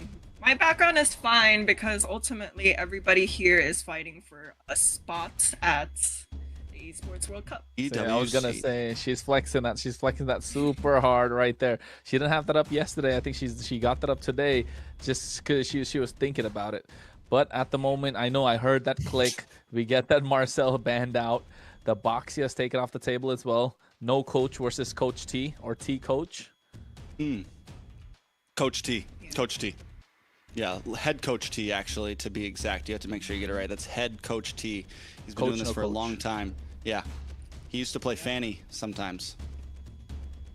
All the time, man. All the time. All the time. Yeah. Sometimes on other teams, Hey, anyways, we're seeing Marcel and Zushin getting banned, the typical bans, and surprisingly, on the side of Vendetta, they decide to ban Glue. Yeah, I mean, that's like, we've seen how good Glue is, but it's their blue side. I think it's solid. You ban out the Sora as well here. Basha ban. Freya's still open. Yeve's still open. Kronos? Freya's got to go. Too much to give away. Don't want to deal with that whatsoever. But you know what? I mean, I've been trying to predict everyone's draft. Kind of got it, 50, 60%. With Night Horde, though, can't really predict that. Expect the unexpected. Well, we got a Jawhead. We got an X-Borg in the Roam. Yeah, Merlin's built different, bro. Merlin's complete. That lineup is built different. Probably going to see, again, how it's going to go. But one thing I want to see is definitely that Guinevere in the hands of Shiro, if it all works out right. Because that Guinevere was stellar. That Rage Bait coming through, that hero is built for Rage Baiting. Game 1 against Stamina last time, they gave up the Freya. They lost. Night Horde is following trend right now. We're going to try to give up Freya again on red side. over to VTA. It's like they're really just seeing if they can find a way to beat it almost, because literally game 1 yesterday, this is the same exact thing that they did. They gave up the Freya. Hey, but I also want to let you guys know that Freya could be a flex pick also. Not only just on the gold lane, we can also see her being played on the EXP lane. So, who knows? True. I think it's...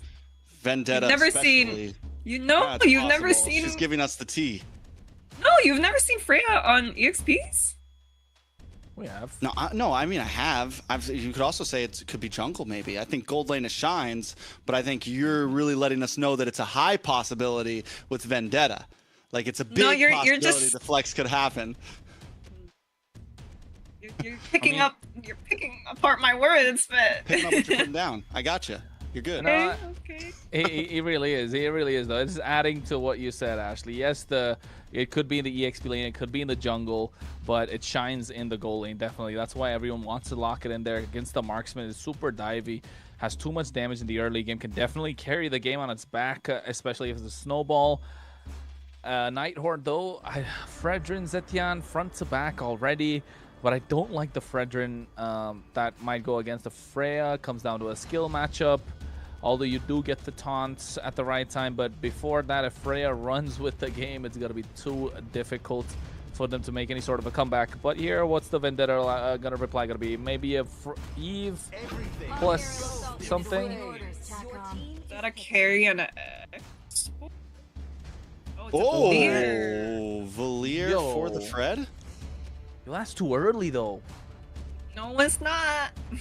Not when you have Freya. I mean, if anything, maybe I would have opted for a jungle pick rather than the Valier.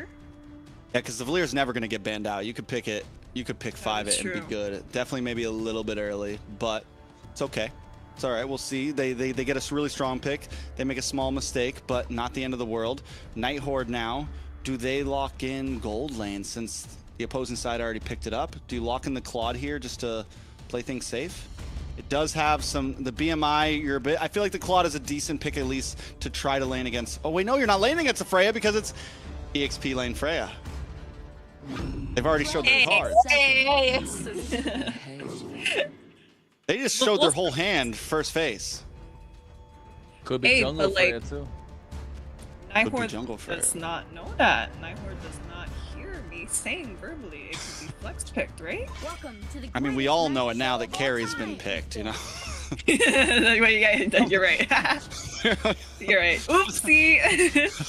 I just know my team well. Just a brain fart moment. But then again, this Alice into the carry, clearly they don't care about this Valier. They just want to dive straight into the back line. Harley being taken off the table.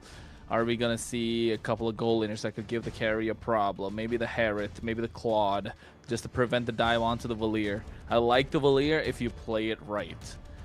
If not, it just looks so terrible, right? There's no decent Valier. It's either really good or like, what are you doing there, bro? Like, why are you even there in the game kind of Valier? So in this case, I think has the idea to be good against the Fredrin, against the Alice, yes. So, who's next? We need a little more front line from Nighthorde to see if this can really work. You need more front line? The Wukong is out. The Wukong is out. The Sun is off the board. The other possible gold, well, either way, it's whatever. EXP lane, Freya, blah, blah, blah, blah. What do you put in the EXP lane against the Freya? Phobius. EXP Esmeralda. lane? Phobius? Esmeralda. Yeah, Esmeralda. Yeah, it has to be. It has to be another fighter. But I mean, we got an Alice, so. CC is good as well. Against the Freya. Yeah, they already have the Alice. Wait, no, right. Yeah, because Alice. Yeah, this is not a gold EXP lane Alice. This is not a gold lane Freya. I'm trying to get that through my skull. It's just hard. So yeah, Alice up against the Freya. Claude's still open for the side of Nighthorde if they want to pick that up. Nope, not anymore. Bye-bye. Bye. Hey, what, are we going to see Xborg again come out for Merlin? It's going to be crazy if we do. Although, maybe... lock in the... They can't go for the Herrit. The Valier's too annoying. They don't get the Claude. Maybe the Obsidia? has the protection. I will say this, what we could see from the side of Vendetta here, we saw them pick it up yesterday against the Fredrin. They could go for the Uranus jungle again for Tarzan. The possibility is there. Just kind of go full dive comp, full chase comp across the map, and just kind of try to run through this front line the Nighthorde's trying to bang. Your team is picking. Who was that? Who's that? Oh! Oh. So wait, gold lane Alice? No. Or gold Rome lane Alice? Benedetta? Rome Alice? Rome Fredrin? Hey, bro, can't count it out. Yeah, I guess. Yeah, you could go Rome Fredrin and what, jungle Benedetta? Yeah? No, I think this is no, jungle I don't Benedetta. No, I don't. That's I don't we're getting think so, too yeah, crazy. yeah. This draft is getting out of control at I this told point. you, Nighthorde, man, just throw everything out the window. I expect the unexpected. I saw that yesterday. I like it. I like it. Show me what you can work with this composition. What are you thinking? What's the objective? What's the ultimate goal? What are your strong points? At this moment, level 4 is all out brawl. They don't care who's in front of them. The Lecto Final Road, Throne of Ruin with the Fury of the Phoenix is going to be absolutely insane. Fredrin just to keep them in place, right? The main object, or the main start, the initiator of the entire fight is going to be the Fury of the Phoenix. But instantly, Suyo in the jungle, Freya EXP, this Gatot Kacha in the roam, looking solid for VTA. Whoa. I'm telling you, Clint? this is overcooked. It's burning. Overcooked. It might be burning. I don't know. We'll see. So it's Rome Benedetta. Not Rome Alice. It's Rome Benedetta, I think. No Petrify Rome Benedetta? Come on, really? That's like, so for what? 2-3 It's on years Merlin. ago? They even swapped. M4? No way. You're not Yes, gonna go. yes, No Rome way. Benedetta. Merlin has the Benedetta right now. It's Rome What are we Benedetta. looking? Ashley, thoughts? Hey, I mean, I'm still going to be Team Vendetta at the end of the day, but that is a crazy lineup I'm looking at right now. First, Yeah, first like- I saw an X-Borg roam, and now I'm seeing a Benedetta roam. Merlin, man. I'm telling you, built different, this guy.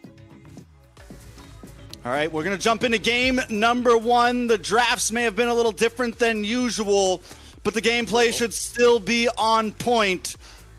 This is Vendetta up against the Nighthorde in just a second because we're jumping into a pause. A pause has come through, of course, ladies and gentlemen, and I think with that Benedetta in the wrong position, I think even the referees and the observers are asking, are you sure this is what you want to play? I mean, yeah, we've seen it before, but what, back in M3, M4? Correct me if I'm wrong, it's a really, really long time ago when Benedetta really came out. It was kind of OP in the jungle, then all of a sudden people start playing it on the tank build, and they're like, you know what, why don't we just put Benedetta in the roam? You get the split going, come mid to late game, get the map in your favor. Let's look at positives. Let's look at positive tricks. I think they got wave clear. They have straight access to the back line, right? They definitely have the tankiness with the Fredrin. But one good thing I definitely want to see from the side of the Nighthorde, use the Fury of the Phoenix to start the fight. You go back with the Throne of Ruin and the Electo Final Blow. It's all about the wombo combos, but one good AOG from Vendetta is gonna create massive problems for the Nighthorde. A lot of things. One big Valkyrie Descent, one big AOG, just so many possibilities on the side. And then even if that doesn't work out, you still have the carry as your backup plan, right? You still have the carry that can eventually shred down onto this Fredrin. You have answers to Myth Bomby. Like, it's definitely it's looking dangerous for the Nighthorde in game number 1 here. Very dangerous indeed. 1 minute now for the turtle to spawn up. Merlin has to come through, help out the clear, and you can see, oh, this Valier. I'm not sure how this Valier is going to work out. The eye for an eye from Merlin is going to really create problems for Churobami, especially Vendetta. If they're not able to get control of this river, which I don't think they will, because Merlin has been so quick with the wave clear. And look at the presence of Merlin on the map. He's just dashing around, scouting these bushes, making sure the Suyo doesn't get too ahead, and making sure Kisler has a free time in the laning phase. Yeah, I mean, if there's a roamer that I think can pull this off, after seeing Merlin on the export yesterday, seems like this might be his MO, right? I mean, he's like the Beloyski of NA. You know, he can pull off some really crazy off-brand roam picks. We'll see exactly if he's able to pull it off. If they win this game and Merlin gets some crazy plays, I'm losing my freaking mind over here. I mean, it could be possible. The damage roam is real. Not many people can really pull it off. You can be a great set tank like Ashley herself, or you can be a pick-off player, but to be one that can dish out damage in the roam position, that takes some different level of skill, if you ask me. But here, Valkyrie Descent already going in. Merciless dishing out the damage. Taunt coming in from Shiro. The Turtle's going to be locked in by Tarzan. Merciless going down. Here's the Fury of the Phoenix we spoke about. First blood in the hands of Tarzan. Shiro goes down. Merciless on the chase. Yeah, Shiro goes down. Merlin brought down to about half health. Vendetta just completely control the pit at that point. Sending Merlin back to base, getting the kill onto the jungler this early on, and Vendetta's going to quickly take advantage of that. Down in the bot lane, Kisler does get a little bit of gold plating here. Melon rotated up to help out with that fight, and it helps Kisler out a little bit, but he's still a half a level behind. One full level, I mean half a level indeed. Hey, we get to see some player cams. That's nice. We got an extra POV for ourselves. But the Night Horde this time needs to find a little more advantage across the map. Otherwise, this Benedetta in the roam position might... can it really be rendered useless, though? Because you still get the split going come mid to late game, right? I guess, yeah, you get the split. I mean, don't get me wrong, you have the... we've seen things like this, especially back when Fredrin was even more popular. You can go for more damaging or utility-ish roams because you already have this tanky guy, and you add that up with an Alice as well. They still have a front line. They didn't sacrifice that much. They have some set potential. Luckily, they make up for the lack of like big tank set potential with the Fury of the Phoenix paired up with the Ruin. We've seen that combo work amazingly yesterday. So like, there's still possibilities for the Night Horde here, and Vendetta did make things a little interesting with the Valier pick. I think that could end up being a weak point if it doesn't work out. That is true. That Valier, again, I'm dicey. I don't really like the Valier. Oh, wait, goes and gets a taunt already thanks to the Unbreakable. Revitalize already popped in. Melon going to be taken down. Oh, Fury Phoenix popped as well. Merlin going in. He gets the Petrify with the Electro Final Blow. Finally gets the kill. He was just dashing around Myth Bomby. AOG out of there. Kisler also getting a lot of free shots there, just chasing down the Clintons. Not looking horrible. RR, though, taking a lot of damage. Merciless able to lock on. More damage lands on a Merlin as well. He's forced to back off. And Shiro's just nowhere to be found. He's forced away from the pit. Tarzan may be able to force this. Shiro trying to make his way in. Still loses it. Appraiser's Wrath comes late, and Tarzan able to take it. Colleen gets a couple shots off of Shiro. Does finally go down. Colleen now on the run. Myth Bomby's not going to chase. Not necessary. They don't have to. Got the job done. Got the objective. A couple of kills on the board. Vendetta finally able to get ahead. Now you can see the items, the Sky Pierce. This is becoming a trend, Trex, on Suyo. Get the socks, get the Fury Hammer, go straight for the Sky Piercer, and then finish your boots. Yeah, first item, Sky Piercer, and it's been paying off. And for Tarzan right now, I didn't see exactly when he locked it on, if he got it in before the first kill, or probably the second kill, because he got that first kill pretty early on, I feel like. But yeah, so he's already got a stack in, most likely. He's already on the right path, and even though Night Horde's been able to put up a fight, Vendetta's holding a good lead right now. Yeah, they are holding a good lead, and RR even locked in that Chassis Pauldron early. So yes, you're slowing down Melon as much as you can. The same thing with the Freya, prioritized items, so Night Horde definitely know what they're doing, and they understand to different levels. Merlin gets the Blade of the Heptases in the wrong position. Oh wait, walks into mid-bomby. Oh, able to just get away with the eye for an eye. VTA not able to completely connect there. The VTA, but this is the pace that VTA kind of wants. They're not really forcing fights. Most of the fights are getting forced by Night Horde. They're looking for objectives. They're looking for map control, and this is something that I appreciated from this team yesterday. Yeah, definitely. Night Horde, they know how to hang. And I really like the idea of the draft to They have the peel, they have the front line, they have the split, and a lot of mobility around the map. Yes, apart from the Fredgen, but you have this Benedetta to really get that control in the river. What about 10 seconds to the turtle? You need this Alice to pop off. That's when you know Nightheart will go all in. Meanwhile, Vendetta needs to find a way to get this Valier back online. What, it takes about 2.5 items? So 2 items for Valier, and then you go full tank, right? Ooh. Merlin whiffs on the Electo. The skin looks nice, but that Electo final blow looked a little off. Up in the top side, though, VTA going to be able to secure another turtle, putting them at almost a 2K gold lead. Down in the mid side, Trobami and Mythbommy kind of just keeping eyes on the Nighthorde. Yeah, the Bommy brothers trying the best that they can. Hey, man, the Bommy brothers. That's what they are at this point. That mid duo, that connection that they got going on. Bam Bam.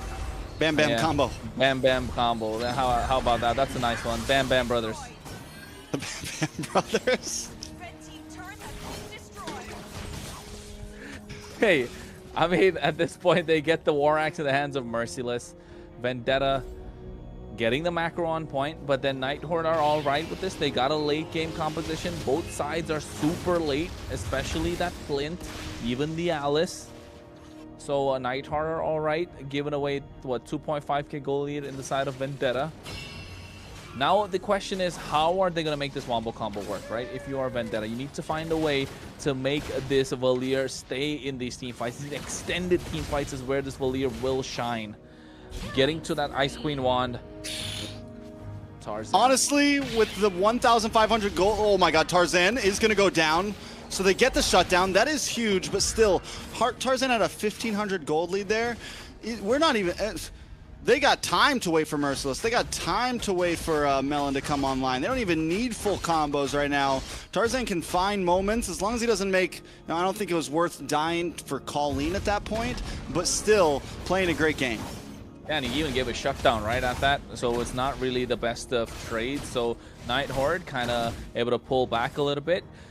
But I really want to take a look at the items that Kistler's got right now. How far ahead is he? Has he got the Sky Piercer? Did he go for the Endless Battle, Berserker's Fury? What's the idea? Did he go for a BOD? Because that will take a lot of time to get online. But if it does, you know, with the high ground that this Clint has, it's going to be a massive problem for them to deal with with the dive that Vendetta have coming in. So the Bam Bam Bros need to find a way to make that AOG and that Searing Torrent work. There's so many references I want to say right now, but I'm going to keep it chill on day 2. We'll get back to those later. Vendetta taking control of the pit, and there, you know, one thing that this Valier does do is because of the pushback, because of the disengage capabilities, it really lets Vendetta take fights on their own terms. But a little bit of action down in the Lord Pit. Shiro able to steal it. And a lot of damage lands onto Tarzan. RR able to get the kill as Merciless with the Valkyrie sent into the backside, trying to lock onto Caroline and able to get the kill now under the tower, looking for Kistler, but it's not enough. Can't close the distance. Kistler locks down. Mythbommy now just looking to get it, but can't do it. Merlin picking up the kill. 3 down on the side of Vendetta plus a Lord over to Nighthorde. Yeah, over to Nighthorde indeed. RR is going to be 1 kill that they pull back on the side of VTA. Lord already marching down the bot side. Kistler going in. A lot of damage can be done onto Churobami. Ooh, using the ultimate just to make it out of harm's way. Now they walk in down the mid lane. This is where Nighthorde wants to be. Electofile Bro chasing down Churo, and they get him. 4-0-2 on Merlin. It was a slow burn. It's been a slow burn, but that Vendetta's starting to look good. Just picked up a Malefic gun. Okay, I see you, Merlin. First it was Export yesterday. Today we get the pocket pick of the Benedetta. Mid tower does go down, and Lord still marching down the boss side. Nighthordes are going to translate this to another tower up top. Tier 2s and Tier 3s falling all over the place. Nighthorde got this Kistler online, man. The Clint is online. So is Merlin. I mean, yes, Merlin 4-0-2, but Kistler's build, he's going to go to a BOD at the moment. He got the Malefic gun, so definitely has that extended range. Berserker's Fury, Endless Battle. He's going to start piercing through Mythbommy like he didn't even know. He's going to shred through instantly.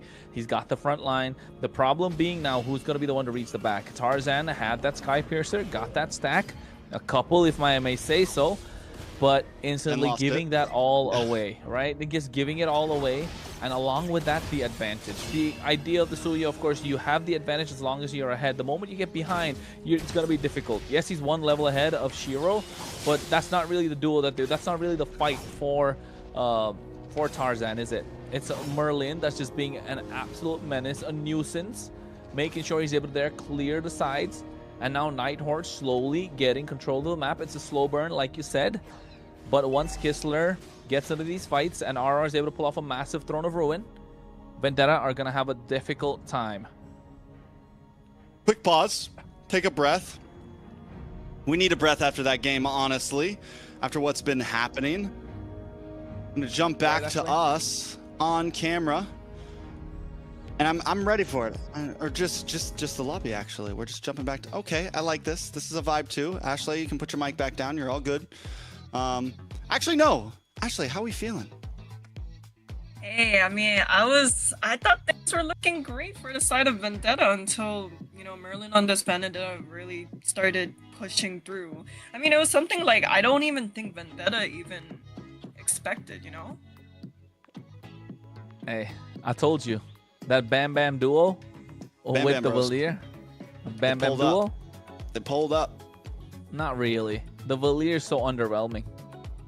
Yeah, that's what okay, that's what you think, but honestly, if you take out the Benedetta, I would have thought that this was a great pick against the Fredrin and against the Atlas, but I don't know. I feel like the Benedetta is really like throwing off.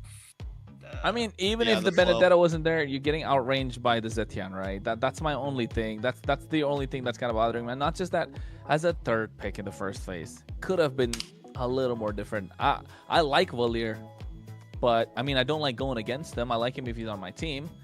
But as a third pick, you really show your cards so early with the Valier, with the carry, with the Freya. So, of course, you're really giving all the leeway to Nighthorde to play around with their draft. And they played around with their food. They got a Vendetta in their own position going crazy, 4-0-2. Yeah, I think in the defense of Vendetta, though, we do have to admit, like, there's still a Freya on the field. And we've seen how quickly a Frey can turn a fight into their own hands. Melon is also on a slow burn right now. When it does come online, as long as they can create space for Melon, the damage can be there. They just have to figure out what to do about Merlin. And then they have to find a way to get to Kistler, because with Shiro and RR holding down the front line, Kistler's just hanging out, getting free shots, landing those passives every single time. Yeah, and I think even with the items that he's got, yeah, he's going to a BOD, all right. He's almost there. He's got a Legion Sword, building the next one. It's going to take some time, but we're 12 minutes into the game. It's not going to be that long. And same thing, Shiro going to go for a Guardian's Helmet. So a lot more HP being added. RR getting that early Chastis Cauldron, really slowing down the pace that Vendetta can go with, especially on Merciless, this Freya. Same thing with Melon. So yes, they do have the options and they can definitely hit hard and hit fast. But this Chastis Cauldron coming in early, you don't get to see that as a first item quite often. That's the main thing. But here, this Lord Pit, they want to contest Trex. Yeah, can they do it? Shiro gonna be the first one. No eyes on Tarzan right now. With the beautiful vision because of these bushes of Merlin, finally going to get vision on him. Look at the damage onto Tarzan. Kistler able to get it. Tarzan forced to back off. RR brought low. MLBB trying to find an angle in. Merciless now trying to back off. One more shot, and RR does go down. Churro able to pick it up, but Kistler snipes his head off. Back in the mid, Nighthorde don't need to force a fight. They got the Lord. It's a 1-for-1 EXP for Churro. Hey, the quickest draw down south. Kistler went instant. That was half HP taken away in the blink of an eye. My goodness. Churro couldn't see the light of day. He had the Searing Torrent used. But then again, now going to go for a with Divine Glaive, so a lot of damage is online. And I think now you want to start building a little more tankier to be able to sustain in these fights. Lord marching down the top side. Nighthorde firmly in control. 1K goal lead on their side. They got to maximize this Lord. All right, another tower goes down for the Nighthorde. They're not going to be able to, I mean, they should be able to maybe get this tier 2. Lord did get shredded down. That's good for Vendetta. Can they try to defend this? VTA should be able to clear the waves. But in comes the Alistar, decides not to fully commit. A nice Fear of the Phoenix to get the stuns, but still Nighthorde unable to fully get a push out of it. They do bring Vendetta down to a tier 2 in the mid and inhibitors, but nothing crazy to break through yet.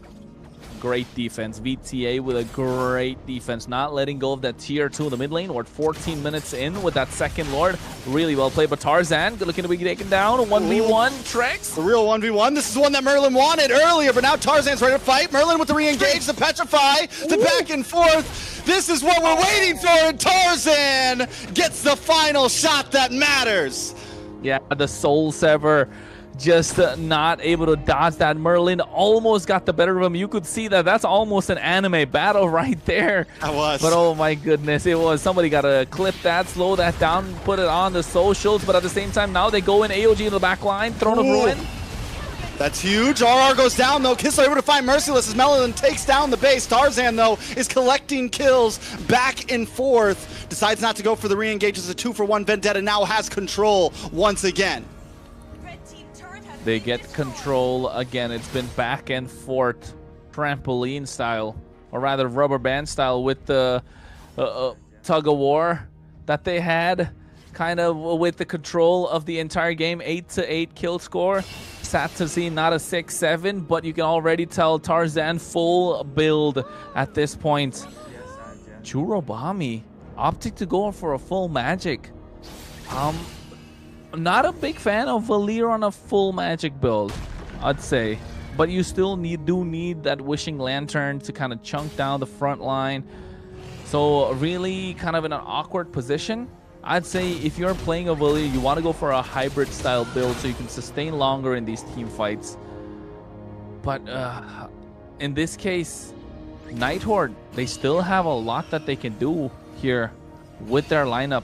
Merlin, I don't think he's going to shy away from 1v1 again. No, he wants the revenge. I want the revenge. I need match 2 Rumble in the jungle. You know what I'm saying? We saw one, yeah. Tarzan came out on top there. I want to see it happen. I could just watch a 1v1 with them like this for the rest of the night, honestly. It's exciting. It's provocative. You know what I'm saying? All right, down to the Lord now. Up at the top side. Merlin. He's going to be holding that split lane, and that's what you said, right? You said he can kind of go for the side lanes with this hero. Once it comes down to late game, this is where even more, maybe you're not as an aggressor anymore. It's a little harder to get the kills, but you can still have tons of map control. And now here comes the Petrify into the backside. Look at the damage on a Churobami. He's gone, and Kissler tries to make the advance as well. Down to the boss side, though, the 1v1. Tarzan is able to pick up Merlin once again. Lord low. Shiro's close. Still no retry from Tarzan. Can he sneak in for it? No, Shiro still takes it out of his hands. Shiro now locking on to the next target. Mythbommy brought down. Kissler finds the last hit. Tarzan looking for the re-engagement, decides to back off. It's a 3v4, and Vendetta do not want this. VTA kissing the boots of Kissler at this point. He's got all the damage in the world. 4-0-4.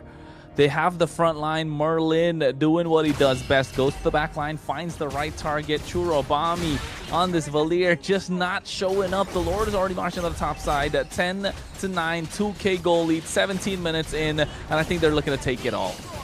The damage from Kissler is stacking up right now. Tarzan, oh, wait, the response shut down from Churobami! Just enough damage to Tarzan, and they're able to secure it, and that's going to push Nighthorde away and help them shred down this Lord to safety. Oh, stretching the game a couple more minutes. You got to wait for the next Lord. Now, if you're Nighthorde, you'll be kicking yourself. You had all the advantage in the world, overestimated the range, and underestimated the damage that's coming in from Tarzan. And look at that build from Churobami, man. That's a scary Valir at this point. If he's able to free hit, if he's able to get those skills landing on point, it is going to hurt, slow them down even more. But Mythbommy going to pop at the passive Colleen. Ooh, big AOG able to lock on to 2. Tarzan into the backside, looking for the Sever. Now watch for Merlin. Gets the Petrify into 2. Merlin does it again. He sets it up, and Churobami falls along with Melon. Tarzan able to find Merlin, but it might not be enough. Mythbommy's going to be the next target. Kissler gets the kill. 3 members down on the side of Vendetta. It is back and forth like we said. The rumble in the jungle is here.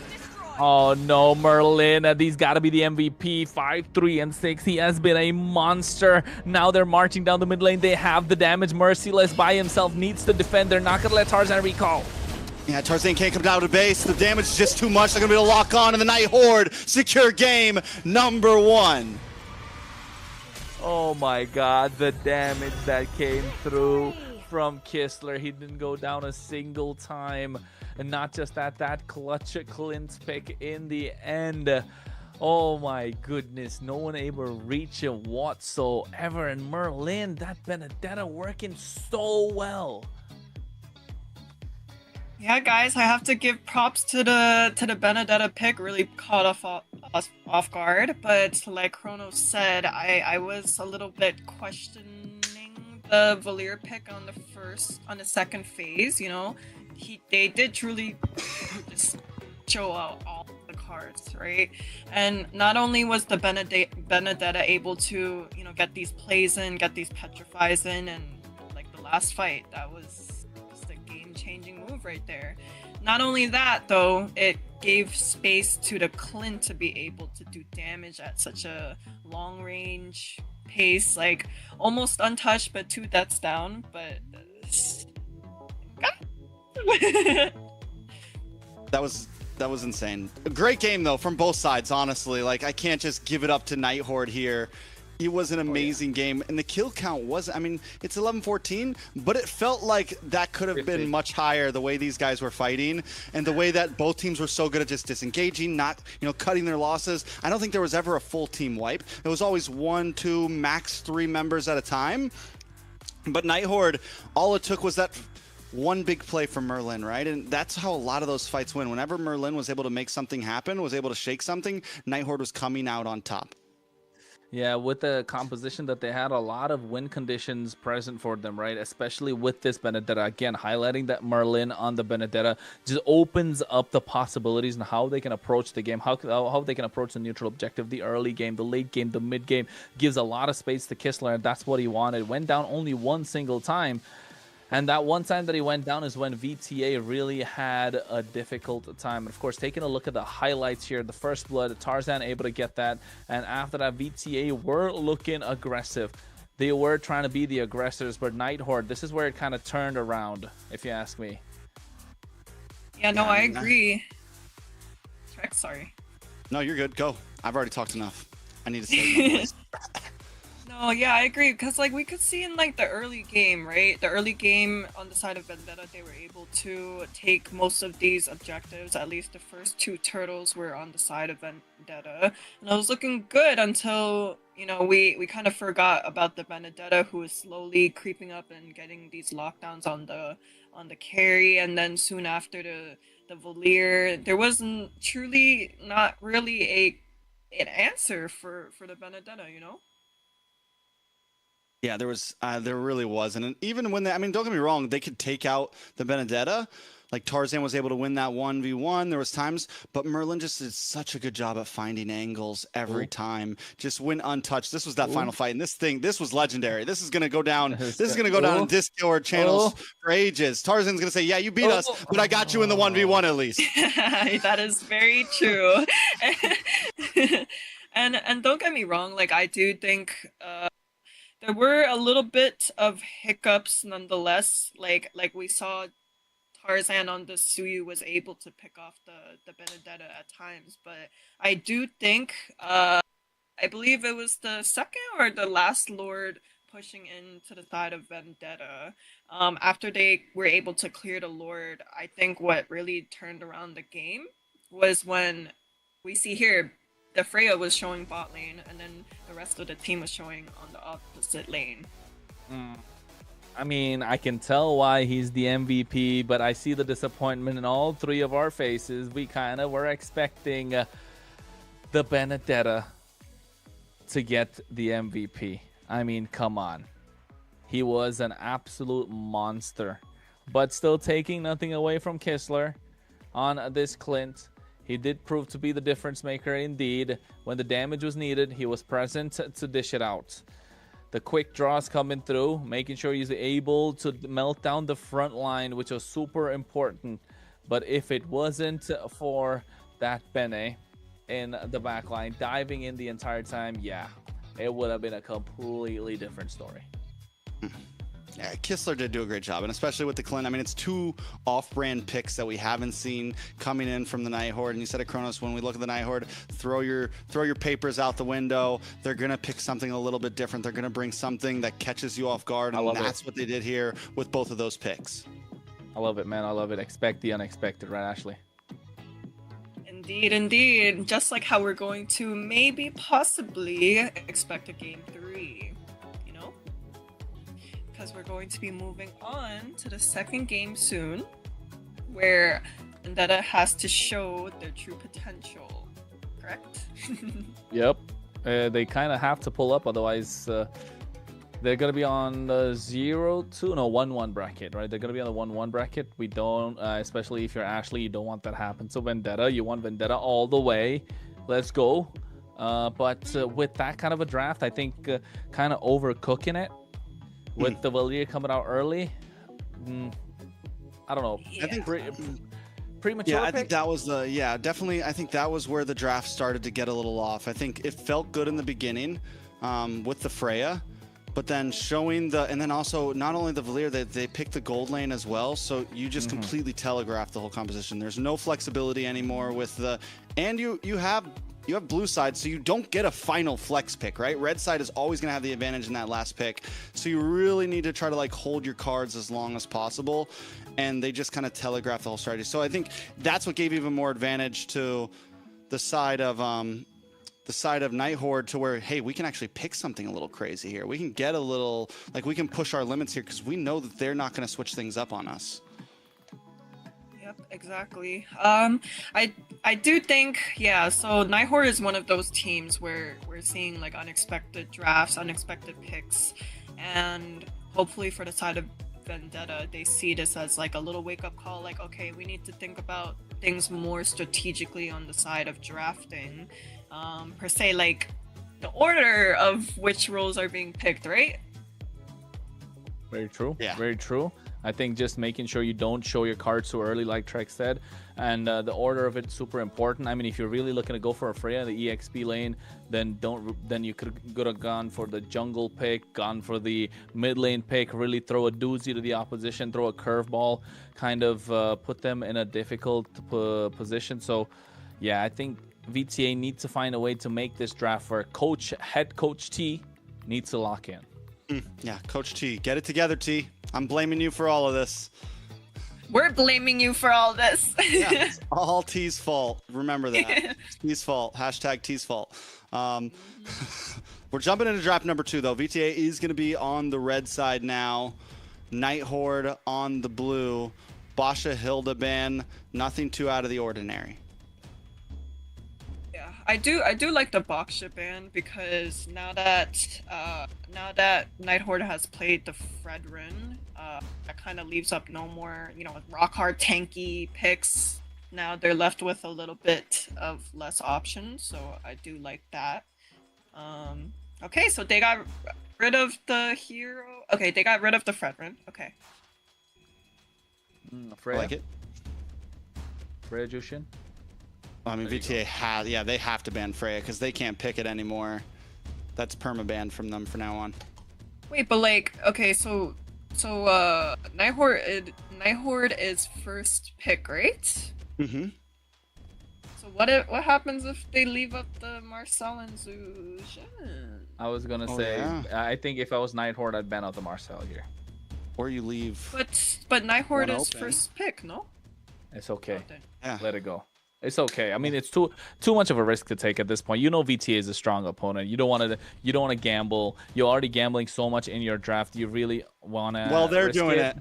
So now Vendetta's on the gun of, do we ban one of them, or you have to go for the trade, right? You leave Marcel and Jushin open, so that like at least we get one of them and another pick along with it on red side.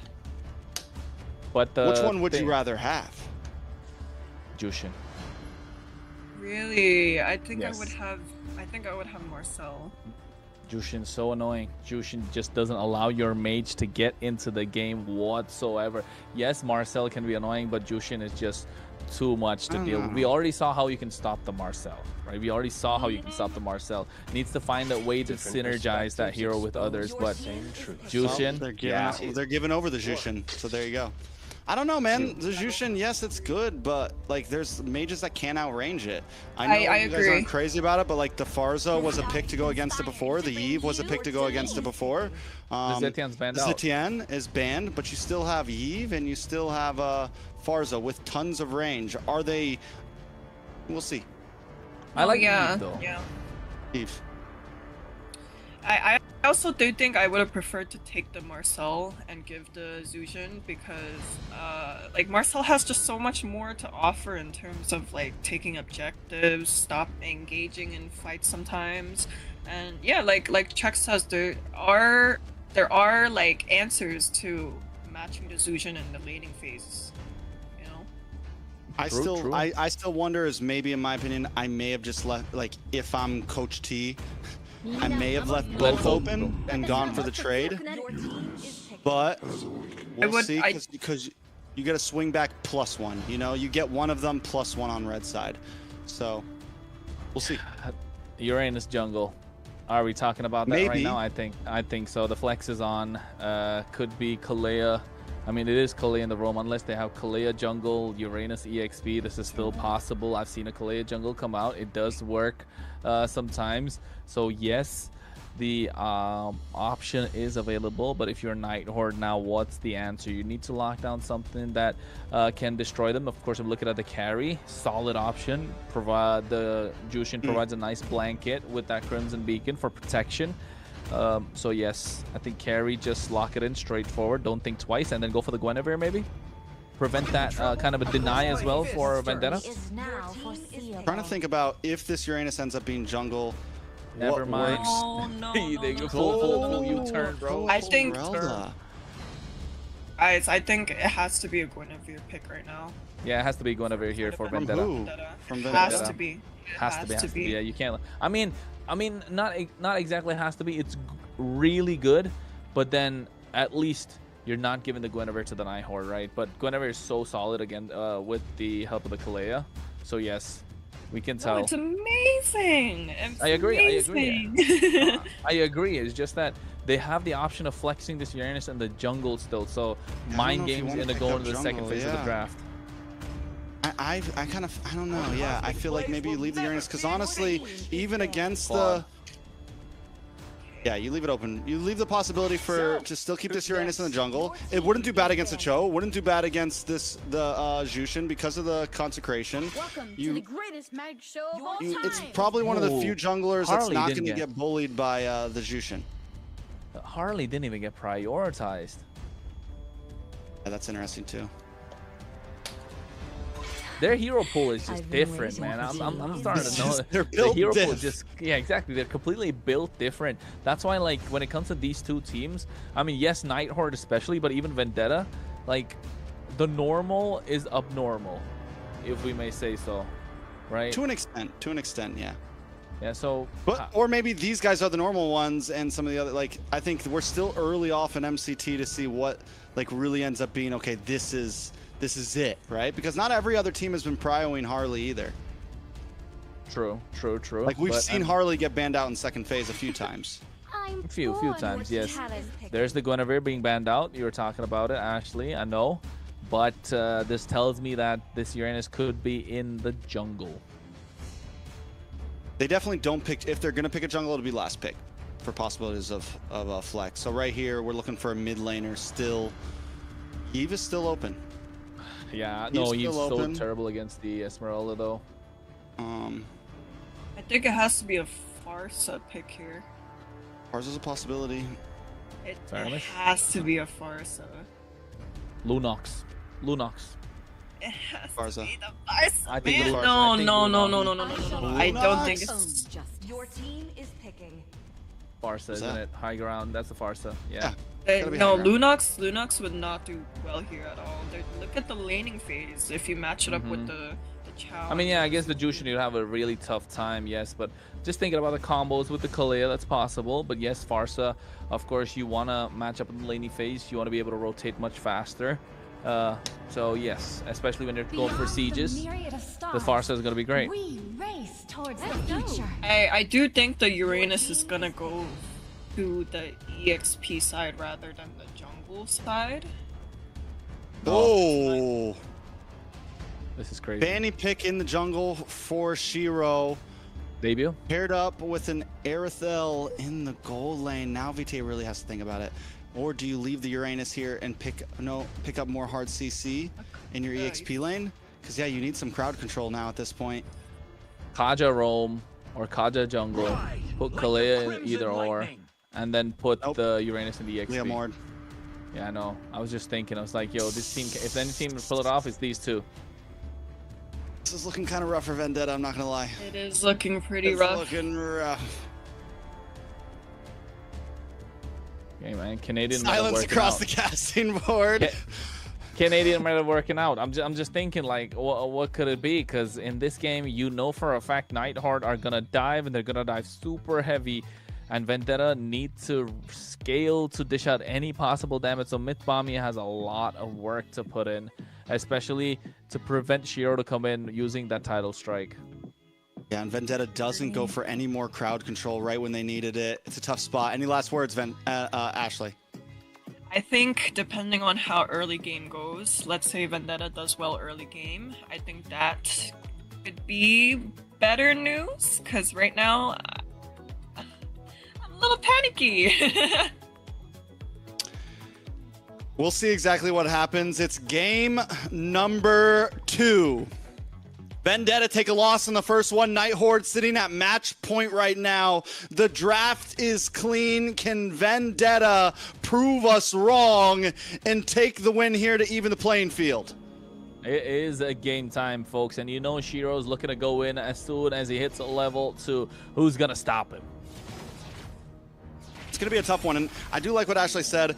There's always a possibility with the Leomord to try to get a nice early game scale, try to get some rotations. The problem is Shiro's in the same exact boat. You see this Fanny pop off. You see this already. We're seeing some quick movements from the side of the Nighthorde. Same thing with the Jushin. Nice Chikondo into the backside, able to get a nice knock up on a Shirobami. Shiro now looking for a target, flying in and out as Colleen holds the backfire. We're already seeing some aggression from the side of the Nighthorde. Can Vendetta keep up? That's the big question. I think already on the back foot. You look at Merlin just going into the enemy jungle and not letting Tarzan breathe whatsoever. Yeah, Merlin is fearless right now. He's the problem child, man. Merlin the problem child for sure. With the types of heroes he picks, with the way he plays, he's just constantly catching you off guard. And the variety that we've seen from him, from aggressiveness to just tank roamers to X-Borg roamers, the guy's been all over the place. And you match that up with the rest of the composition, who also just, the hero pool around the map, Nighthorde looks good. They look super solid, you're right. Nighthorde able to control the river, control the map, put Vendetta in a tough spot. Turtle's already up, and Vendetta can't really even get close to it. Tarzan is forced to use the steed, if anything. Getting it started, but look at Shiro. Already looking, I mean, they're being patient with it though. Nighthorde's not trying to over push it. Merlin's keeping vision, still no level 4 on a Merlin yet.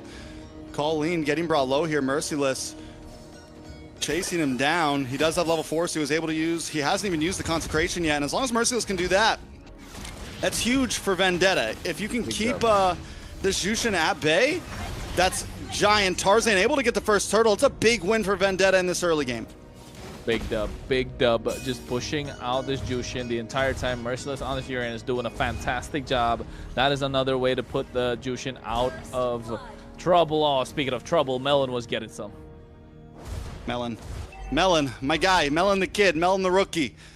Taken out by a Fanny in the first quarter. We're 3 minutes in. That's not what we want to see. Not only that, we get some nice gold plating over to Kistler, which it's just a gold lane experience. You just hang out up there as an ethereal, you wait for your time to shine. Well, at this moment, what can the Vendetta really do? Slow the pace of the game down or keep it up? Because definitely Nighthorde want to pick up the pace of the game. You can see already Shiro doesn't have the damage, but he needs to pick these fights. Oh my god. Merciless. Absolutely showing no mercy. Okay, so what happens from here? You said it. I mean, Vendetta, I don't know if you exactly want to slow the pace. Both teams want to try to find a snowball here, I feel like, a little bit. With Melon, though, and the Farza, yeah, you're waiting for like 6-7 minutes. Tarzan was able to get that turtle. Shiro, you know, you think that Afani's like all early game, but also has a decent mid to late game. Both teams are working at a similar pace. It's kind of like who's going to make the mess up first. Yeah, or who's gonna be the first one to start the initiation. Kistler, though, again, unconventional with their picks, the Nighthorde, right? That Irithel, last time I saw an Irithel was, what, forever ago? Couple of seasons, maybe? More than a year? It's like the Wan was popular, honestly. Yeah. That's when it was like a big pick. But now, Way of the Dragon. Nice Way of the Dragon. On a Myth Bomby. Feathered Airstrike does come down. Big Tsunami Slam, though, in response. Tro Bomby trying to get a couple more shots as Merlin flickers to the backside, able to get a kill on a Myth Bomby. RR looking to zone down on a Merciless and Tarzan. Tarzan just wants to get away. Merciless finds Merlin. It's a 1-for-1 trade. In comes Kistler, nice damage on Tarzan. Tarzan pulled back and taken out by Colleen as Merciless jumps into the backside. He doesn't have the consecration, so he could be in a dangerous spot here. Falling Star Moon does fall on to Churobami. The fight continues as Merciless zones away 2 members, and Churobami gets to safety under the tower. Merciless doesn't want to give it up yet. Still doesn't have the consecration. Gonna get knocked up. Gets hit by the Way of the Dragon. Brought back to the base, but it's just too much damage. Merciless not gonna be able to get away from this one. Yeah, it's not looking good for Vendetta. Nighthorde bringing the fight to them. Shiro didn't even get the purple, went for an invade, got the kill on the Churobami. Merciless bought so much time, but still, Nighthorde firmly in control of the map, control of the turtle pit, and they know how to take this game to Vendetta. Vendetta want to slow the pace of the game down. They want to pick it up. They're just not able to play their game. Yeah, Nighthorde gave over the first turtle. Now they take the second. And like you said, at this point, they found their moment. They found their spike, and they are in control. Look at Kistler, going to swap down to this bottom lane. Going to be able to make rotations a bit more. Kistler's getting more involved in these fights, and that's going to be huge for Nighthorde. And we'll see how Vendetta has to approach this from now that the tides have changed a little. Yeah, I think at this point you're looking to poke down the opposition, use Churobami's high ground, and then let Tarzan come and do the job. But Merlin, the problem child, you called it. Way of the Dragon, Myth Bomby in a difficult position. Tarzan does bring out Barbiel, though, the Phantom Steed, and that could be a bad spot for Merlin. Finally getting the kill on Merlin, which is huge. 2 now onto him. Nighthorde forced to back off as Vendetta tries to get space in the river. Yeah, and I think Vendetta slowly needs to find a way to get this done, right? You take off Merlin. Merlin getting a little overzealous there with the Way of the Dragon. Not able to find the right target. Myth Bomby, Merciless, gonna get tankier as we get further into the game. The heals are gonna start to show, and Nighthorde needs to find answers.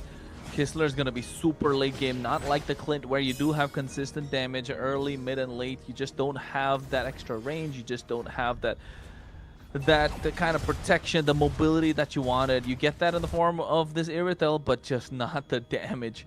2 assists yet. Yes, but I want to take a look at the items when we do. Otherwise, it's going to be difficult. Nighthorde needs to find a way to close the gap.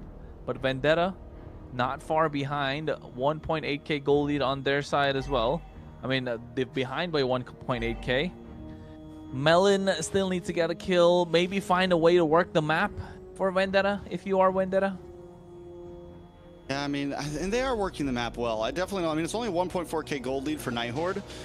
We've seen the possibilities. Tarzan's taken a death, but it's not the end. And Churobami and Melon are really going to end up being the big damage dealers here. So Merciless also doing a good job at zoning. He's only died once, but we saw how long he lasted. So the possibilities are there for Vendetta. Turtle brought down low. Shiro not there. This is going to be a turtle over to the hands of Vendetta as the Feathered Airstrike creates space, and Merciless continues to stay on Colleen.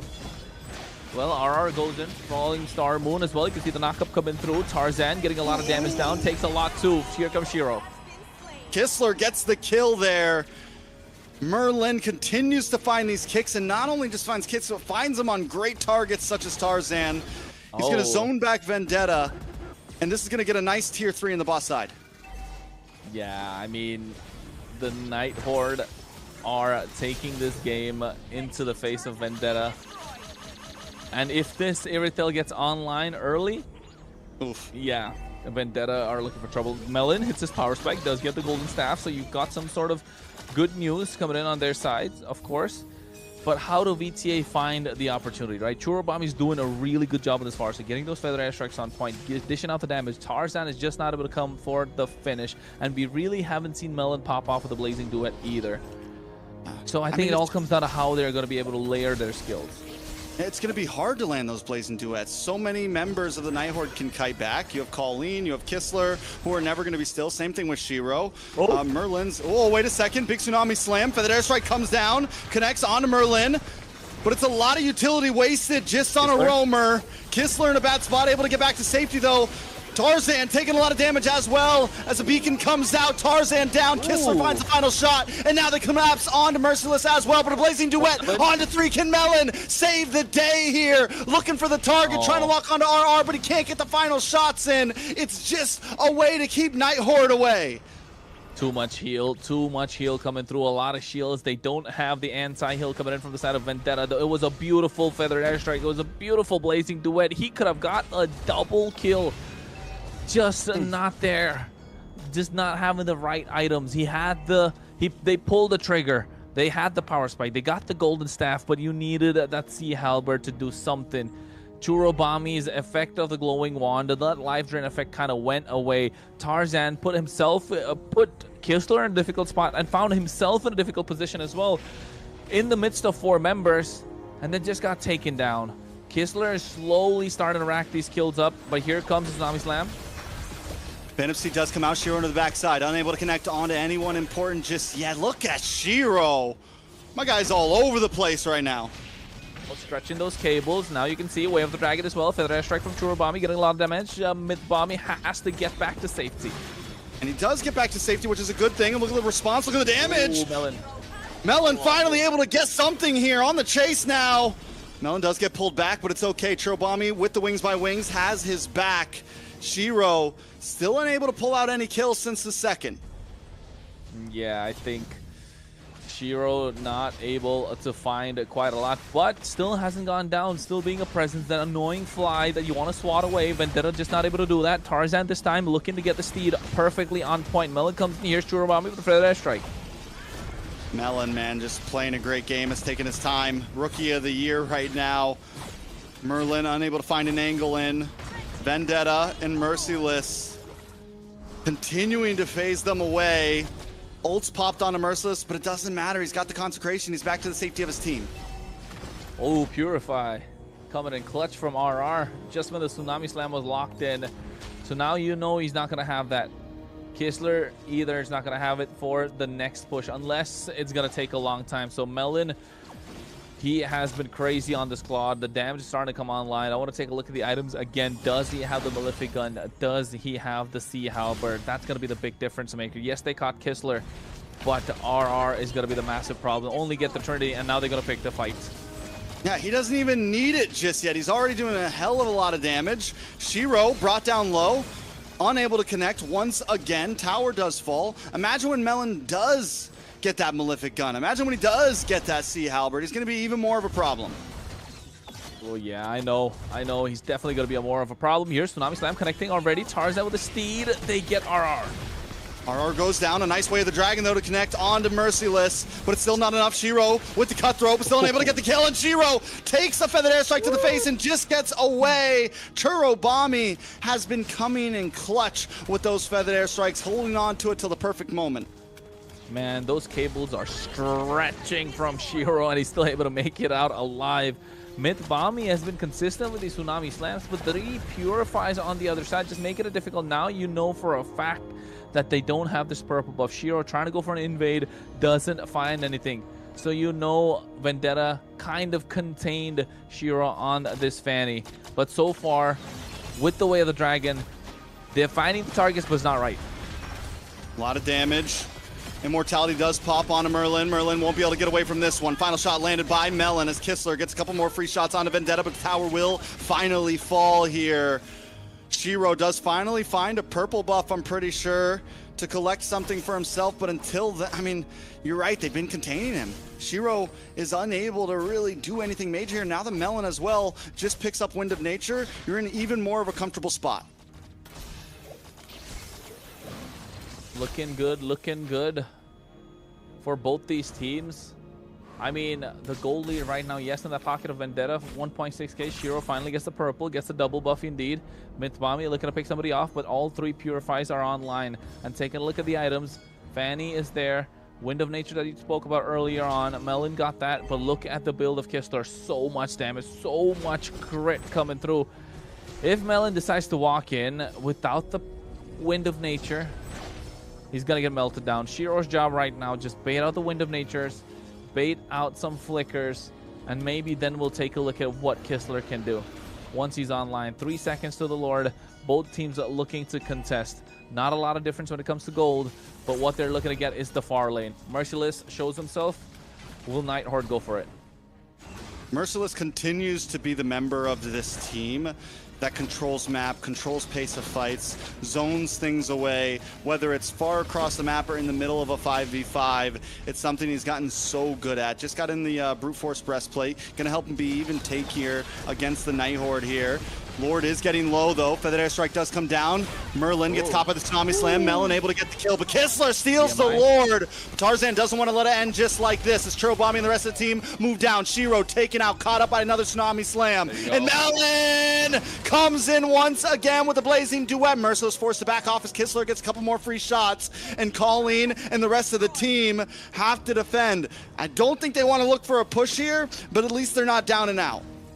I mean, Melon didn't really have to do that Blazing Duet play, right? But he did. It felt like he wanted to.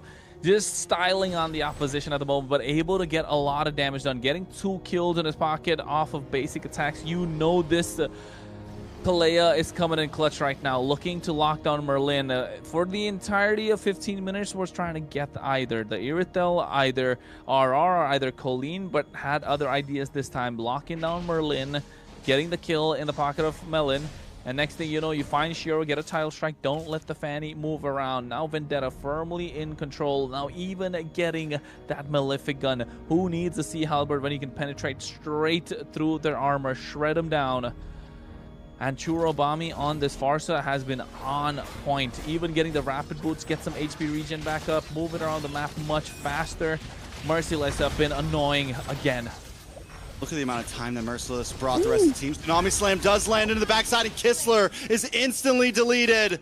Feathered Airstrike comes down, and now Tarzan is looking onto RR and Shiro. Shiro taken out! Right out of the cables, right out of the air. Vendetta looking for a tower now. Yeah, not just the tower. I think they're probably going to get the inhibitor. Look at Melon locking it down. Not able to get that. Minions already cleared out. 80 seconds to the Lord. Merciless. Shadow MVP of the team. Here comes the Steed. A Feather Airstrike to zone them away. They're able to get the siege on the top side. And they're going to be able to break through. Another wave coming down the mid. They should be able to take this with ease. With only 3 members standing on the side of Nighthorde, Vendetta might just try to even the playing field here. Colleen trying to zone them away along with RR, and Vendetta's going to play it safe and get out of base. Yeah, they got a lot more than what they came for. Vendetta able to find openings, able to find the resources that they need to take away these towers. Mythbomby, what a legend. Going in at the right time. The Bam Bam brothers doing it all. Yeah, man, the Bam Bam bros, Bam Bam duo, all of whatever you want. They're pulling up all right and making sure Merlin is not allowed to breathe. Even in that fight, Kistler was the target. He had the counter of this Purify down. Probably, what, 20 seconds was left, and he knew it, pulled the trigger, got the right target, and now look at how they're going, creating a sandwich, not allowing Shiro and the rest of Nighthorde to breathe whatsoever. We'll see if they can keep it up at this pace. It's looking good. Shiro's become essentially useless almost. He hasn't been able to find a target. The one target's supposed to be Melon. Melon's practically invincible at this point with the Wind of Nature. And here comes a Feathered Airstrike down. Merlin unable to connect onto anyone. Lord does get reset. It's a nice reset too, but I think Vendetta definitely have priority. Merciless, who's gonna take down Merciless? Let's be honest, he's been there for a long time. I think 18 minutes in, yeah, like 18 minutes in, Kistler, he needs to have the damage. Only got what, the Malefic gun, but he needs to see Melon once again into the backside with the flicker, finds 2. This kid right here, all eyes on him right now. Another one goes down. RR on the run as Tarzan tracks him down. Melon wants to get another shot in. Mythbommy looking for the cutoff. They don't care about your base. They want blood. They want heroes. They want kills. Hey man, I don't know about Rookie of the Year. This guy is playing like a veteran at the moment. 6-1-5. Melon on this Claude. Merciless being as annoying, and you're right, they smell blood in the water. They want these kills. Not letting Nighthorde get away with anything. Getting the Steed out in on the bot side. Able to get the inhibitor. Now locking on the base crystal. This should be it. Feathered Airstrike does come down. Merlin wants to do something, but the minions are coming, and Vendetta is going to break through that base. And they tie things up 1-1. Vendetta find Vendetta, of course, making it 1-1. What a match, what a series. And I think we're going to go all the way, of course. You could see at the end of the first game, she was hiding her face, ladies. Now she's all smiles, so yeah. What did you have to say about that game, Ashley? It was absolutely crazy from Vendetta. Honestly, the only thing I wanted to say at first was melon. Guys, just melon. That was honestly all. That was honestly all I had to say, guys. But I guess all of the, the taunting from us kind of worked out yesterday, right, guys? Like, it kind of felt a little familiar to the first game when Merlin was taking the first 2 deaths on the side of the Nighthorde from overextending, and Vendetta was able to maintain their losses and give room to Melon on this Claude to farm and shine, right? And this, ladies and gentlemen, might be the gold standard. And guys, I do reaching in it. the Claude standard, who knows? But hey, is this our first Kalea win of MCT? This might be the first Kalea win. It was done very well, honestly. I gotta say, Mythbommy played amazing on the Kalea, was able to get the right targets. One of those last fights when he found Kistler, eesh, just every time locking on. Bam Bam duo. The Bam Bam duo. Bam Bam bros. There you go. I think the Bam Bam duo, that's what they are now.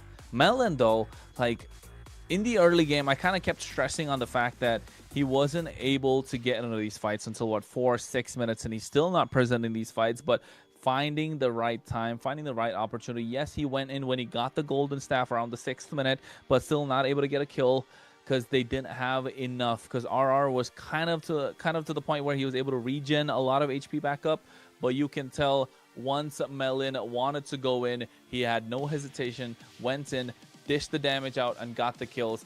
Tarzan wanted to be the executioner, but guess what? Melon took it for himself instead. Yeah, the Nighthorde actually simply did not even have an answer for Merciless's Uranus, right? Churro was able to ult almost freely on this Farsa, while Tarzan and Mercy made room for these two to really shine. And what I really believe in how this was even possible was the ability of these damage dealers to really, kite out all of the ults and skills and position really well. And the Nighthorde was, throwing out all their skills for these meatheads playing like, Vendetta was throwing out everything to really protect the president, which was Melon on this Claude. And President's Melon. Yep. I like it.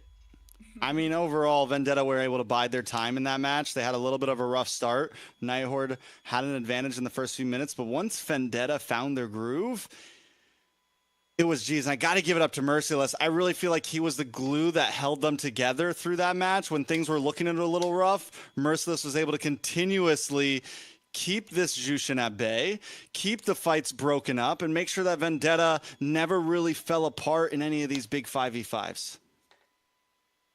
And I think, look at Melon now. Just the difference maker every single time. That last fight, rookie, nasty. Bro. No, don't undercut him like that. He's not no rookie. That's he a plays title. like a veteran. He's the rookie. He is the rookie. Now at this more. at this point in time, he deserves MVP. Melon the kid. There we go. At least he got it. Come on, Trex. You're living in the past a little bit, isn't he? Like right? Billy the Actually, Kid, you're still man. calling him a rookie. Come on, that's not right? fair. This is the Claude standard, ladies and The gentlemen. Claude. Okay, now that's standard. stretching it. Cronus is never happy, as you can tell. I know he's such a okay. Now it's your time to be a hater. This is a well-deserved MVP, but It was 100% well deserved. 615 KDA, 87.6k total damage, 719 gold per minute. Didn't need no Sea Halberd whatsoever. Fighter emblem going all the way in. BMI, Blazing Duet, Thief of the Night, getting all that damage. Bro's built different, hitting the gym, looking solid.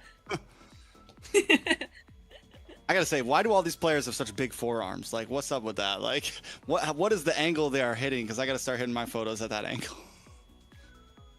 Just that, bro. See? That, bro. Just that. No, but see, your forearms don't look like Melon's forearms. Whatever. I've been working out, so yeah. Melon played an amazing game, though, and I'm honestly excited. No matter how this series goes, either way, Melon is becoming a star gold laner in North America. In the Americas, we're gonna say, because no, it's not just North America; it's the Americas. This guy's gonna be a problem to a lot of gold laners out there. yeah, and like we heard yesterday, from the side of Alpha 7, Nats on EXP said that Vendetta was one of the teams to really look out for, and this match right here, we were able to see why is that. Fair enough. Fair enough. We're seeing why. I mean, it's not see why exactly yet. They still got to win game number 3. Ashley, let's not. True. You don't put the cart in front of the That is horse. There's still another game. Yeah, I We do. saw- I like to talk my walk first. Talk my walk, not walk my talk. Do it the other way around. But then again, that's what happened in game number 2, right? Flip the script, taking it away from Nighthorde. Although Nighthorde really pulled off game number 1, my only question is, how deep is their bag of tricks, right? Once the tricks are all kind of shown, what is Nighthorde? Because in this game, they tried to do the same. Yes, Merlin was being annoying at the start with that Cho. But after a while, you're really kind of putting yourself in a predicament. Is Cho really that good right now in the current meta? Yes, you got away with the Jawhead. Yes, Jawhead's all right. It worked on the composition. You got away with the X-Borg because the opponent didn't see it coming. You got away with the Benedetta because you had the damage dealing in the back line. Now you're kind of like overcooking. You went a little too crazy. The Cho was good, but the Irithel just lacked the damage, right? So I think they can play around with the roam position a little bit more. Don't go crazy in the gold lane.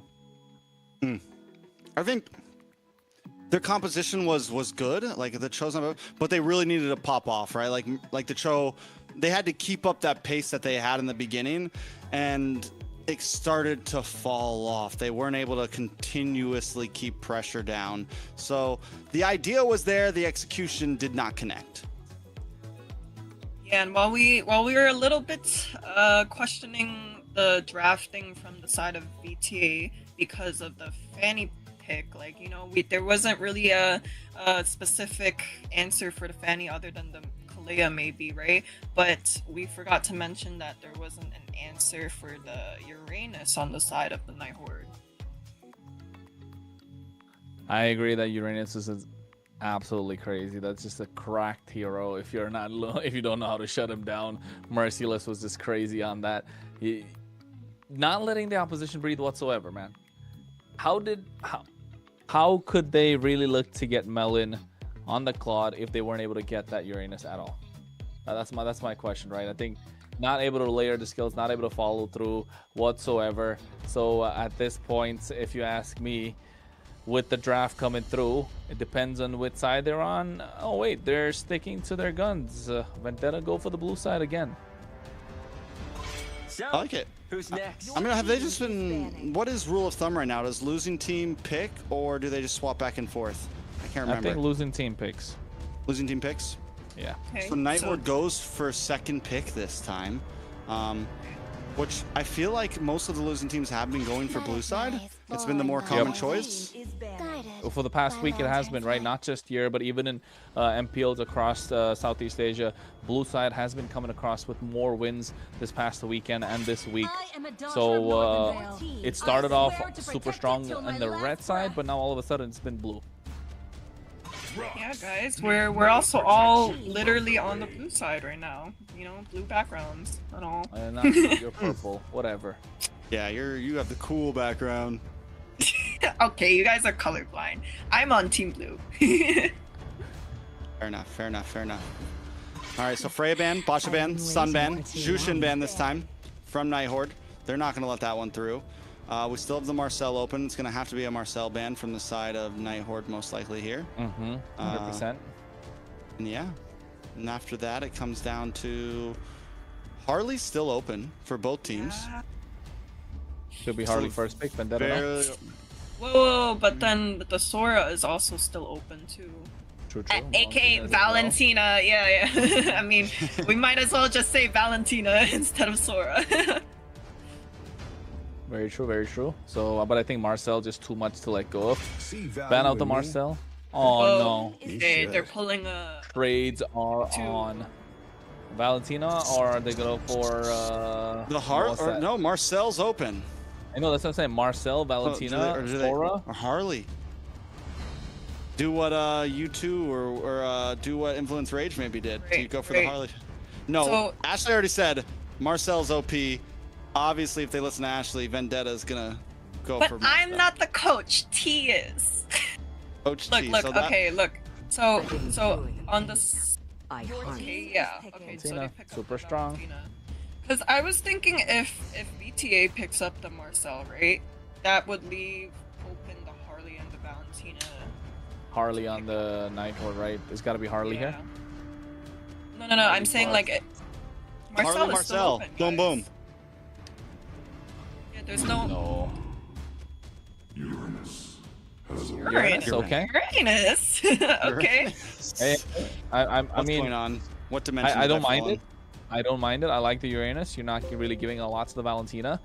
You don't want to pick the Sora. You don't want to pick the Marcel because you're still giving the golden hours They to still Valentina. can pick the Marcel. Yes, Blue. they can, but don't. the same Marcel. Never mind. They do go for it. 2, 1. I would have maybe preferred like a glue pick or some sort rather than picking up the Uranus straight away because... Well, they that do steal it from Merciless at least. They steal No, it from but VTA. it's Oh, they can't globally pick it. banned. Never mind. Yeah, it's globally banned. So I'm not sure why they picked up the Uranus straight away, but It's gonna be crazy if, like, in the game, all of a sudden, like, they pick a hero that's been picked before. Are they? just because they quite literally forgot. I mean, Yeah. So what happens things then? happen. We reset. I don't know if they're gonna reset. Oh, the Okay, so glue, they picked the up Harley, the Harley. Okay, they picked up and the glue. BTA looks super solid right now, but a heavy on magic. Night Horde, what are they gonna reply with? They need a jungler, not the Suyo. He's gonna have a terrible time. They can go. Maybe they can go for the Leomord here. Add some firepower. A little more sustained compared to. They can at least sustain the Harley to a certain extent, maybe. Yes, you're gonna have troubles against the glue and the Valentina, but at this point, just go for it. I mean, I think no matter what you're like, we already saw the Marcel. After seeing that first game, I'm not saying that was the best game for it, but it doesn't seem like it is the most unbeatable hero ever. And I think the Harley's already a great answer in terms of jungling. So I do feel good about VTA and what they have right now. Night Horde, though, not making quite the same mistakes that we saw from the last Marcel composition. They have this Uranus, and I think from here on, you have a decent mid. You just need to kind of, well, you have a decent play across the board with possible flexibility as well. You just need some crowd control now. I mean, even if you picked up something like Hylos or, you know, Hilda still on the field possibly, there's some possibilities around the board. Yeah, on the side of Night Horde, I do believe they're probably gonna do a Granger ban right after the Leslie ban. Possibly. Play the hero. Because, you know, the Granger does work well with and against the Marcel. But okay, they go for the Yuzong ban. Well, another jungler's got to go, right? I think they're really locking out the jungle pool here. That could be a problem for this Harley. 2 tanks off the table. 1, I made 3 possibly. I'm not sure. Maybe take out the mid laner. Maybe Zetian. Oh, Zetian's already picked up Valentina. Farsa. Never mind. Ooh, Shiro does have the Lancelot in his pocket. We've seen that before in the previous NACT, or when it was NACT before MCT started. So yes, that's a good ban. They've really dug deep to find that one. But I think a mid lane's got to be locked in here. Farsa? Yeah. I don't. You said no. ZTN is open for Nighthorde. No, it's not. It's not open. It was banned out. They played it in the first game. So maybe Eve instead of the Farsa, but then you're giving away so much to Valentina, right? That's the main thing. Yeah, that's what makes Valentina first pick such a reliable thing, right? Wait, no matter what you pick on mid lane. Oh, Lunox. Solid. Solid, yeah. Good. But again, we're dealing with something that we saw with the last composition of Marcel. We're still lacking crowd control. We're lacking kind of a way in. Don't get me wrong. I guess the Claude's not as the Claude has a way to jump in, right? I think, and this is literally the same. Like there was a Uranus, and we all said, okay, maybe they should like put Uranus in the jungle and pick up a big. I don't know. They call me a hero because I saved my nation from falling apart. Why is it gold lane, no? And then what else? Rome, Khalid. Khalid. Oh yeah. Looks Solid. good for Vendetta. VTA looks super solid. Ooh, Hayabusa. I like it. I like it. I don't know how I feel about it. Like it. I feel like this draft is very similar to what we saw last time with the Marcel. One bonus that this draft does have is it can jump past the Khalids, it can jump past the Glues. You have the Blazing Duet BMI, you have the Shadow, you have the Shadows, you have the big Ruby DD. Like you have possibilities in terms of dive, but they need to make sure that their comms are on point with Merlin on this Marcel. Yeah, right. You're right. I think comms got to be clean. If you're Nighthorde, Vendetta, a little more straightforward. They can look to pick off whoever they want. Ashley, any final thoughts before we go in? Well, you guys already know which team I'm rooting for. So far, I do think I'm more favorable towards the draft on Vendetta side, which I can proudly say I was not doing the past 2 games. But nonetheless, good luck, guys. All right, it's game number 3.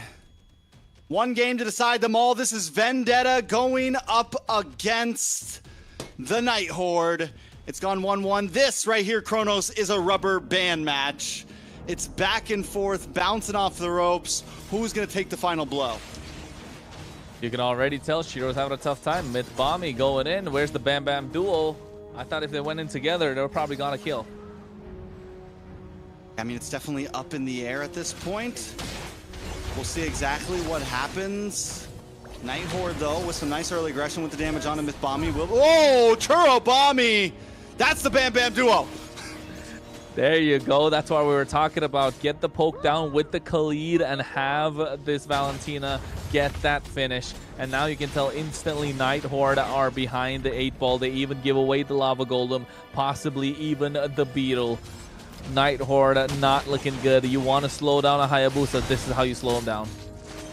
Most definitely, and at this point, with a nice early first blood, not only an early first blood, but one onto the mid lane of the Nighthorde. It's not like you just got the roam. It's not like you just got someone, that's supposed to be a big damage dealer for the team. It's going to put a nice wrench in things for the Nighthorde.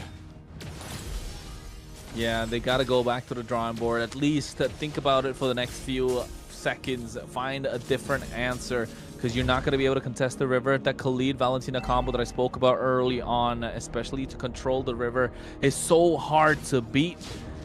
And you can see already Merlin's taking too much. The problem child is having too many problems at the moment. Yeah, whether they're problems, sometimes it's problems for you, sometimes it's problems of his own. You know, he's got to deal with life on life terms at this point. Can he make something happen? He does come in for this turtle. Doesn't have level 4 yet, so not going to be able to do anything detrimental to help push this into the side of the Night Horde. Yeah, Merlin going in. Oh, RR not able to get the turtle. You can see at the same time the fight breaking out. Myth Bomby and Merciless just putting pressure on this purple. They are not letting Shiro have a good time at all. And look at the damage on Merlin, brought down to about half health. Big stun. He's able to get away, but they're going to deny this purple buff from the Night Horde. Denying it as much as they can. Not just that, they even denied the lava golem early, the beetle, the Another turtle. Oh my god, Shiro's not having a good game. He needs to find a way to get the gold. He needs to split the map, and I think it's up to RR to try and create that imbalance that he should. It's because there's so little heavy crowd control. Yes, they're going to get this level 4 golden hour, but there's nothing to stop the push in from Vendetta. Shiro forced to use the retreat just to get his own orange buff. Luckily, there's 70 seconds to the next turtle. Not just the retreat, he even used the Yogi Shadow Kill on the buff so he could just secure it for himself. Bam Bam duel. Pulling up. Vendetta super strong at the moment. Ashley smiling. Merlin level 4 gets the golden hour. Again, if I was Night Horde, you really want RR to try and push it. You really want him to grab the attention of Vendetta and give a little space to Shiro. You want Shiro to breathe. He needs to be the assassin he is. He needs to be a ninja. A ninja can't be spotted. Yeah, RR's got to do what Merciless did last game pretty much. Just be in the face, keep Churobami at bay, keep the Bam Bam brothers at bay, essentially. Let's see if they can pull it off. A lot of damage on Merlin, though. Is able to just get away. Hat-trick comes back, Tarzan back to the mid lane. Yeah, and you can see Myth Bomby along with Churobami just dominating this river. And look at the top side. Kistler, yes, he hasn't gone down once, but Shiro hasn't even got the turtle. He hasn't got his purple buff, man. Only one purple buff. Purple back to back. Oh, no. Did you see the damage come out of that deadly magic? That was the Uranus we're talking about. One deadly magic got him down to a quarter HP along with a poker trick. I gotta say, what did Maracucha say earlier? Oh, wait a second, a lot of damage up in the top side. Melon, able to just get away. Kistler wants to get the final shot. Oh. The turtle shield saving him there as well. It's not looking good. Things are not going right if you're a Night Horde. Feels like the luck is against you at this moment. Yeah, this is a tough spot. Myth Bomb in the backside. A nice pickup, though, from Colleen. Colleen will go down, though, in the end here. It's still a 1-for-1, but that's a big kill onto Tarzan, helping to slow things down. Slowing things down, and you're right. What Maracucho said, that hero is so broken if there's nobody to stop him. Not just nobody to stop him, he's just so broken on its own. He said he can literally kill anybody, and we just saw that in plain sight. It's so hard to kill Uranus, but no problem from Tarzan there. What do you think RR stands for? We gotta find out. Real. Yeah. Real. That's what it is. Real regulators on 8s. Real regulators on 8s. Hey, well, RR, indeed. RR. Night Horde on the back foot. Shiro, oh no, man, this is too much. And I think now they need to bounce back. Need to get something going for themselves. RR able to tank a lot, get that deadly magic, half HP. Merciless comes in. Merlin needs to create space. Bam Bam Brothers not letting that happen. Ooh, Tarzan comes in. A lot of damage on a Colleen. Night Horde looking for a response on a Merciless. As Merlin gets, I mean, this is, we saw this last time. We saw Merciless just picking a target and listen, I'm going to keep you away from your team as much as possible. They're going to look at the items though, Kronos. Anything exciting?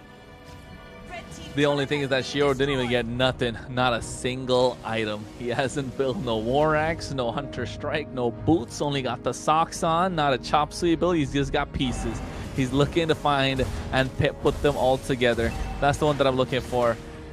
And at this point, Hayabusa, his level power spike's gonna be level 12, but now he finally gets a War Axe. Luckily, Shiro's levels though haven't fallen too far behind. He's still only like about a level behind Tarzan. With how much Shiro's been getting denied, I would think it would have been a bit more. So we at least have a small bonus there for the Night Horde. Yeah, definitely. A little bit of something to cheer them up. And if you're a Night Horde fan, the same. Team from Canada coming through the open qualifiers. Same with Vendetta playing through the USA qualifier. Now you can see tracking shot, putting his bomb in place. The Bam Bam duo want to go in. Merciless splitting apart. RR is going to be the target, at least to get on top of him. Melon alongside Mythbomby, opening up the map on the bot side, looking to take down these towers. They need to protect this purple, and especially this mid-tier one.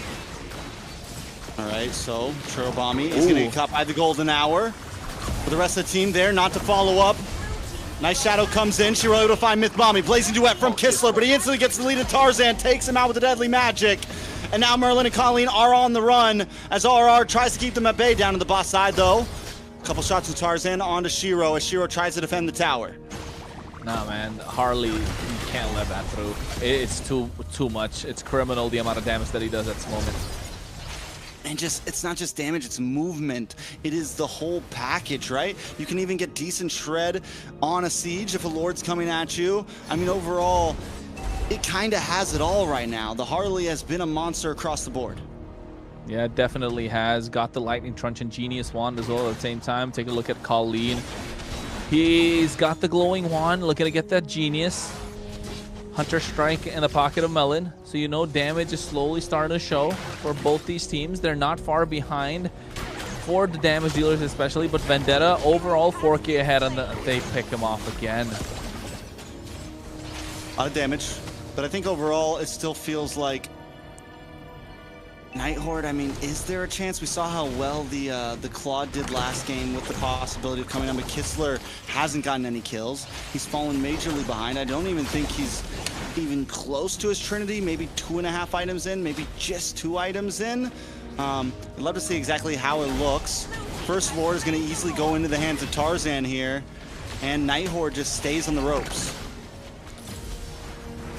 Well, at least when the Night Horde are still holding on to their tier 2s, and with tier 1, yes, you got the Lord that's coming down the bot side.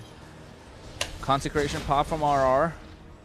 I think Vendetta slowly gonna get a nice push, get all the tier 2s. Shiro, the Rage Baiter, not able to bait. Ooh, a nice golden hour. A lot of damage on Merlin, though. Mythbomby doesn't get caught by the stun. Lord coming down the boss side as Churobami holds down the front line. Shiro looking for a possible target. May get found out by Mythbomby here. Going to be forced to back off as Churro comes to back him up. Ooh. A lot of damage from... Nothing too major. I mean, I like the way the Vendetta's approaching this. It's just a slow push. They're not trying to force anything. Deadly Magic does come onto Merlin. Might not be enough. Yes, the kill finally does secure. It's that last basic attack right after the poker trick. He was chasing. He really chased him under the inhibitor even, and got back right on time. The rest of the team was there to follow up and make sure they weren't able to take down Tarzan. Getting the Holy Shield on the top side. Even the bot side has been popped. The only one left standing is the mid lane. The tier 2 is going to fall now soon. Night Horde in a predicament. What do they do to make it out? I don't know. You wait. I think they are playing this right, honestly. But wait a second. A big raging sandstorm caught by the Mountain Shocker as well, and 2 members fall. Melon with the double kill. Nice golden hour. But the damage, is it going to be able to connect after? And Kistler comes in with a blazing duet and the flicker onto 3 members, but the damage just isn't there. No one falls but Tarzan on the side of Vendetta. Yes, it's a nice kill, but is it enough to stop the push? Hey man, 3-for-1 trade. Vendetta always trading up. Yes, they get a massive kill on Tarzan, but is that even enough? They're not able to close the gap. It's still 7,000. 6.9k, 7,000 right now. Every single member. Look at the difference between Melon and Kistler. 3,000. That's a BOD we're talking. Ay. I thought Kistler was behind, but I didn't think it was like that. Melon right now 2-0-3. I think it's time to wrap it up. Wrapping it up? Probably, I'd say so. Vendetta looking to take it all. Bet Ashley smiling. But Night Horde looking to make a comeback possible. They're trying to find an opening, and I think Shiro's looking to take him down. It could come down to a 1v1 between Tarzan and Shiro. He definitely has the items, right? He has the War Axe, he has the Malefic Roar. He just needs a little bit more oomph. Maybe add that BOD, or maybe get even a Magic Blade. They don't. The thing is, they don't need Tarzan right now. Like, a little something. Merlin able to get the kill on Shirobami. One of the Bam Bam brothers are down, but it still doesn't matter. I mean, if they can find little picks like that continuously, yes, you got something. You got something, but there's so little big set potential, like big play potential from the Night Horde here. They have to kind of be reactionary. There's that BOD for Melon. It's not looking good now. It's not looking good. Shiro's been really good on this high level so far. Colleen gets taken away. And into the backside, a big stun. Shiro is able to take the Lord though, but a Blazing Duet from Kistler locks on a Mercy and more. And now it's looking bad, but Melon picks it up. Kistler finds Mythbommy. It's a 1v1, Melon on the run. RR8 just locking him down. Kistler, Melon, and Melon gets the kill once again. He's still up. Can he get away? How does he do it? Oh, the Traceless comes in clutch. Finds a triple. Melon, a 5-0-4. Unleashing the beast. Bam Bam duo down, no problem. We got the Rookie of the Year. The Rookie of the Year, baby. Man of the Year. He's turned into the Man of the Year at this point. You know, Schoolboy 2 over here. Melon, man. No, you're not supposed to live that. You're not supposed to live that. But he lives that, and he comes back and still gets the kill. Hey, it's because of the build. Look at the build. He got himself the Endless Battle, right? Not many people go for the Endless Battle early, get the War Axe, and then go for the BOD, maybe the Malefic Roar, kind of shifted it up, get that extra bit of life steal. That was super important in that fight with that one basic attacks, that Heavenly Bow, making a massive difference for him to survive. And then having the Traceless just to move out, you know he's locked in after the previous game. But 5-0-4 on the Eastern Shin of the goal lane, yeah, bro is on a high. He's riding the. I mean, he's riding the wave right now. There's no stopping this kid right now. At this point, if they don't get, and at first it was all Tarzan, right? It's okay, Tarzan's a monster, but now you have two major problems, and we're not even talking about Churobami either, because there's some damage as well. There's some CC as well. The Night Horde has to think carefully about how they approach these fights, and Shiro is doing a decent job at least clearing the off lanes, but is it going to be enough? When is it ever enough, Trex? When is it ever enough? Merlin it's never on enough. This photographer hasn't really been performing, has he? We've seen 2 games now, not looking good, but a fight could come through right now. Golden Hour? Ooh, Golden Hour only lands on a Melon. And no one's going to be able to close the distance because Mythbomby's there to help create the wall. Merciless jumps down. Oh, no. Colleen falls. Melon gets another kill with a Blazing Duet from Kistler, but it doesn't connect onto enough members. Shiro able to find Mythbomby though. Night Horde now looking for the advance as Melon was forced to back up. He's not there with the fight. I don't think he wants to take it. Turo and Merciless on the run. Merlin looking for the cutoff, looking for the stun, and he walks right into Melon, the wrong target. But wait a second, shadow kill onto Turo. Melon still looking for maybe the re-engage here. Does he want to go for a 1v3? Decides to back off. Night Horde finally went out on a fight. Yeah, I think that was back and forth. It came down to Tarzan getting picked off early by Colleen, the Chaos Assault, even taking that deadly magic, using the Brilliance, making it out alive, baiting too much. Tarzan has fell for that 3 times now. Colleen is able to get away with a Blazing Duet coming in. Kistler goes down. Kistler falls, which is huge. It's a 40-second death counter on the clock for him, and just in time for Merciless to get on the field and for Vendetta to try to make a difference here. Lord is on the map, and this could be one of the last Lords we see. Yeah, it definitely could be. 16 minutes in. It's not the Evolved Lord, but it's got to the point where both these teams are kind of now backed up. Vendetta still have the advantage. 5.7k goal lead, it's enough. It's a big difference maker, right? And most of it in the hands of Melon. All right, can they do it? It's Melon and Tarzan on the Lord right now. Mythbomby brought low. There goes a shadow kill, used for nothing. Raging Sandstorm does come out, does not connect. Night Horde forced back. Lord gonna be marching down soon, and Vendetta don't need a push right now. They can just wait for it to come.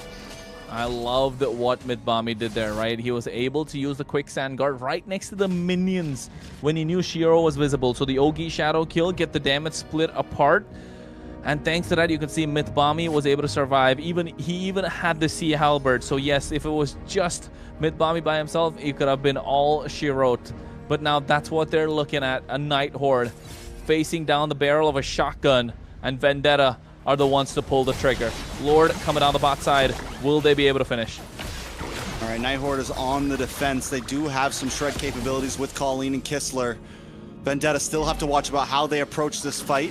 One misplay could cost them a big turnaround. Lord breaks through as Melon moves around to the mid with a concealed play. A lot of damage on Merlin, brought down to about half health. Tarzan to the backside though, taken out. Shiro with the Ogi shadow kill, and MLBB's brought low as well. Merlin looking for the stun, able to connect onto none. But a blazing duet from Kistler, rocks onto multiple members. Winter Crown pops as well. Vendetta getting pushed back. Melon still on the field with the rest of the team, but with Tarzan gone, Night Horde has an advantage in these fights. Yeah, they definitely have an advantage. Tarzan, this is the third time that's happened to him. Shiro has been playing out of his mind with all the invades that's coming. He's 5-0-5, hasn't been taken out a single time. Ogi shadow kill. He's juking, he's looking for something, for something. A lot of damage. Oh no, he's trying to go in as well. MLBB able to survive with the help of the quicksand guard. And now you can see Shiro bobbing, weaving, got the immortality. Risky plays. He's been doing this the entire time.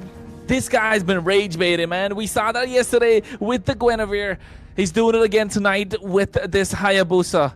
5-0-5 with the amount of invades that we've seen throughout the game for the first 6 minutes. He got what, 1 purple buff out of what, 4? Yeah. This is not possible. He's a full build right now. He's able to do it. They need to slow him down, but they're not able to. My guy hung on for dear life, never took a death, lost, like you said, lost so many jungle camps, but it's all biding time. And Melon's starting to have a hard time finding targets. Night Horde seems to be adapting, knowing, hey, this is where we messed up. This is how we need to approach these fights now, and they're approaching them well. Another thing to point out is RR is becoming harder and harder to kill. Night Horde has finally found a moment. It's late game. It's everyone's maxed out on items at this point, but that's where the playing field has been evened, and even Merlin is getting better at landing some of these important golden hours and finding the stuns. And not just Merlin, right? Churobami using the golden hour, using the IMU for disengage, but the problem has been Tarzan. Yes, he can burst anybody down, but don't forget, Harley's as squishy as a cannon, not even as a cannon minion, to be honest. Cannon minion is probably tankier at this point of the game. Tarzan just needs to find the right timing. If he goes into Shiro, he gets picked off. He finds Colleen, the brilliance gets popped. Kistler right now, he can use the Winter Crown. Merlin has the immortality. RR is not the target you want to go for. So what's going to be the play for Tarzan? He needs to find someone, isolate them, wait for them to use the skills that he wants to see, and probably try and bait out those massive plays. That Winter Crown, the immortality, maybe the Ogi shadow kill. Find an opening, utilize those iframes into your favor. You need RNG on your side right now if you're Vendetta, especially if you're Tarzan. Getting picked off 3 times in a row is got to be a blow to the plays. It's got to be a blow to the confidence, especially if you're Vendetta. But if you're Night Horde, that's just moving and motivating your team to get the victory now. What looked so grim at start is starting to look a little more bright. Yeah, so let's see if they can pull it off. Shout out to some of the PH casters watching right now. Joseph, Renmar, Wolf, Leo. They say they're invested in this game, just about as invested as we are. It's game number 3, and a lot is on the line right now. The positioning from Vendetta. Melon needs to find the angle in, man, and I like the fact that he's sitting here in the mid. Merlin does show face, and watch for MLBB right now. Looking for the pincer. Looking for a way into the back line. Conceal play does come out. A lot of damage. Kistler able to BMI away. Melon unable to connect. Will get stunned. Ooh, gets caught by the golden hour. Merlin trying to find the engage as well. Shadow kill does come out. Merciless falls. RR and a Kistler to the backside with the flicker. Looking for Churobami, but Melon can't connect as well. The BMI to safety. Merciless down, Merlin low, forced to go back to base. Tarzan makes his way to the top side to make sure he pushes that long lane, but the Lord is still reset. Oh my god, Kistler was able to juke. Man, a lot of people invested in this game. I just hope my neighbors aren't. But at this point, you can see Kistler started to take down the Lord. He's doing a great job. RR doing the same. Consecration already popped. Here comes the Mountain Shocker as well. Mythbomb gets his HP back up. Shiro looking to take somebody down. Merlin goes in. Look at the damage on Shiro. It's going to be low. Final hit. Tarzan takes the Lord. Now they just need to disengage. Mythbomb's in a bad spot. Caught in between multiple members. Will go down. It's 12 seconds on the clock for Merciless. Oh, no. Can they make this walk to victory? Minions are on the base. Nighthorde staring death inside the face. Vendetta looking for the finish, but the members just aren't there. And Lord is coming fast. It's been back and forth this game. They got themselves the Evolve Lord. They need to find a way to stop it. Getting it into the base. I think this could be a blessing in disguise. Not having Mythbomb. Nighthorde able to clear it out quick. They do have Colleen. They do have Claude in the hands of Kistler. So yes, you know it's going to go down quick. Just waiting to see if they're going to get another set of minion waves coming through. It's going to be the last one. Tarzan looking to find the opening, but Shiro Winter Crown. Oh, Shiro down. Trobomb able to get the shutdown at that. Kistler brought low. Tarzan looking for more targets. It's now 4v4. The playing field has been even as Melon comes in to terrify Merlin. But the golden hour finds 3. Kistler comes in with a blazing duet. Just to try to get to safety, just to try to get some health back. They got to get back to safety. 4 members still looking for the engage from Vendetta. Melon wants to clear this minion. Do they keep the push going as Kistler and the rest of the team look to defend? Waiting for another wave, and Mythbomb is showing up as well soon. Yeah, and I think definitely they can. They need to put the pressure. You can see already Churobami going on top. Kistler goes to the back line. And now you're looking at a fight breaking out. RR trying to survive. Consecration comes in as well. A deadly magic being used up. And they go in. Are they going to be able to end? And Kistler trying to defend for his life. And at the same time, Colleen. Oh, they're able to get the clear. 5 members of Vendetta desperately trying to go in. Merlin is there as well, trying to buy some time. Mythbomb goes down. RR able to get that kill. Nighthorde defend once again. 24 minutes deep. We are in the midst of it right now. Vendetta try for the push, but the Nighthorde continues to defend. Merlin with an amazing, what was that, a 4-man golden hour? A 4-man golden hour there? Able to slow things down as much as possible. Mythbomb comes in and quickly bites a bullet. 36 seconds on the clock. Lord's going to be up in 14. With that man down, will Nighthorde try to rush this? I think they should. I really thought the game slipped when Shiro went down, because he was the one that's kind of holding on the entire time. Now Melon 7-0-6. He's been the carry for Vendetta the entire time. Tarzan, at this moment, it feels like he's been neutralized, right? Nighthorde have found a way to shut him down. And now 60,000 HP on the Lord. Merciless is there to contest. Colleen already popping in the Chaos Assault. They're looking to blitz this Lord as fast as possible. Nighthorde are desperate. Yeah, Melon trying to find a way in as well, but the Lord is too low. Who's going to end up getting this? Shiro close, but Churobami steals it out of their fingertips. Merciless does go down. It's another member off the field, but I don't think they want to force this, but they're not listening to me. The Bam Bam Brothers show up, and Colleen might not be able to get away. The golden hour does lock on, but Mythbomb tries to get a final hit. He's unable to secure the kill. Churobami locks in as well, but the Brilliance comes out, and now RR chasing down as well. The quicksand heal comes out. Mythbomb is still okay, but the Ogi Shadow kill isn't able to get it. And Churobami finds Shiro. Lord marching down still. Can Vendetta end this here? I'm not sure if they'll be able to do it. They do have Kistler up. Colleen's there as well, but at the same time, Merlin goes in with a tracking shot. RR trying to pull the Lord's aggro to his side. Churobami taken down. Immortality not present at the moment. So much time being invested to try and take down one singular target, and that was Shiro. He's been bobbing and weaving, man. He's been joking the entire time. It's only the 3rd series of the day treks. We still have one more to go, so don't get on mode of relaxation, because if you ask me, Nighthorde, oh my goodness, how are they able to hold on for dear life after everything that's gone down? 7-0-7 on Melon. This is Sunshin not getting enough space.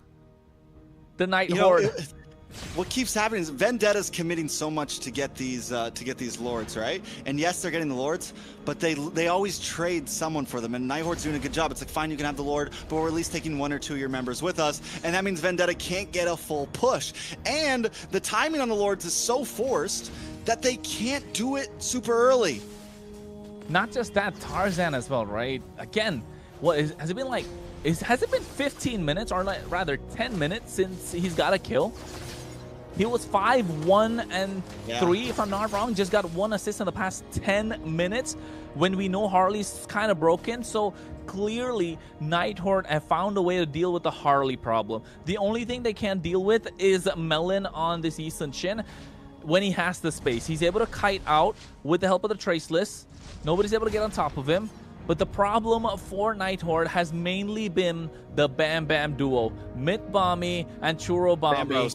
The Bam Bros just doing such a fantastic job, and Merciless still being as annoying as he can on this Patrick. Merlin getting good golden hours, but just no follow-up, not enough AoE, not enough projectile. All right, more fights. Ooh, MLBB gonna get knocked up from the Lord, brought down to about 20% health. This is a bad spot, needs to use a quicksand guard to get some health back. Should be okay. You got to give it up to Nighthorde as well here. They are doing this with no inhibitors. They've been fighting for lords with no inhibitors. They've been rushing them so hard that Vendetta can't even play the long lane right now. They do maybe need to think about slow pushing this. They need to make sure that bot lane is just constantly pushing, and once they get vision on Shiro, that's your time to strike. Once one member's down from Nighthorde, that's your time to try to force things so that you're not losing a member in these fights. Here comes Merlin though, the problem child. Coaches, casters, analysts, you're watching a Nighthorde game, throw that book out the window. Nothing works. Expect the unexpected. And now you can see already MLBB trying to contest, making a problem for the Nighthorde. RR just sustaining the entire thing. This Uranus, how are they going to stop him? They have no DPS to take him down. Tarzan's the only one, but at this moment, do they even have the damage? RR is just there in the Lord Pit. The Lord Dance is going on for such a long time. We're almost 30 minutes deep into the game. This is going to be the longest game so far in MCT. Tarzan tries to go down a bot lane, is forced to come back quickly. Merciless into the backside, a big miss on the Raging Sandstorm. A nice golden hour, does connect onto RR.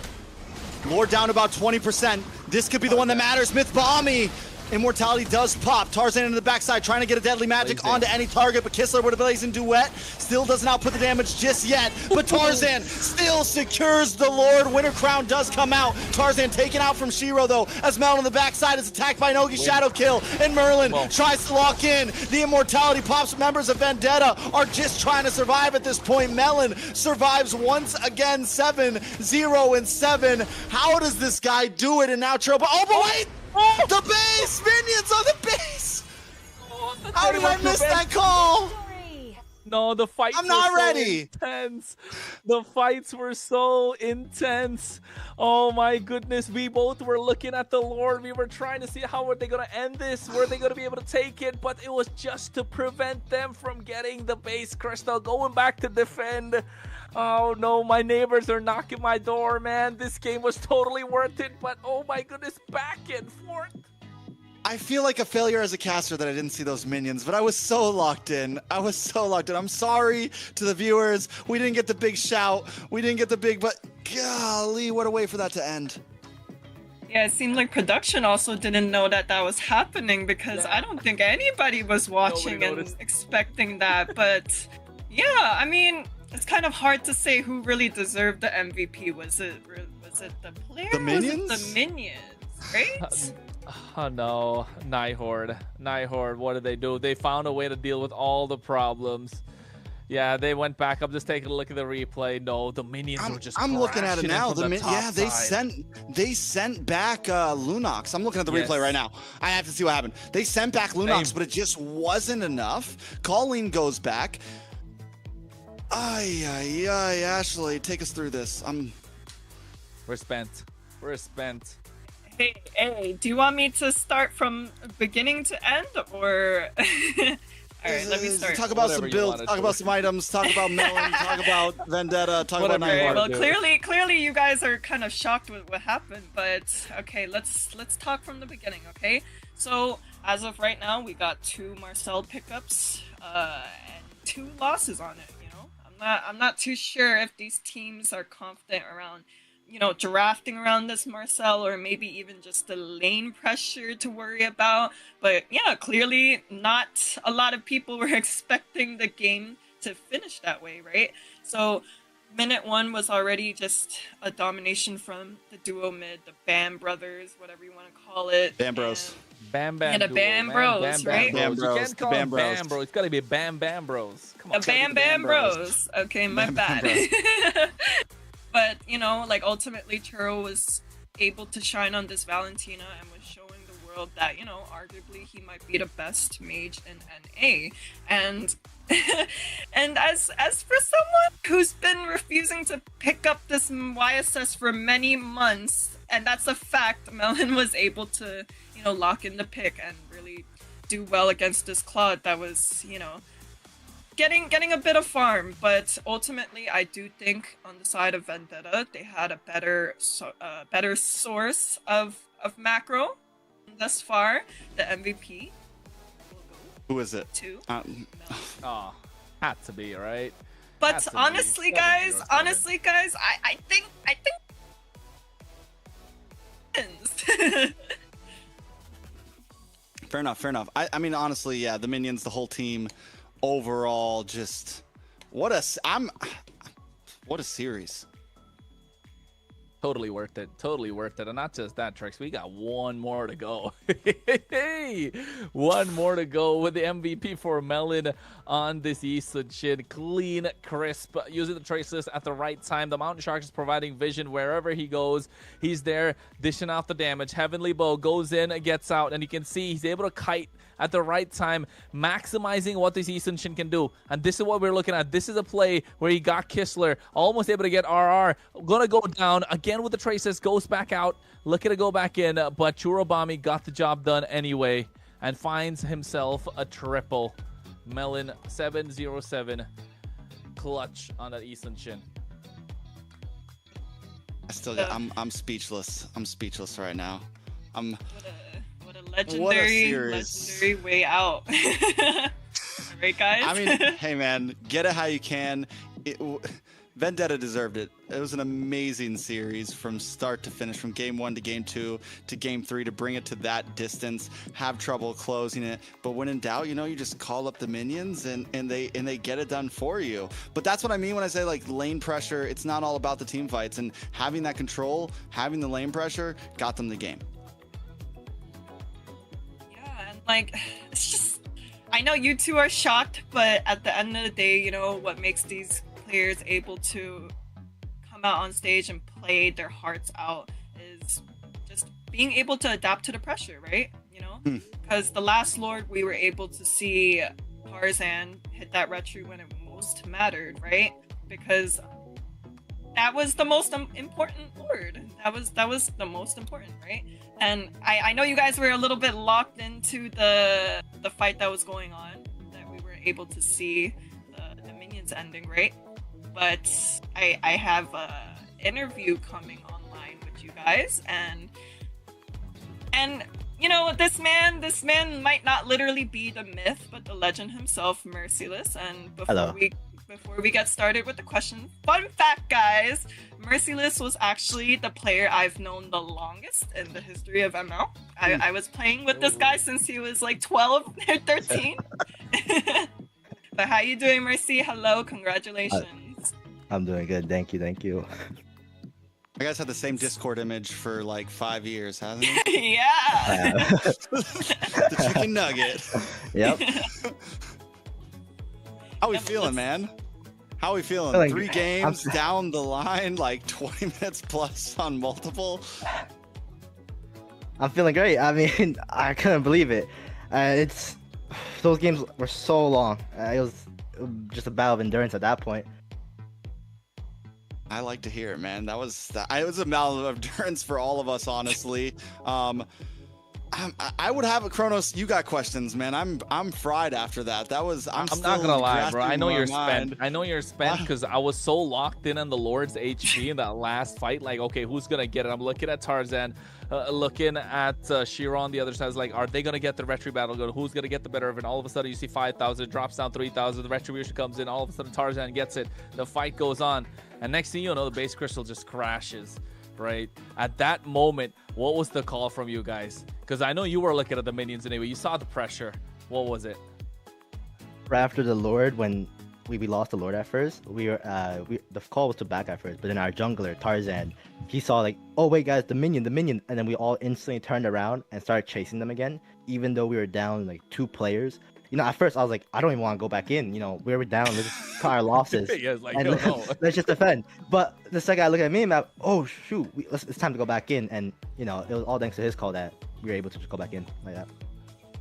Oh well, that was great. But apart from that, just one more. What are you thinking about the global bans? Just taking it back a little bit, ease up the pressure. The tensions are high right now. The adrenaline is rushing, but. Taking a step back, what do you think about global bans in MCT so far? Are you liking it? Are you not? I think the global ban is a very good thing because it suggests so much more different comps that we have to play, and it's not just like a one specific comp that we can run down every time. It's not going to be a tank jungle every game. We can have assassins, tank XPs, sometimes even fire gold. It like improves so much more different hero pools, and I really like it. Well, I got a couple questions for you, but for now, I will only ask one question, I guess, right? So my question is, what happened with game 1 around? I was expecting that. No, expecting that. Like, tell me about it, please. Okay, so game 1 is we had an experiment to give up the get the Freya on XP. But the thing is, we weren't expecting the damage banning at Rome. It was completely like out of the blue dark. We thought it was a goal lane at first when they first picked it. And honestly, I think we just kind of forget how to play around such a weird type of comp, you know. This is what the global bans improve on. There's so much different stuff that they try. And I think we messed up on the Lord fights when we kept rushing them and trying to go too fast instead of playing, you know, front to back like we usually do. I like it. I have a question. First of all, Merciless, it's great to see you. I'm glad you're back here. You've been doing an amazing job. I think when we've been talking about Vendetta, we feel like you've really been killing it in the XP lane, from map presence to just control, not just your typical like aggressive EXP laner, but overall in macro and everything. Like, you've improved tremendously. But my question is going to be more focused on, you guys are going into the 2-0 group. All you need is one more win, and you guys get to pretty much break for a while. You get to just hang out, watch games, and wait until playoffs. Your opponent is going to be Alpha 7 next week. Probably Thursday, maybe Friday. I don't know how they're going to do the schedule. How do we feel about that game coming up? Are you confident? Any words for them? You know, it doesn't have to be spicy or anything like that, but you know, you got like, you're coming into a very big game for you guys. I think they've been the team to beat for the longest of time, and you know, I've always tried to like beat them for long. I think there's more of a vendetta we have against them because we this is our goal. And I'm feeling pretty confident going into this match maybe next week, and you know, I wish them the best of lucks. Like it. Hey man, nothing from me. I'm happy. I'm happy. That game was absolute cinema, bro. Give us games like that, we're happy. Any quick words for fans, friends, girlfriends, I don't know, whatever. Shout out to my manager Hime and my sub Akiro and my coach T. They've been the most helpful people. Coach T, yep. All right, thank you so much, man. I appreciate it. Good luck next week. We're going to be excited to watch your games. Thank you so much.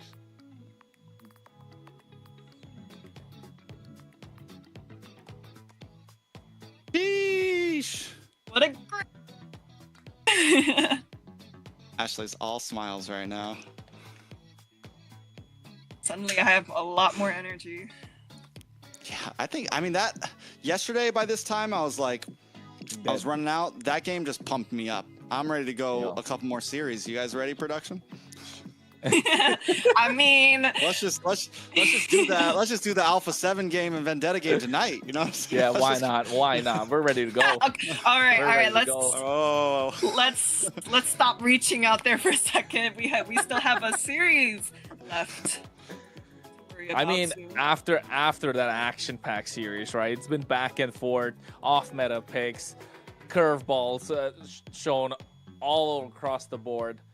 The next series is gonna slow us down a little bit, but for the next series, it's still both teams kind of need to make a statement with the performance that we saw. Stamina Esports versus Leon, right? That's the one that we're looking at for next. We spoke about it before the game started. We spoke about behind the scenes. Stamina Esports need to pull up. They need to pull up at least with a dominating victory. Same thing with Leon. After getting swept by Alpha 7 in a fashion that kind of put a little bit of a preconceived notion in everyone's head about the way that they've been playing. Trex, what are you thinking? I think Stamina needs to put up a dominant display, or Leon. It's got to be one of the definitely. Whichever one loses this is going down as, like, you know, the weak team in MCT, I feel like. I will, in defense of Leon, they got swept by a team that just swept Leviathan. Like, so I think a lot of us, we are definitely looking at Leon as like, can they prove something here? Like, but we still don't have a true gauge. I feel like we at least got a little bit more of an idea from Stamina because they win 3 games against Night Horde. We have a bit more of idea of what Stamina might be capable of, to whereas Leon, it's still, for me, I don't really know. Did they just get stomped by Alpha 7 because Alpha 7 are monsters, or, you know what I'm saying? We'll see how things go. It could be nervousness as well, right? Because we saw their draft. It felt like they were looking to counter lane for lane, trying to get some sort of advantage. Didn't find any synergy, of course, and that became a slight bit of a problem for them in the end. But of course, let's take a look at the lineup, folks, that we are going to see of the 2 teams. Up first, we're looking at Stamina Esports. Ashley, take it away. All right, guys, for Stamina Esports, we got Instinct. We got Dez on jungle. We got Yomel on mid lane. We got Diamond. I think it's pronounced Diamond, though, for gold lane. And Bless on Roam. What are we thinking, Trex? I like it. I mean, Stamina Esports, this is a team that I think a lot of people are hoping to do big things. They've got a pretty decent fan base. Dez has been a growing face in the Americas scene. They just need to actually pull it off. That's the thing. They've got hype around them, but can they walk the talk, right? You can't, it's been the topic today. You don't put the cart in front of the horse. First, they got to prove themselves before they get the full respect of everyone in the community. And this is just the first stepping stone of that. Taking a look at the next lineup, it's going to be Leon Esports. Kronos, let's take it away. Hayase in the EXP lane. We've seen what he can do, kind of being the linchpin for the team. Synerjun, we didn't really get a good gauge of it, like you mentioned, like you said, Trex, of course. But of course, Synerjun still a monster in the jungle. POV, we nicknamed him. Gets a good POV for everyone to look out for when you're looking at Leon. Leonhardt in the gold lane, and of course, Raquel in the roam. We've seen that cool friend, what it can do. But are you still leaning into those pocket picks early on? I mean, it's going to definitely be up in the air. We saw some interesting picks from Leon yesterday. We saw the Leslie get picked up in the gold lane. We saw things like the Kagura. We saw the Kufra in that game 1, which had a lot of us questioning, and it looked promising at first, especially against a team like Alpha 7. But then we started to see the mistakes come through. I think coming into this series, what I want to see from them is keep it basic, keep it simple. Don't get too crazy, especially not in game number 1. Yeah, game number 1, keep it simple, get the draft right. Ashley, what are you thinking? Yeah, and I know how you guys were previously saying something along the sorts of, it might set a pace or set a standard of who the weakest teams might be, but, you know, I mean, I experienced it the first hand myself, you know, like my team has been losing the first couple games in the international scene, and then after that we just started, you know, bulldozing every single team, so it's not completely impossible for a team like Lion or Stamina. I mean, hey, not everyone Look at can be her being such a Navi's, right? positive caster. I know. It's a great thing. Who Don't you are think? you? Don't you think? Day She just 2, a won, different that's why. person. She's like all flowers and unicorns and butterflies. She's like, my team's good. Everyone else will just figure it out. No, I don't think that at all, guys. I don't think that. Well, Stamina Esports on the blue side, Leon on the red. Bear coach, no coach. The lineups are ready. Baxia, Jushin off the table. Are we looking at the Phobias coming out? Maybe the Freya on the side of Leon? Rhea, Marcel, the typical no-brainer bands, right? But, I mean, so far we haven't been seeing a successful Marcel pick. Cure the pain. Yeah, you're right. It's 0% win rate right now. It's only been picked twice. So is there going to be a point where maybe it starts getting let through, honestly? I don't think so. I don't think so. I think Marcel is still good, but like we saw in the previous series, right, where Marcel was picked up, where there was no synergy. Not the third series, the second series of the day. Influence, Rage, Origins, and U2 Esports. We saw the Marcel get picked up, but not a lot of synergy with the heroes surrounding him. Same thing that happened in the previous game. Marcel was good, but not the right pieces around him. If you find the right pieces to activate and maximize what this golden hour can bring in, then yes, I think Marcel's going to be a great pick. But all that yapping for nothing. Marcel gets banned out. So does the Valentina. Freya, all this on the blue side. Stamina Esports. Even yesterday, they kind of had a similar ban, right? They took out the Freya. They didn't really play it a lot. And it is interesting how so many blue teams have been banning out the Freya when it's not like, especially at this point where Marcel and Jushin are already banned, so you're not losing too much, like you're not risking a lot. There's not another extreme prio ban that needs to happen, and I think you could definitely leave that in the hands of Leon, and if they decide not to, then you get yourself a nice free pick. Yeah, I mean, far we still have like the Sora pick open, so on the side of Leon, they have to pick between Sora I've ban been waiting for too long. okay, or the carry ban. I mean, okay, so there's no direct counter for the Sora, right? Valentina's not open, so yeah, you just pick up. I think you just first pick Sora here, honestly. First pick Solid Sora. choice. Leon responds with like, go for the Claude against the Sora. You go for like Claude and something else since you banned out the carry. You guys are thinking wrong, man. Is it going to be Harley or Sora? Ooh. Come on.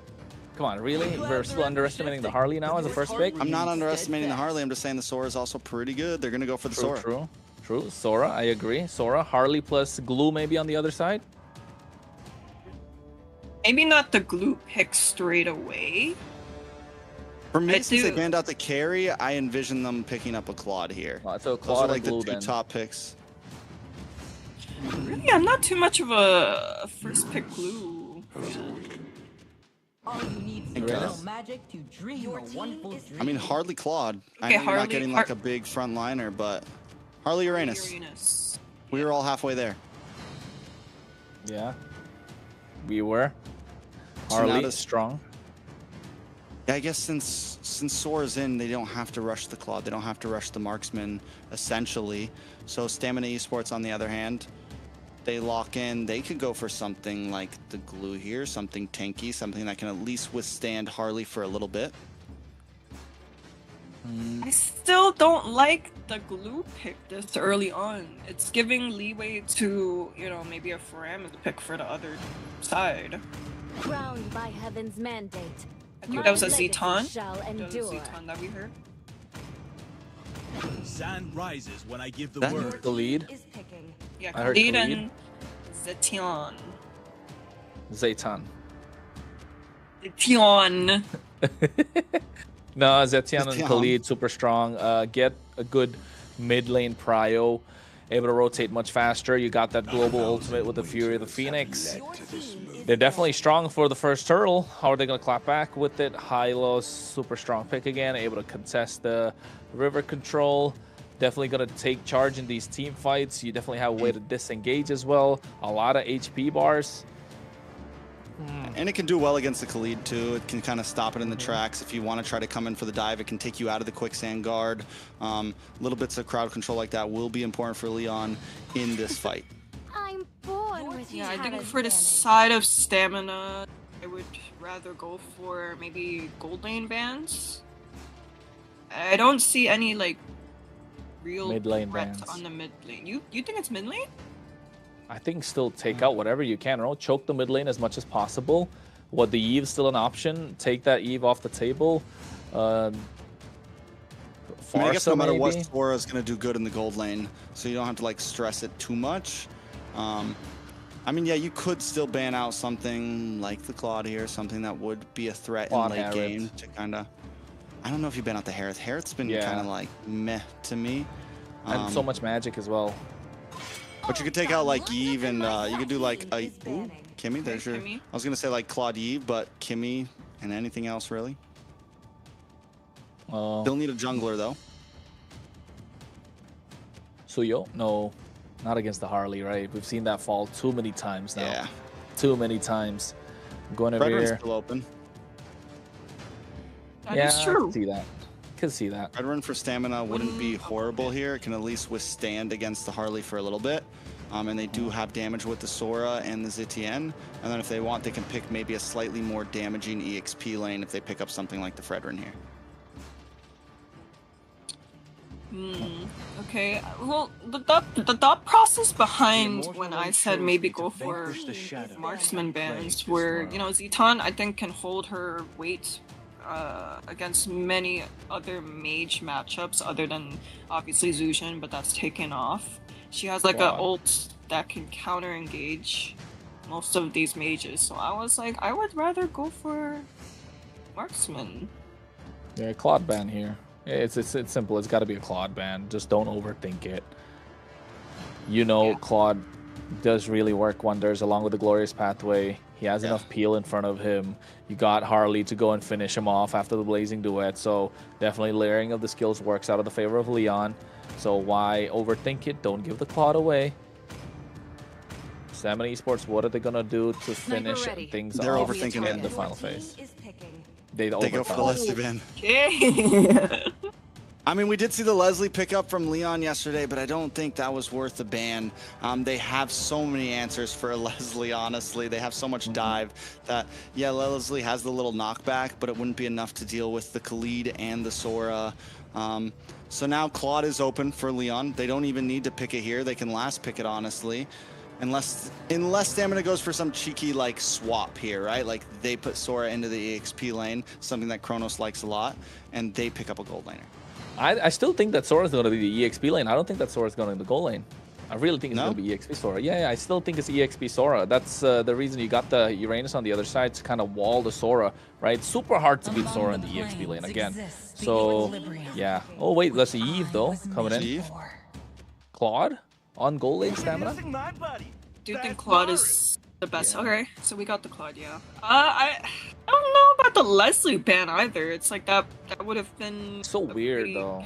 It would have been a good answer to the Claude if Sora was an EXP.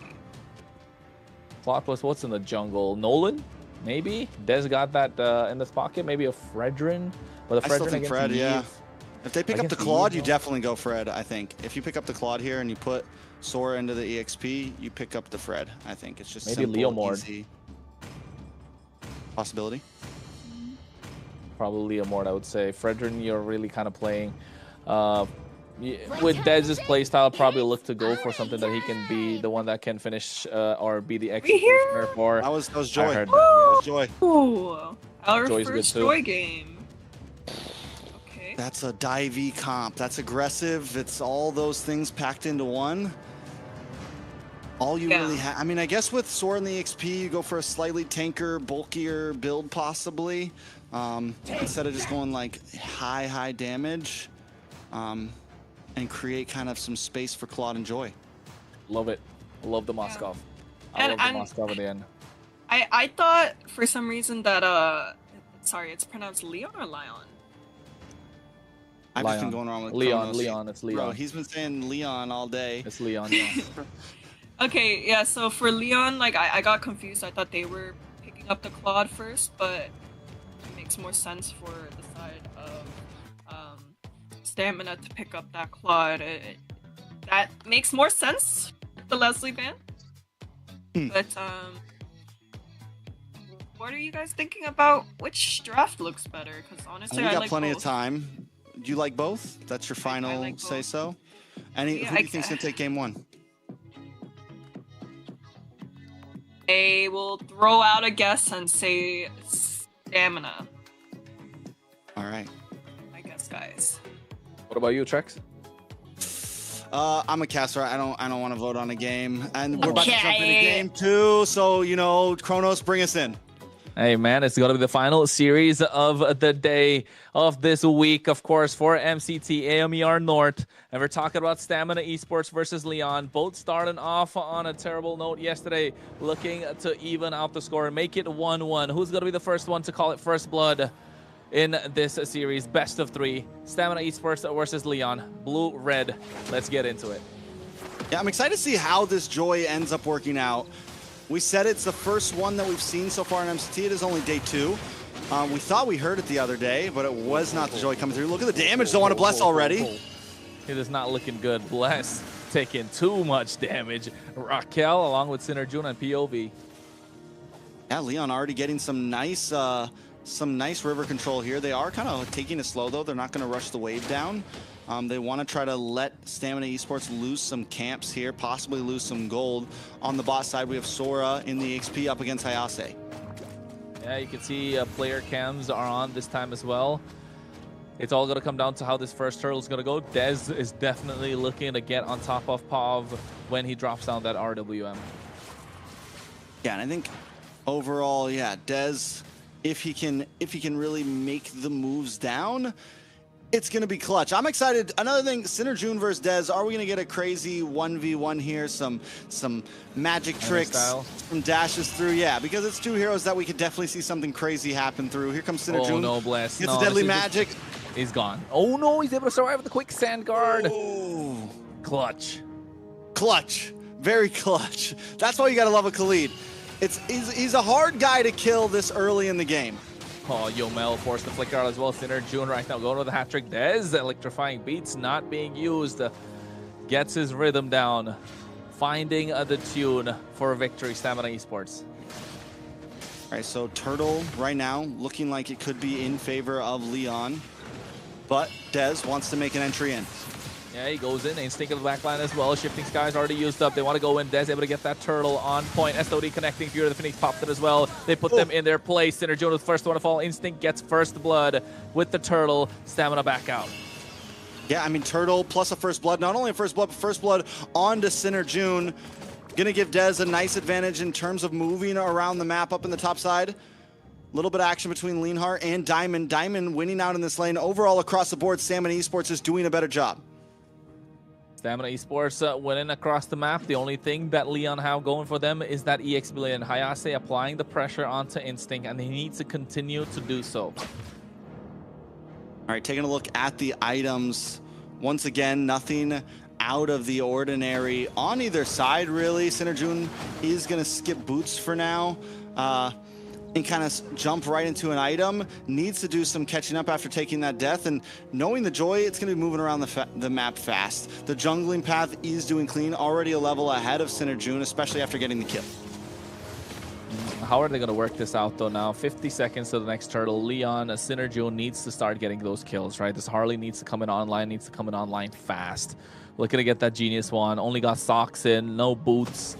Still able to keep up in terms of gold against Dez, but the Hylos getting the better of Bless.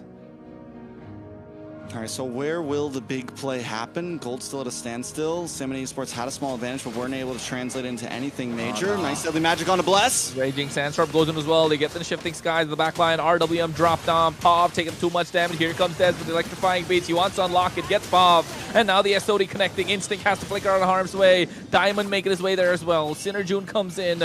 They all back off again. Touch and go. Stamina find one. Back away. And that's all they have to do. If they can keep on doing that, it's going to become worse and worse. If Dez can get another kill in, we're going to start to see that stack up. Pav is going to be, you mentioned it, a hot target for Dez with the electrifying beats. Leonhardt's going to need some time to even get involved in these fights. We're down to the second turtle now as Leon starts it off. Well, Leon starts it off. Seems like they have control of the pit. They're able to get the turtle. Pav takes it for himself.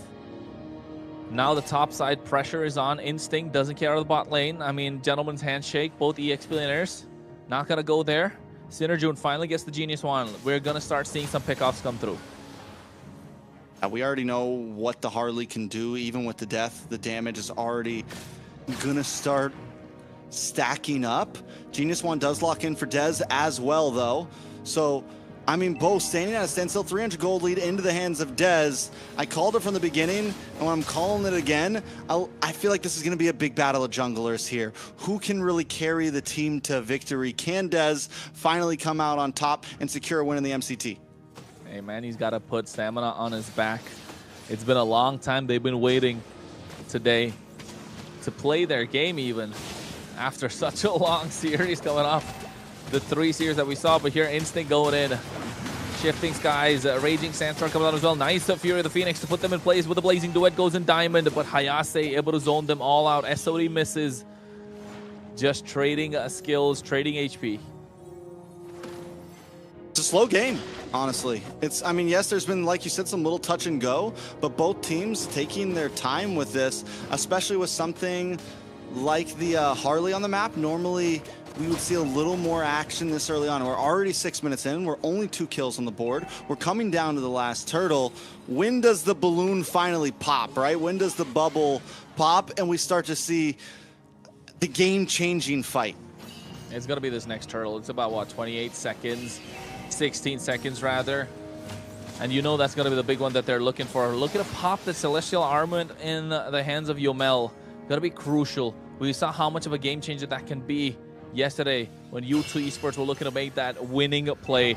Just completely cancel out by that pushback. And now Leon won control of this turtle pit, but at the same time, Synerjun needs to pick somebody off. And nobody has vision on Dez right now, so Leon are taking their time with this turtle push. Ooh. He's going to steal the orange buff away from Leon. Synerjun looking to make his way to the mid here. Oh, well, he wasn't able to get the orange buff completely. Goes back, tries to get it, but now Leon looking to get the turtle started. Find it on the top side. Leonhardt tried to get a push going, and that was enough time to cause confusion between Stamina Esports, losing out on this neutral objective yet again. That for sure, Stamina Esports are going to go for a gank up to the gold lane there. And like, all right, fine, you get turtle. We're going to get a kill onto Leonhardt, maybe even a tower. But it seems like they kind of second-guessed it. Leonhardt maybe smelled it coming and backed up, and they knew the opportunity wasn't there. Yeah, and I think that became a little smart with the way that he was going about the map. And I really thought if once Dez got the orange buff, maybe he could make his way into the mid lane, take down Pav, or even make his way into the turtle from there through the purple, get a pincer move going. I don't know. It felt quite passive at that play, right? Yeah, no, I definitely agree with you guys. Like, I think there were so many openings for the jungler to be able to, you know, stop by the mid lane, maybe even burn a spell off. But it seems like both teams are kind of taking it slow so far. Yeah, I mean, so at this point, where do we go from here? I think Stamina, I mean, again, it's all waiting for the bubble to pop, right? It's all waiting for a moment that somebody overextends a little bit. But when you have something like a Harley, you have something like a Joy, it's not like a Fred where it's like you're forcing fights, right? You're looking for small moments. You're looking for small pickoffs. You're looking for any time that you can kind of like, you know, just take advantage. You're not looking for a big brawl just yet. And you add that up with the Moskov and the Claude, both more mid to late game heroes. Neither team needs to force anything right now. I think maybe even First Lord could be the big bubble pop, right? 8 minutes, everyone has about 2 or 3 items locked in. That's when we could really see something crazy. Yeah, that is true. Like the thing with both of these teams is both the Claude and the Moskov need the Trinity to really come online. So you do make a good point that both teams do kind of have to buy some time for their gold laners to really get those items and, you know, start doing damage and start controlling the pace of the game. So, but I do think maybe the Harley could have just peeked his head into a side lane or so, but maybe we'll see more of that. We'll see what happens. We're going to be jumping back into the game now, Kronos. A quick pause. Things have been figured out. And now we're just waiting on this Lord to come. Taking a look at the items. Genius Wands on both junglers. Down in the gold lane. We go for a DHS first into Diamond and a Corrosion Scythe onto Leonhardt. But yeah, gold pretty much at a standstill in all the places it matters. Yeah, both of them should be getting their golden staff at the moment. Leon, I mean, we are talking about quite a lot of things coming through, but I just want Synergy to come on online if you're a Leon fan, right? You're looking at this Harley looking to pop off. You're looking at this Harley to get someone down. Just kind of underwhelming when you see Harley and a Joy on both sides or either side, and neither one gets a kill, but Leonhardt goes down. Blazing Duet comes in early. Diamond goes back, but Pav able to get that one through. But a lot of resources expended for that just one kill. A gold laner for gold laner. Yomel's actually the one who ends up securing the kill with the Fury of the Phoenix. Enough damage goes down from Diamond, but Diamond goes too deep and is caught off by the rest of the team. Oh, no. Look at the dive though in the middle side. The bubble is popping. Synerjune falls as well. 4 kills now into the hands of Stamina Esports, but a tower drops on the top side. Leon making up ground. Yeah, they're evening up the tower structures, of course, but in terms of kills, they've been behind. It feels like they're lacking confidence. Are they paying a little too much respect to Stamina Esports here? But never mind, Windstrike coming through. Here goes the Shifting Skies, but at the same time, their damage is being dished out, but not the right target.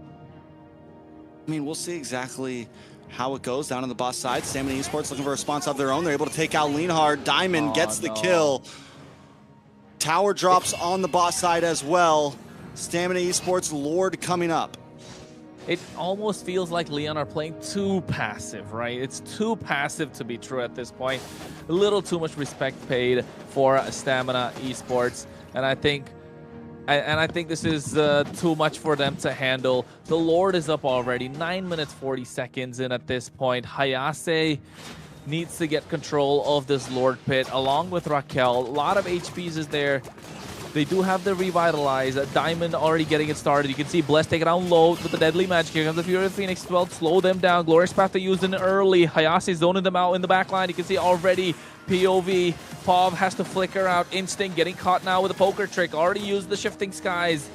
The fight has been dispersed. It's been back and forth. Nothing falling through so far. Dez trying to get a push up top, trying to shove the waves in, but Leonhardt able to get the tier 1 tower on the bot side. Mid should be the one that they're looking at. Synerjune getting caught up by Bless. Raging Sandstorm coming in as well. Desert Tornado. Hat trick out of there. Diamond is there. Dishing out the damage. Again, this tango. The cha-cha for the Lord Dance continues. Bless taking out another Deadly Magic, but oh my god, the Wind Strike coming through as well. They go in for the Shifting Skies. Blazing Duet at the same time. Synerjune is out. 4 members taken away by Leon, or from Leon by Stamina Esports. The Lord is marching on the bot side. The only one left standing is this lonely Uranus trying to defend the mid-tier 1. And now they're trying to catch them off guard. A sandwich play to get the wipeout, and they do that indeed. Stamina Esports dominating this play in that Lord Pit, and what a play coming in from Instinct. Goes in at the right time, gets the Wind Stride and the Shifting Skies. Now the Lord marching on the bot side. Stamina Esports have advantage. All it takes is one moment. We're waiting for the bubble to pop, and First Lord was it. Stamina Esports clears out the team. And again, right, it was Synerjune getting caught out first, mispositioning himself. I don't think I've ever seen a Harley play so passive. That's been kind of the problem here, if you ask me, for Leon. Synerjune needs to be a little more active around the map. Be a little more, I don't know, on the front foot, taking charge. Be an assassin. Maybe it's a comfortability thing. Maybe it's like, oh, we have to pick this. Maybe he's just not quite there yet on the hero. 0, 3, and 0 is not what we normally see from a Harley in any game. This has been one of the most powerful picks, and it's not like he's up against a bunch of counters or anything. This should have been a time for Leon to really shine with Synerjun, but they weren't able to pull through. I mean, not just that, right? I mean, not taking away any credit from Bless. He was able to body block quite a lot of those deadly magics, but with Synerjun playing on such a mobile hero, he should be able to cast the backline. But by no means is he behind in terms of farm, right? But Instinct goes in. Fury Phoenix popped it as well. Glorious Path comes in. Now the Blazing Duet Diamond goes in. They get first one to fall is Synerjun. Instinct with the Shifting Skies gets shut down by Pav. Dez gets the SOD on him, but makes his way out of there. So 1-for-1 trade, but Stamina still get the better. Yeah, a much better. You take another kill on a Synerjun. At this point, you could start looking for trades elsewhere because Synerjun's going to be so far behind that now it's, okay, who do we want to target down on next? Leonhardt's already take 3 deaths as well. So the major damage dealers of Leon just are unable to output. It's going to be a while until they can. Probably we're talking at this point, we're looking into the 18th minute mark till Leon can really put up a fight. We're looking at end-to-end game till Leon can really put up a fight. I don't know, man. If they got to take it to that point, maybe another 5-10 minutes. But can they really hold on? Yes, they have Leonhardt who can kind of get a split push possible. 10 seconds to the Lord Treks. I don't know. We need to see some macro plays come out. But Diamond is on top of it. Yeah, Diamond's controlling the map. Same thing with Bless. I mean, Stamina Esports in general, once they were able to kind of get a fight, start to get into their groove, find their moment, now they're no longer just looking for pickoffs. They're looking for plays across the board. Lord's going to get shredded down. Does Synerjun try to pull something off here? SOD connecting. But you know what? I want to kind of... I mean, he's not going to go through, right? I'm trying to say, like, Stamina Esports were in a similar position yesterday with game number 1, right? They were super utterly dominating, but really let the game slip after a while against Night Horde. That went on, what, 27 minutes? And then they overheated. Can Leon do the same? I remember in that game, too, we were kind of calling it like, they need to finish this. The clock is ticking. And when you're up against something like a Moskov, the possibilities are there. Something even like a... I mean, yes, the Harley hasn't done well, but the damage will eventually come online if he can find the right targets. So, yeah, Stamina Esports, the clock is ticking. Close things out. Don't be too scared. Yeah, I think looking to get the push on the final third. Concealed play coming as well. Furious Phoenix along with a wombo combo, the Blazing Duet at the same time. And Stamina Esports collapse on top of Leon, but only get one. And that's going to be Leonhardt. But that is enough for them to try and get the base crush, though. Look at the siege at the inhibitor on the bot side. The Lord already taken down. Bless creating the space that they need. Diamond wants to go in and get the finish. And Stamina Esports, they respect and go back. They respect it. I mean, they're 7.8k gold lead. I know I'm saying the clock is ticking, but they do still have a little bit of time with a lead like that. They are going to go for the re-engage here. They're waiting for the minions, looking for another inhibitor. Will they be able to get it, though, at this time? Raquel doesn't he does have the Glorious Pathway. Bless out of there with the Raging Sandstorm. SOD connecting. He might as well come through at this point. No. A lot of damage being dished out. Pav with the RWM. A lot of damage on Instinct. Leonhardt looking for the reconnect here. Oh, Dez looking for the re-engage, though. Wind of Nature coming through as well. Dez able to find a double kill. Now he goes into the back line. Everybody backs off. 2 kills, 2 important kills. Synerjun and Leonhardt. Oh, how can Leon even bounce back? I guess everyone, I was about to say, got to give it up to Yomel 209, but almost everyone on the team of Stamina Esports is deathless right now since there's only been 2 deaths across the board. Dez, Yomel, and Bless holding the lead on that. Look at Bless in the backside. Oh my God, comes in with a concealed Raging Sandstorm looking to take them down, but now they're locked in the base crystal. Stamina Esports 1-0, best of 3, dominating victory, what we wanted to see. Victory!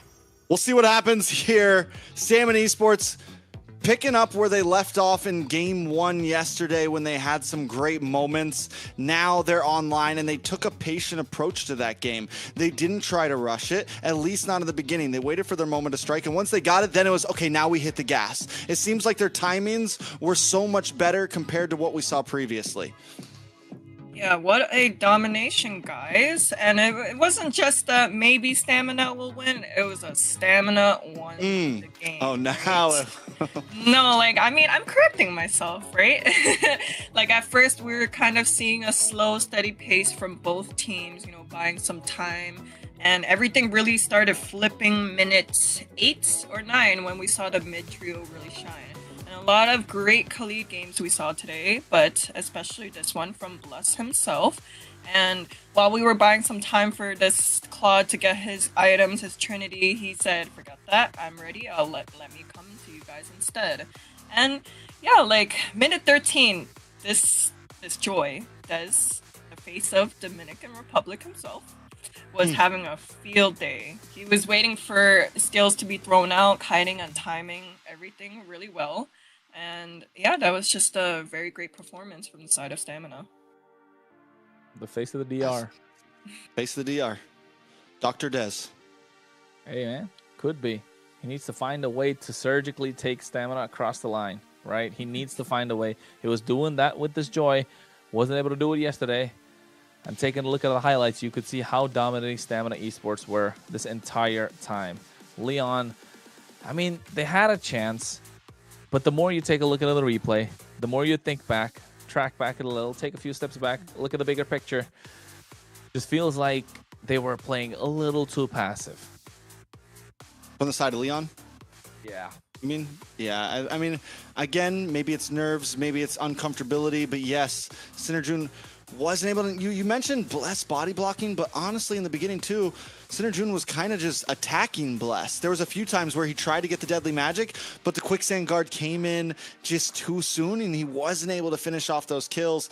And then we see that final huge fight that really just sent Stamina over the board. And even here, Synerjun a little bit too deep, gets caught off from Diamond. Just some mispositionings across the board. Yeah, like, I mean, from the minute the game started, right? Like, we were kind of seeing a little bit of, I wouldn't say pauses, but a lot of time passing by for the Joy to really get these items, get this damage. And, you know, I'm a little bit stuck on who the MVP should really go to, but it will go to... Nah, come on. Another Zetian! Another Zetian. I'm trying to say, like, yeah, Des played a great game. He's got his fans. We want to make sure it was a battle of the junglers, like we mentioned, but can't take anything away from the Zetians. 2, 0, and 10. Sitting pretty in the back line. That was your pick, Kronos? I mean, yeah, I would say that was my pick, just because of the fact that with the Fury of the Phoenix being the start of every single fight, right? That big game theory. Basically, he was the shot caller for every single thing, no matter where he was on the map. Bless saying that, hey, I can get them in the back line. All right, pop the Fury of the Phoenix. Next thing you know, Raging Sandstorm, and all hell breaks loose. Wombo combo comes in, Instinct goes in with that Shifting Skies. Yeah, Yomel, well played. Yeah, I mean, okay, I'll give it to him as well. Like, I do think the Zetian... okay, now I'm getting the pronunciation even worse, but I do think the Olds played like a very important factor in how and why the opposing team kind of felt like they were playing, you know, what's the word? Kind of reactive, you know? It almost seemed that way. Because I wasn't seeing much happening on the map for the side of for Leon. What do you think, Kronos? Drex? You're good? Go on. You go on. I know Yomel did a great job. I think one of my shining moments was his timing on those. You mentioned the Fury of the Phoenix, and again, every time I see the Zetian, I kind of forget about those things. And even early game when he was able to, oh wait, there's a big play happening on top side. I'm gonna snag this kill real quick in the gold lane when I'm halfway across the map. So his awareness overall just seems clean. And on a hero like that, you have to have full map awareness. You have to know what's always going on while still holding your own lane, you know. And Yomel's done a great job at that. Yeah, definitely. And abusing kind of the mechanics of the hero, utilizing the range that you have. I think overall, of course, Stamina Esports coming out with a dominating victory, but now in game number 2, can they pull it off? We did see them overheat in the yesterday, right? Hopefully you don't get to see that today. And another thing I kind of wanted to touch upon is it's late in the day right now. Is fatigue kind of getting to them? Or did they wait for too long? I mean, yes, they had their schedules well in advance. They knew that they were going to play this late anyway. But were they prepared, you know? Did they have their potassium intakes? Is their bellies kind of full, or is it too full? Are they a bit sleepy? Are they warmed up? Because if you start up the game, if you start off the night, if you're the first game of the night, you probably get warm up before you get in. But if you're the last game of the night, did you have what 6 hours of not playing MLBB? I think that kind of get cold fingers. Maybe that could be the reason why Leon lost. I don't know. I'm trying to find reasons to be positive, but I don't know. Fair enough. I mean, all of those things, and you know, all of those things come down. I think when we think about teams, we think just about like, ooh, how good is this player? But mentality comes in. How well you schedule yourself around these games. Are you getting sleep? Are you doing all these things? Like those things also are what great players are able to handle, are what great teams are able to handle. It's not just micro mechanics. It's not just macro mechanics. It is the full deal. So as we jump into game number 2, possibly the last game of the night, are they going to be able to maybe bring this to a game 3, or does Stamina already have the momentum, Ashley? Yeah, I mean, okay, well, to be fair, they will be playing, they're playing the last series for today, right? They played the first series of yesterday, so it's only a little bit fair, right? But, you know, it's going to be the first 2-win game that both teams might potentially have. It's going to be the first time that they'll be, you know, they'll be doing that. So they should know by now, like this is almost like a all or nothing situation. Not completely yet, because they won't get kicked out just yet. But they should really give it their all. Definitely. I think if you're Stamina Esports, you're looking to make that statement with a 2-0 victory. But if you're Leon, you don't want to be getting the short end of the stick. You don't want to be seeing, you know, you don't want to be the gum on the bottom of somebody's shoe, right? At this point. So looking to make any sort of a comeback possible.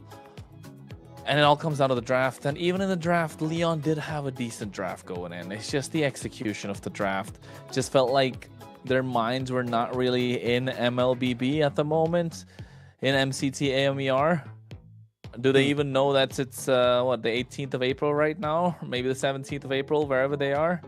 So we gotta wake up. Gotta wake up. It's 18th for me right now. We're sitting at 1:30. If we can keep our energy going, players are gonna have to do the same thing. I'm wondering, yeah, Leon kept a pretty simple draft this time. We talked about them sticking to the basics, and they did do that. They got power picks. So now it's like, where do you go from here, right? You got some of the best picks that some people would want. You got the Harley, something that people have picked in front of Marcel's, people have picked in front of other picks, and you weren't able to pull it off. So do you go to comfort here? Do you go to maybe not exactly full meta, but like, hey, this is what we like to play. This is what we might be able to win for, and try to catch Stamina Esports off guard? Because, yeah, we've seen that work. We saw it work earlier with Night Horde up against Vendetta, right? Able to kind of Merlin picking up things like the Benedetta. So it's a big battle, and it is a lot on the line here. We're no longer just looking at, it's not day one. You're sitting at 0-1 right now. Another loss, you go down to an even worse position in the Swiss stage. I think. Yeah. Sorry. Kronos? No, you just want to be in the upper half of the table, right? When you're going in, get a better seed in the Swiss stage. That's all I kind of want to say. Yeah, now's the time for both teams actually, but more so on the Leon's team to really give it their all. Whatever it is that you have planned, just throw it out there, because it's not looking so great for them. So with that, what does Coach Bear have planned here for Stamina Esports? They've already taken a dub. Do we just play the same game? They feel good right now. We always talk about the losing team and what they have to change. The Stamina Esports really have to change anything. Well, blue, red, Eve, Rhea, Boxia? How are we gonna see this happen? Marcel? Probably. Jushin? Yes. Boom, that's the bans. First pick Those in are the Leon. bans. Sora still open Perspectives exposed. for the side of Leon if they want it. 2, 1. I don't think they're gonna get it. Yeah, I mean, for the side of Stamina, when they were first picked, they were able to just throw out like target bans and like leave some strong picks open for themselves. So I do think it's time for Leon to maybe do the same for themselves. I mean, hey, Coach Bear, no coach. Aren't we swear to always like protect it towards till no my coach? last breath. I thought that was the general consensus. No, I like coaches. Me too. I was just trying to go with what the table was going with. But Freya taken off. Jushin off the table. It's got to be Boxia and Sora, right? Valentina's another great option that's available. I mean, the thing is Leon doesn't need to ban out the Sora. It's got to be done by Stamina. And that means, do you leave the Basha open if you're Leon? I don't think you ban Basha here. I think you leave at least one of them open to force Stamina to do it so you can get one of them. So Leon can kind of go for more of a target ban here. Something outside of the meta. Harley. Harley, yeah. Honestly, you ban out the Harley here. Yeah, Harley looks good because they can't pick it themselves due to the global ban. And not just that, dangerous grass. Harley's super dangerous on that map. Very dangerous. In the dangerous grass. I am not the only Peeking one through. bound by these chains. Obvious. Obvious ban. Obvious. Not Solid. bad. Solid. No complaints. So now, yeah, do we ban out the Basha or the Sora here? I think you ban out the Basha by Stamina. Ban out the Sora. So first pick Basha, easy peasy, lemon squeezy. Easy. I think so. When life gives you lemons, take Boxia. You make Basha. Exactly. Don't overthink it. I mean, I was kind of thinking, like, what? Oh, what she's if? overthinking it. No. Okay. I mean, I guess Sora is always a. Oh right. They have a ban on Sora on Stamina side too, so they can't pick it up. Okay, never mind. Never mind. Carry, okay. What's Oh, going Lord. on now? Overthinking it. Oh no. All right, so Basha pick from Stamina, Basha, and or Valentina. Harley, really whatever you want. But yeah, Basha Valentina seems like just a clean, easy, upfront, simple. Don't overthink it, and you're good. Unless Dez wants to be a little spicy and play the Harley, because that could work too. Could be Basha, Roman, Harley, jungle, to be honest. Yeah, you could just take both and be rude at that point. Like, hey, I got something for you. We're going to use both of these, and you get nothing. Granger No, you don't. Galea. They disagree. Okay. Okay. So now for the side of Leon, it's either take that Guinevere away or give the Guinevere. That's another solid choice. Boxia here, right? It's got to be Boxia. No matter what happens. I mean, I don't know at this point. You know, we keep saying Basha and Harley, and they're like, nah, fam, hold my phone. So at this point, yes, Basha would be nice for Leon. You have the carry. It would sit nicely behind it.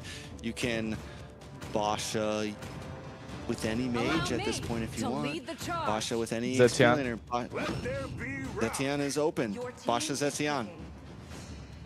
I mean, the problem is... No, man, never mind. Because I think we don't really know what the playstyle of both these teams are, right? As much as we'd like to kind of predict the drafts with Leon, we really haven't found an identity for Leon as much as we can tell. We don't know who's the one that's really taking charge, what's the shot call, where do they prioritize. They've always been so iffy about their draft. One thing for sure is they always prioritize their jungler in the first phase. You're asking Spicy, you got Spicy Trex. There's the Harley. There it is. Dez. He's gonna be comfortable in it. He's gonna be confident on it. And that's why they didn't pick the Harley, because they just knew that Leon wasn't gonna do it. Because Leon couldn't pick it. But still, we have the Basha open. Nobody's gonna pick it. Are they even gonna ban it at this point? You said it could go to Rome, honestly, but I don't think that's gonna be a possibility here. At this point, ban is coming up from Stamina. Do you ban down to the mage? Do you ban out the Zetian? Because you also need mages. But they still decide to ban out the Zetian since they can't pick it themselves.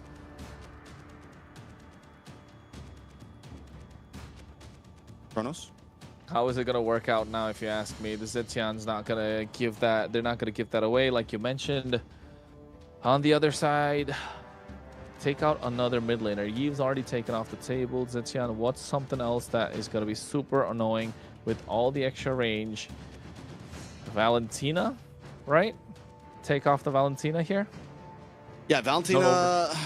Yeah, you don't want to give that first pick. You want to think about, since the Zitian's gone, yeah, you get rid of the Valentina. You lock into something else as well. But they go for EXP lane instead, taking out the Yuzong, taking out possibilities to get to the back line and give Leonhard a hard time. I mean, I get the Yu Zhang as well being taken away just because of the fact that even if Valentina's picked up, what is the Valentina really going to take away? There's only one time ever I have seen an MLBB where the Valentina takes away the taunt of the Fredrin, flickers in, and then taunts, what, 3 people? I think was that Stanford? Sanji? Was that Sanji? Might have been Sanji. I feel like Yeah, I've seen it once or twice, but Yeah. that's a rare one. Yes, That's very rare, right? Very rare. That You was gotta be, epic. That was super big brain and one of the best plays I've ever like seen. that I was think what MSC, like last MSC. I think he pulled that one off. That's crazy, man. That's absolutely crazy. Nobody would think about you doing that so much. But hey, if it works out, works out. But look at that. They take away the R lot. I think this is a target ban. We've seen this before as well. They'll lock it down and not let Bernoulli play that in the EXP lane. However, here now, Leon maybe look to take out another EXP laner. Kind of choke the pool that's there of Stamina Esports. Never mind. Take away a mid lane, Lilia. But Yve is not open. I'll banned out first thing. Farza could be a possibility here. We've seen it pull up whenever some of these choices are gone. Lunox also still open as well. Could be some nice shred against the Fredrin and the Hilda. Could be a decent pickup up front here. I think, you know, they're lacking a lot of crowd control if you're Stamina Esports, apart from that title strike and Tsunami Slam. It's going to be crucial. It's going to come down to that. Yes, you have the combo that's possible with Granger. Yes, you're giving Harley a lot of space. I think it's just going to be crucial to see where the crowd control is coming from.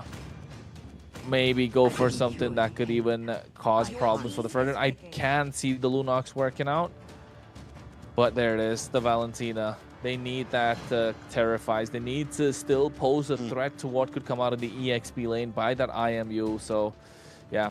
Solid with the Valentina. Leon, on the other hand. Hi, Ashley. Welcome back. Hello. Back. Sorry. I Loyi TP'd away. I'm here. Yeah, she hit the diversion on us. Sorry. Continue, Kronos. No, I was saying, what could Leon go for here? They're lacking mid lane options. Not a lot left open. The Valentina was a solid pick, or solid choice. Now that's not available. Kadita, if you ask me, Leon, they could play that in the dangerous grass. Flip one over onto the Harley. Maybe even the Kagura. The Kimmy is still available, but I think Kadita is just so good here. We haven't seen a Kadita yet, but they do pick it in. There we go. Paired up with the Mincy. I don't know about the Mincy, though. Not going to lie. It's crazy. It's crazy. It's crazy. I love it. I love the Mincetar, but it's such a gamble. It's such a massive gamble. I mean, it's definitely Ashley. Earlier we were saying now is the time to really like take out all of your cards, show all your cards, and just go all out, right? So maybe this could be a crazy thing that, you know, we're seeing. Because Nighthorde's been doing the same thing. Just Benedetta roam, draw head this, draw that. Like, Oh, this is Patrick. Oh, not a Yeah, if he Oh, was a Uranus Patrick? pick. Oh, no. Oh, Patrick Star. That might Good be a luck. decent answer, honestly. Yeah, to the Hilda and the Fred, that's Hilda has trouble with that, honestly. So, and it is going to be an EXP lane, Glue, though, which is still fine, still works, but it's going to take a bit more time at least for Glue to get heavily involved in the fights.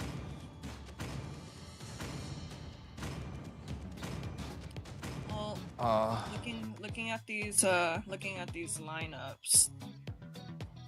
This is another one of those times where I'm just like, I can't really side with a lineup. Like for the side of Stamina Esports, I think this is the type of comp that we see normally. This is a very textbook play we have versus Leon. It's like let's just throw out all the cheesy picks we can.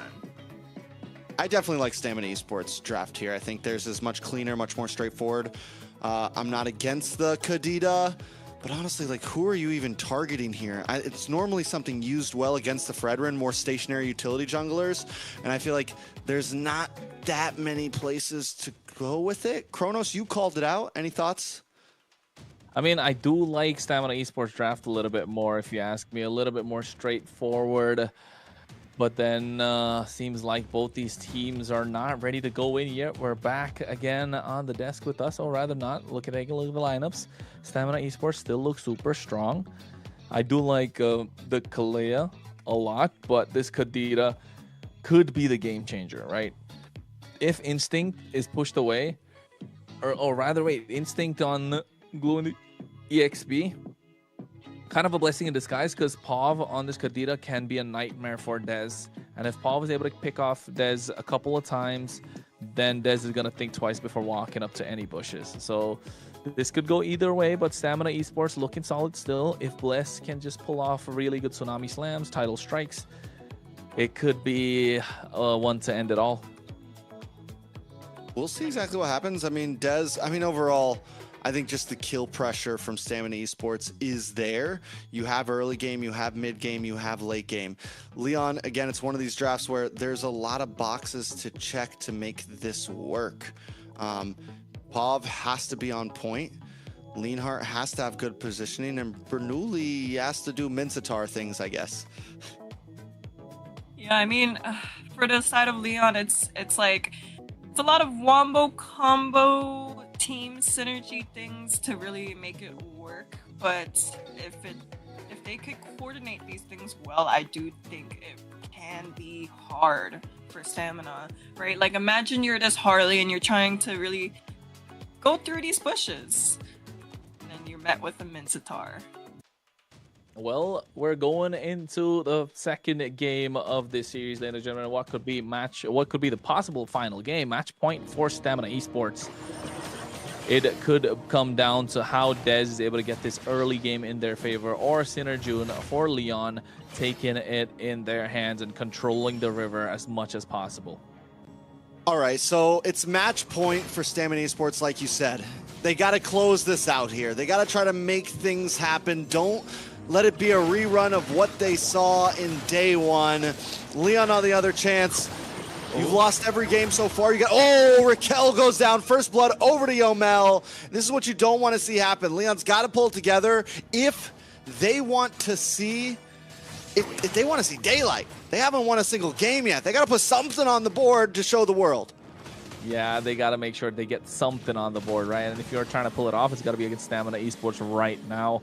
Bless, super aggressive. Yomel following it up, getting that first blood. This is what we want to see if you're a Stamina Esports fan. At least push back Raquel, not letting him contest that river whatsoever. That means you're kind of hindering, what do you call it? Kind of diminishing hindering? What? No, yeah, hindering, exactly. I was saying right. Just fumbled. Lisp? It's late. Was it? Kronos, I don't know. you're good. You have a lisp? No, I don't. Felt like it for a second. But then again, just Cody Rhodes, man. But then, yeah, just getting... If you're able to stop Pav from getting control of these bushes, then yeah, Stamina Esports will walk away the victory. That's why you take down Raquel as early as possible. Both these heroes are super reliant on these bushes. Camping them is going to be a problem. If they don't get it, Stamina Esports could just walk away with the game. Oh, 1v1! Diamond gets the dub, but Leanhart goes down. But a Deadly Magic actually helped out. Wasn't a full-on 1v1. Let me call it out. Yeah, King's Calling coming in as well. Rough Waves being used up. You can see a lot of damage being dished out. Yomel able to make it out of harm's way. But that was a Rough Waves coming in from Yomel. Petrify used early on as well. Dez able to get control of this Turtle Pit. Instinct trying the best to put out Synerjun. Grab not coming through. Turtle being reset. Synerjun makes it out of harm's way. Raquel trying to space out the river. Dez doing a lot of magic with Deadly Magic. This is what we wanted to see in the previous game from Synerjun. Yeah, 3-0-1 on the Dez, and we're only 3 minutes in. That's a kill a minute just to average things out. Turtle about to go into his pocket as well. Synerjun forced to go back to the orange buff. Stamina Esports taking complete control of the game early on. Complete control indeed. I think Stamina Esports right now 4-1, 1.5k goal lead. They're trying to blitz it. They're trying to end it. They are looking to catch something. The deliveries are a little bit late. They need to get this on the board as quickly as possible. They're already chunking down the tier 1 of the bot side, getting all that gold shield, and you can see the goal lead extending almost 2.5k right now, and we're only less than 4 minutes in. Yeah, I mean, Stamina Esports are moving fast right now across the map. They're looking for picks. They're looking for plays. We saw one first in gold lane. We see kills down in the turtle pit. Then they quickly move to EXP, grab a Tsunami Slam, and take it and go. Taking a look at the items, we did see Diamond win for the Hunter Strike first instead of going for Sky Piercer. I think it's a good play. We've seen some other players sometimes pick up the Sky Piercer first, but I think Diamond's playing it safe, playing it clean, and because of the lead, it's okay. He's hanging out in gold lane. He's not trying to get too many kills up front. He just wants to get that golden. Yeah, I think that's what they need to do at this point. Not give away. Look at how they've cornered Leon into the mid lane, right? No sides whatsoever. And if they're moving like a unit. And that's what kind of Stamina Esports want, so they can be able to back off. Bless here gets caught out. Not looking good. Synergy able to pick up that kill. 5-2 kill score. Stamina Esports 3k, 2.1k ahead now. Leonard locks in his first item with the Corrosion Scythe, trying to get back onto the board here to be able to play against Stamina Esports. Like you said, 2.2k gold lead into the hands of Stamina. 4-0-1 onto Dez, Yomel 1-0-3. All the damage dealers are exactly where they want to be for Stamina. Turtle's going to be up in 10 seconds, and Stamina at this point have control. Does Synerjun even really want to contest it when you're this far behind? And especially Pav and Raquel still up on top side. It looks like they might try to go for a play up here instead of forcing Turtle. Ooh, I don't know. I think if I'm Pav, definitely want to start camping some bushes, man. At this point, you got to make your mark. You got to be a threat to Dez. Turtle is going to be the target for Stamina Esports. Dez making his way. Doesn't want a purple. He wants to get the Turtle started. They spot out Pav and Raquel. Pav gets spotted out. Diamond sniping from downtown with the Detonata Center. June looks like grab is going to be on top of him. And now they go in with the King's Calling of the Flicker play as well at the same time. A lot being dished out. Petrify coming in. Bless goes down first. Center June able to get that Turtle. Dez able to get only what? The Lethal Wanderer? Didn't even get that. Didn't even get that. A nice Turtle secured for Leon. And honestly, a great King's Calling to help clean up space. They even brought down Diamond to try to get advantage in that fight, but it all kind of backfires on them because not only do they lose the Turtle, but they also lose the tower up in the top side. This is looking good for Leon. They're able to push back. I think Stamina Esports, we saw this happen yesterday. Overheating. Game number 1. They got it in the bag. They let that slip. Game number 2. Not really sure what happened. Kind of don't remember. Memory of a goldfish, but still we know what happened. Stamina Esports should not be doing. Let it not be a repeat of day number 1. I mean, Dez still hasn't gone down. The damage is still heavily there. Instinct able to just get away in the nick of time. Dez can still make moves happen. Diamonds can still make moves happen. Yes, the playing field is even away. Bless in a bad spot, does go down, unable to get the kill, but Dez picks one up, doesn't have a hat trick, is going to be in a bad spot, going to get caught up. Dez falls as well, a shutdown into the hands of Raquel. Yeah, this is what they were looking for. A massive shutdown. This is not looking good if you're Stamina Esports. You're giving too much leeway. What was 2.2k at one point?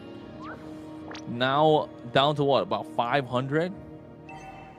Yeah, I mean, they still have Yomel and Diamond with 0 deaths. Taking a look at the items, Dez still holds 1,000 gold lead over Sinner June. If they let more mistakes like that happen, yes, it is very, very bad.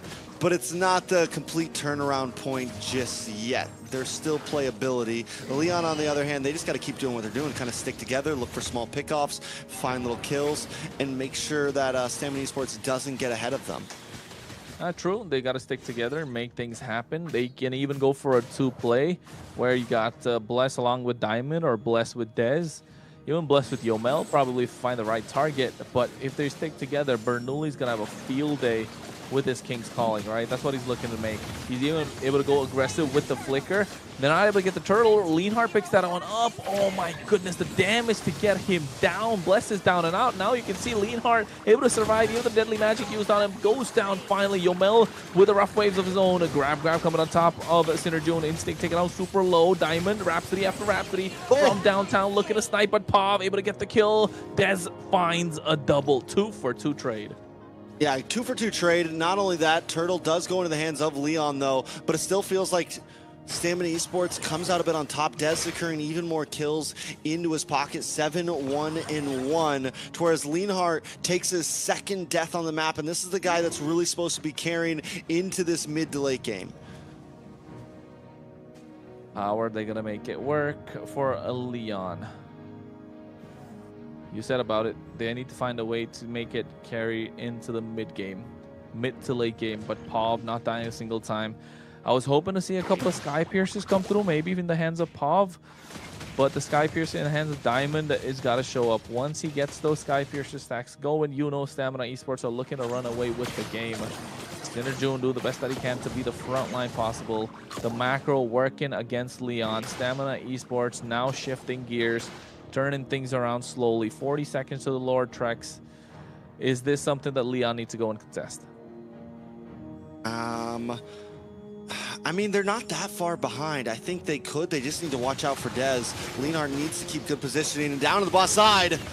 Oh, wait. They get the King's Calling as well. Petrify coming in with the rough waves. Not enough damage from Pav to take anybody down. Only Bernoulli falls.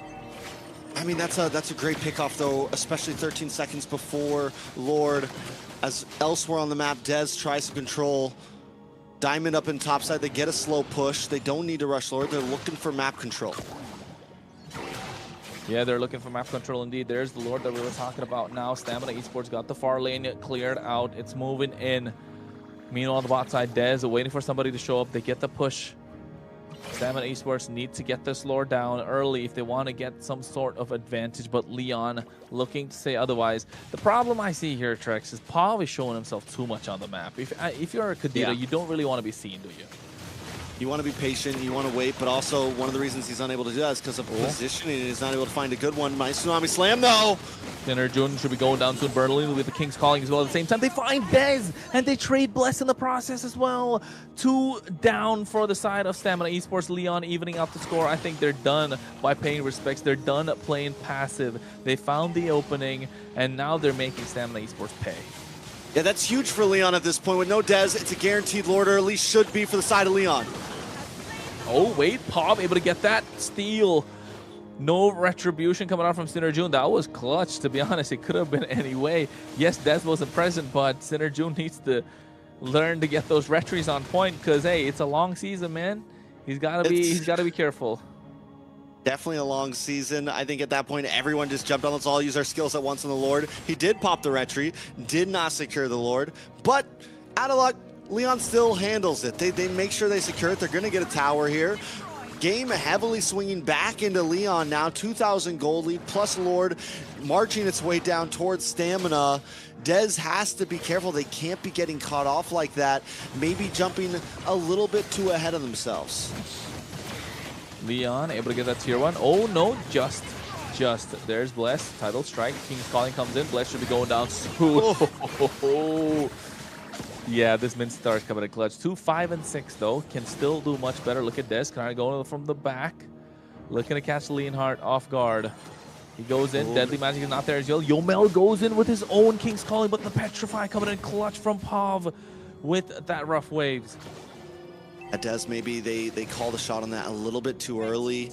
Don't know that Pav is also hanging out in that bush. Don't know if they have the defense ready. It was a good try from Stamina Esports. It does delay the push a bit, but still not enough to turn things back into their hands.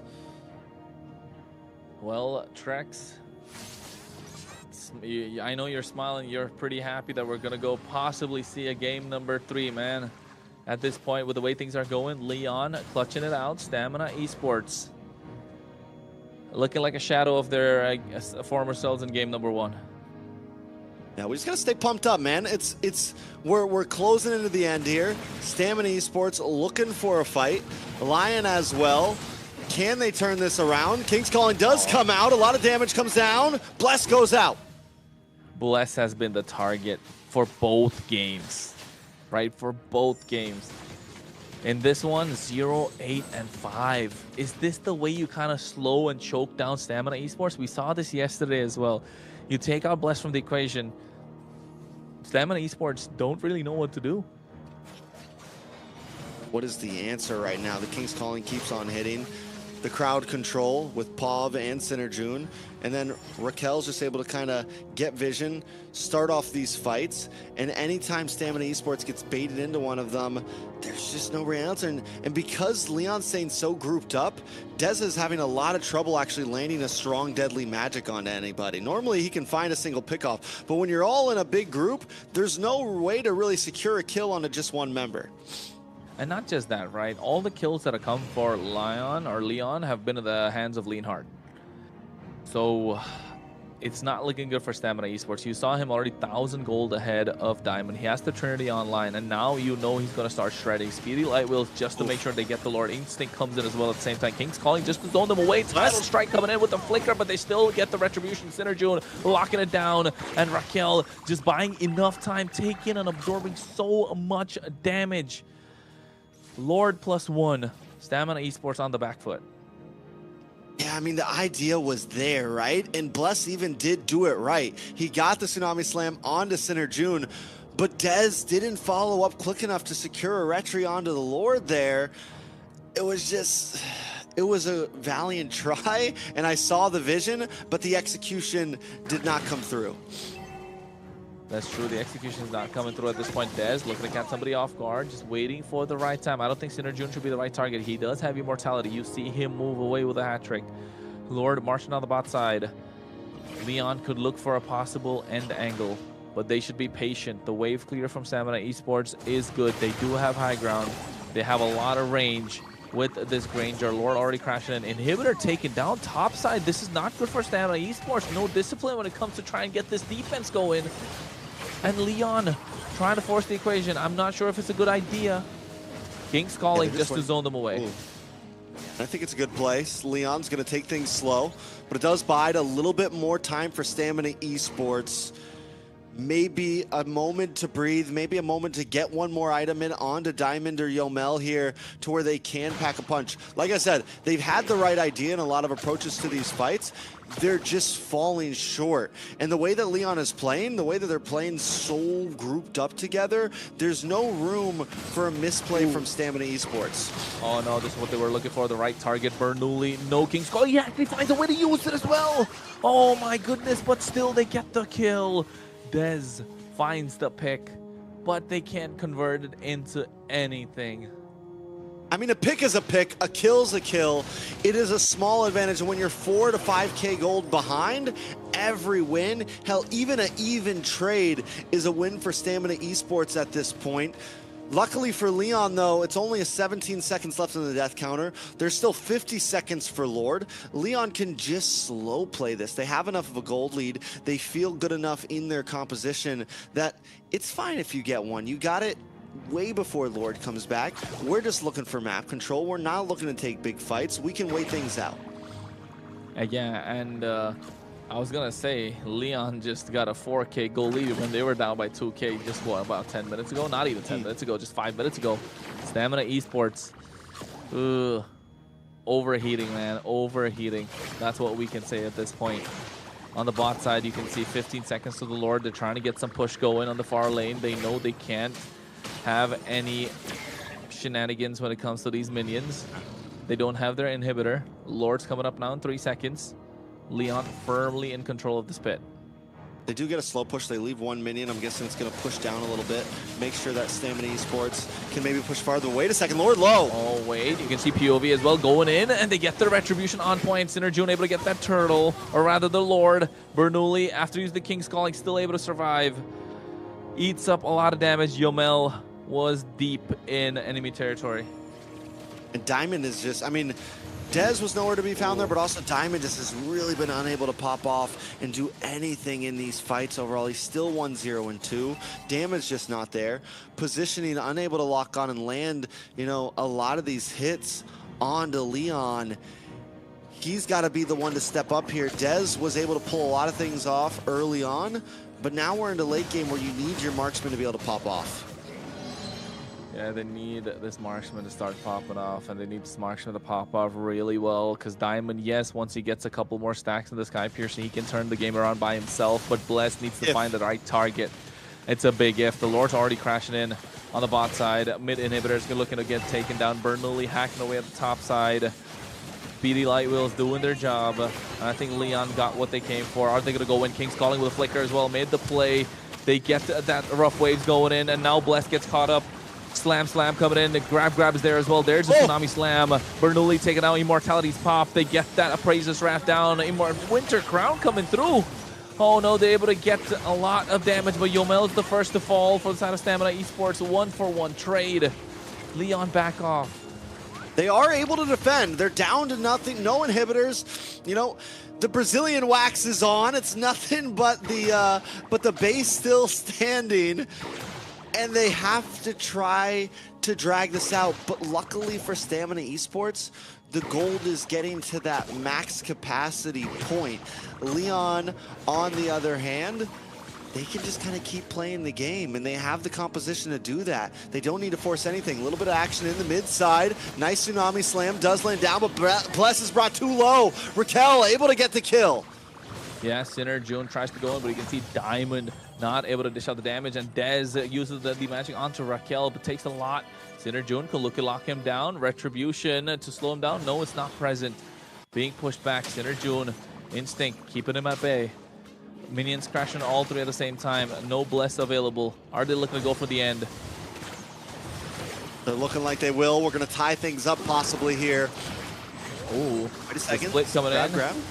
At the same time, and you can see Pov get sniped from downtown. This is what we were looking for from Diamond, but is it a little too late? Finds a double. Now looking for the third, and make that a Maniac if possible. No, it isn't. Stamina Esports finding the opportunity. Okay, Diamond finally, 20 minutes in, getting 3 stacks on the board, getting 3 kills on the board. Is this a moment for Stamina Esports to fight back? Leanhart maybe in a bad spot here, gonna get cut off as well. Immortality does pop. Stamina Esports finally finding a moment. The shutdown locks in. An unstoppable kill for Stamina Esports. This is what they were looking for. Now they found their groove. They were patient, ever so patient for Diamond, especially once he got those Sky Piercer stacks going. It's got to be at least 40 by now. You can see they are turning the tides, but again, the map, the minions are completely against them.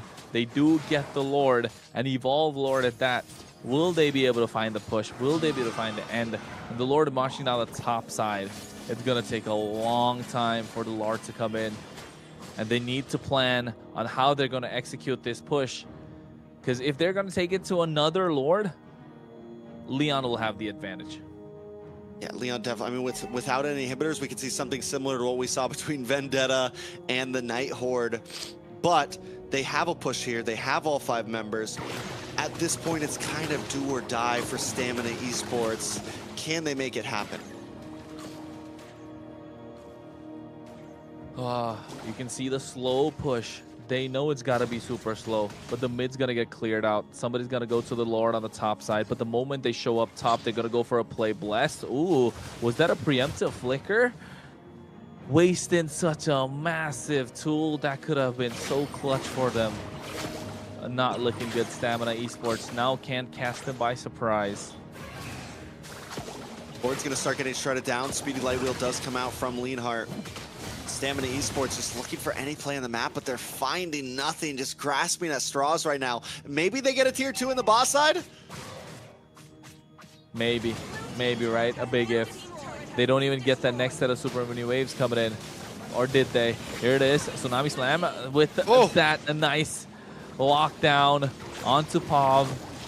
Dez able to get the kill. 10, 2, and 3. But the rest are not able to follow. Raquel zoned away. Instinct with the grab, or rather the slam. Tier 2 is down and out. Now Stamina Esports slowly inching to the finish line. Okay, Dez on the boss side, chipping away at the inhibitor.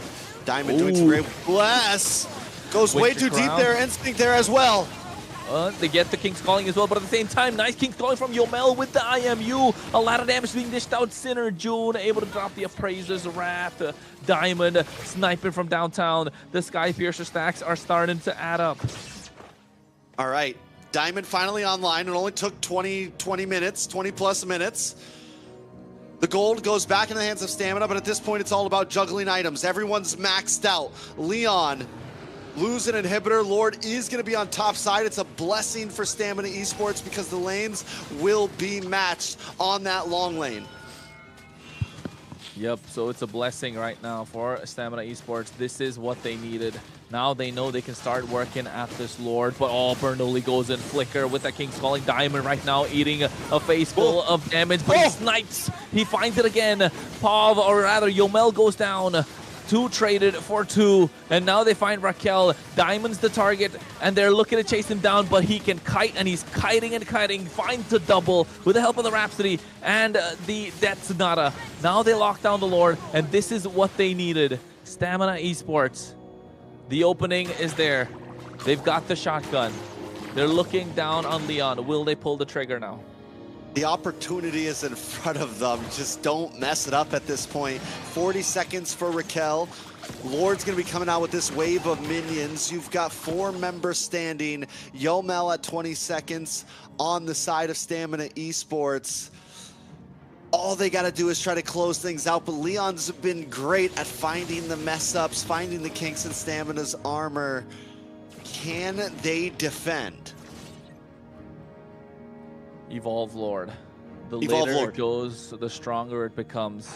24 that is how minutes, that works. 37 seconds. I know. 24 minutes, 37 seconds, man. We're deep now. Stamina Esports don't want to let this loose. It's pretty late for them too, if you ask me. Right? Fatigued. They've been waiting all day for this. Is this going to be the final push, or is Leon going to hold on to take it to game number 3?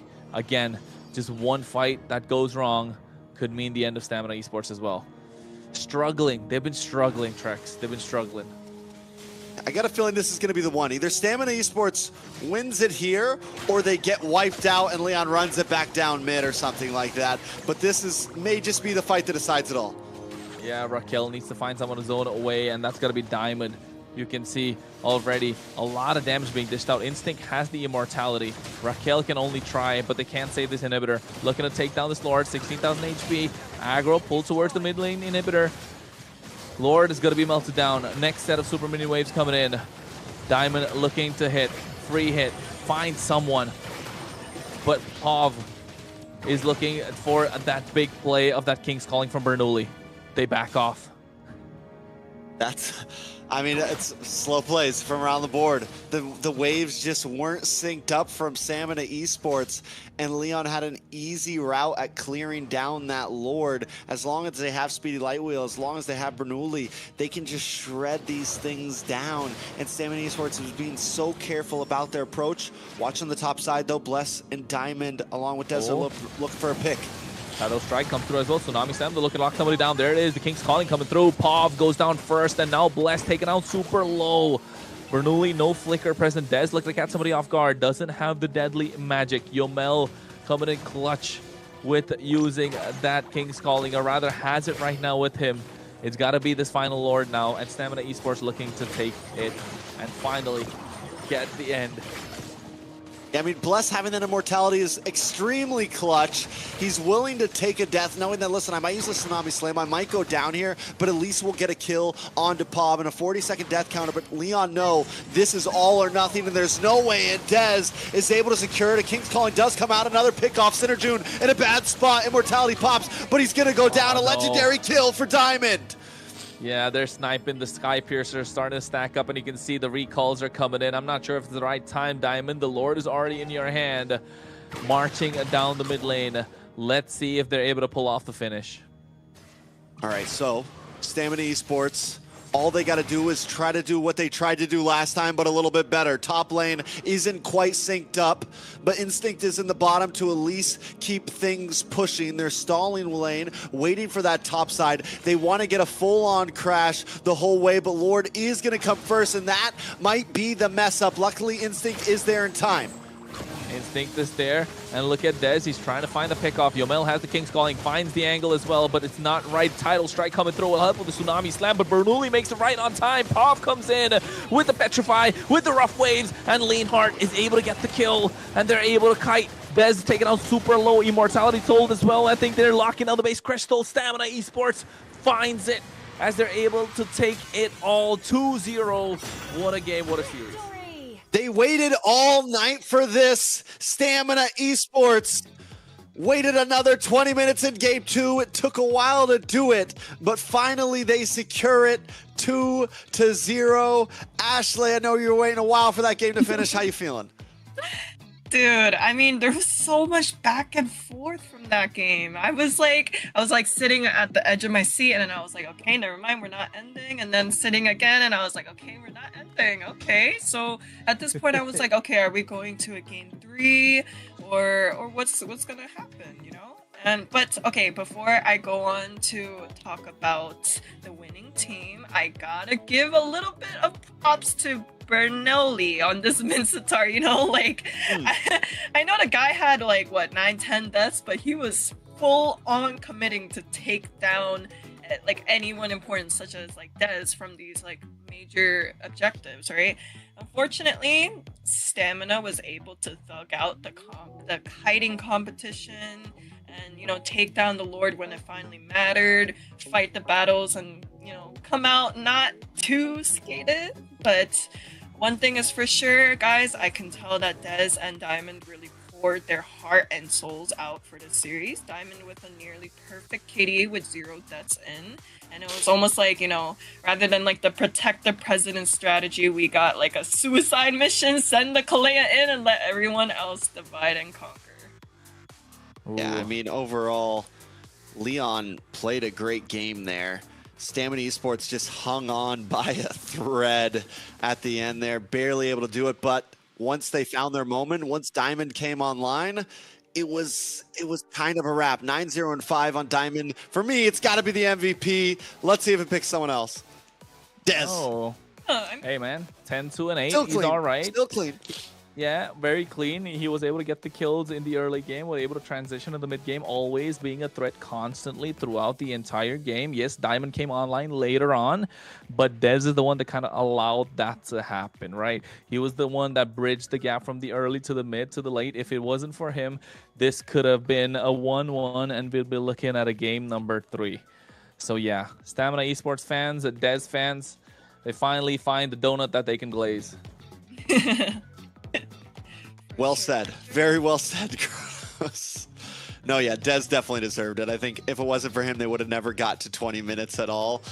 Overall, just completely from early game, even when he had his moments where he couldn't get the kills, towards the end there, he found a couple kills, just really brought the team to victory.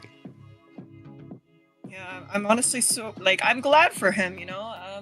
Like, we didn't go into a game 3, and it was a very long game that we were watching, but I do think that Dez does deserve this win and this MVP as well. All right. I mean, with that, we're going to have some great games tomorrow. We had some great games today. Dez able to finally secure a win. Going to be going up against either U2 or...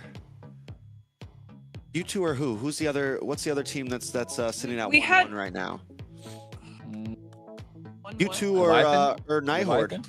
Leviathan? Leviathan was 0-2. There was no other team that had a 0. U2 or Nighthorde?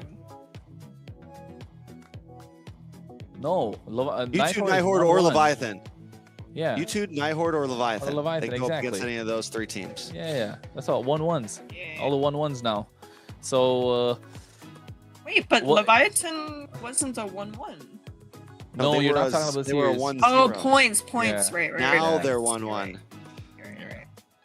So, I don't know. I think Leviathan versus Stamina Esports.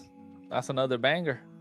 That's a banger. Or Leviathan versus for me it's Leviathan versus Nighthorde. And then you give me U2 versus Stamina. Hey, for me, it's VT versus Alpha 7 tomorrow. Oh, well, Wait, no sorry, matter not what, that's tomorrow, happening. but You know that's happening. I'm stoked for that. Yeah, that's a really good one. But hey, we don't really have it. We're just theory crafting. We're just kind of putting our, perspectives to what we want to see, our dream matchup, so call it. But yeah, if you ask me, we definitely are waiting for the next ones. And of course, a lot more info to follow. But that was a series. It could have really gone all 3 games. That Granger coming in clutch, at the 20th minute. And if it wasn't for that, yeah, one more game. Ooh, it's been a long night, folks. It's been a long night.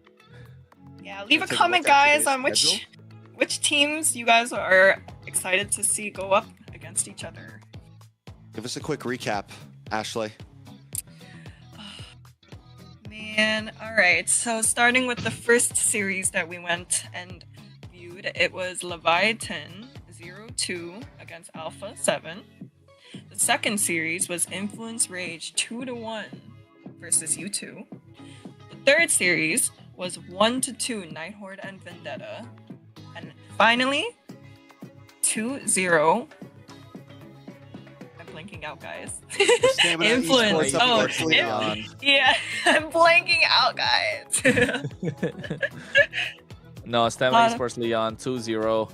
So what? We got 2 best of 3s and just 2-0 sweeps. So I mean, we were kind of expecting all games to go to the best of 3s, except for probably the last one could have been a 2-0 on either side. So we got saved by 1 game, maybe a couple, but still, it was a long night, especially with the games that were there. Not just long, but entertaining. That's the best part, right? Every single series was a nail biter, went down the wire.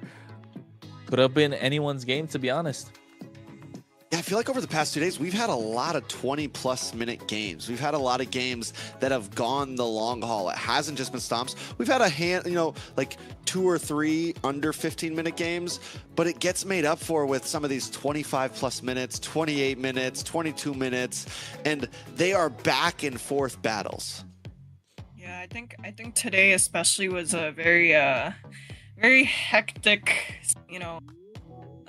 turn of events, because even when we were talking amongst ourselves, right, it was like we weren't sure which teams were exactly going to take a sweep, a broom, and sweep it all away. We weren't sure. Like I was pretty entertained. We even had a game where it was won by minions. Like won by minions. That's crazy, guys. A dub's a dub. Dub's a dub. Exactly. I mean, that game was intense, but so was this last game. I think the intensity just keeps building and building in MCT as we go in deeper and deeper. It's only day number 2. And with the amount of games that we've had, it is absolutely crazy. But of course, folks, we're going into an interview with the team that came out victorious. And of course, we have the jungler, the MVP, Dez. Hello, How are we doing today, man? I'm doing good, man. How are you guys? Fantastic. We're good. It's upsetting that we had to see that series so late because that last game was such a nail biter, and I think everyone is feeling it. I know it's late for you guys as well. How have you been holding it together? Like keeping morale high with such a long game and late night. Yeah, it is crazy because it is 2 a.m. right now, and then usually when you have like a tournament day, you wake up early, you're just thinking about the match the whole day, but you have to wait for so long. So you have to try to not do too many things and not get burned out before the match, so you can be prepared. But yeah, that second game was just crazy. We didn't expect that. I mean, similarly, what happened with the second game, right? We thought you guys were going to overheat, especially with the long wait that you have throughout the day. Same thing happened yesterday. What happened yesterday, Des? Talk to us. Game number 1, you guys had it in the bag. It should have been a 15-minute game. Went for 30 minutes almost, and then all of a sudden, second game kind of flipped it. Talk to us. What was going on? Yeah, honestly, we just didn't expect such like a weird draft from Nighthorde. It caught us off guard because we don't really we didn't see anything like that like in the scrims. Like we didn't expect the Jawhead or the Sun, and even today we saw that they picked Benedetta Rom. So their picks are definitely off meta, but they somehow make it work. so it catches people off guard. And also, like, we did have to make like some changes a few days before the tournament, and we're currently like adjusting to our new roamer blast. So it's definitely gonna take some time, but hopefully we're more ready for next week. You know, it kind of does seem that, you know, like you guys lost a series yesterday and you were able to pick up the pace today. Like I know you played wonderfully, you know, well-deserved MVP. Can I ask you, like, what's your scheduling like? Like what's like usually the plan to improve, you know? For the tournament day?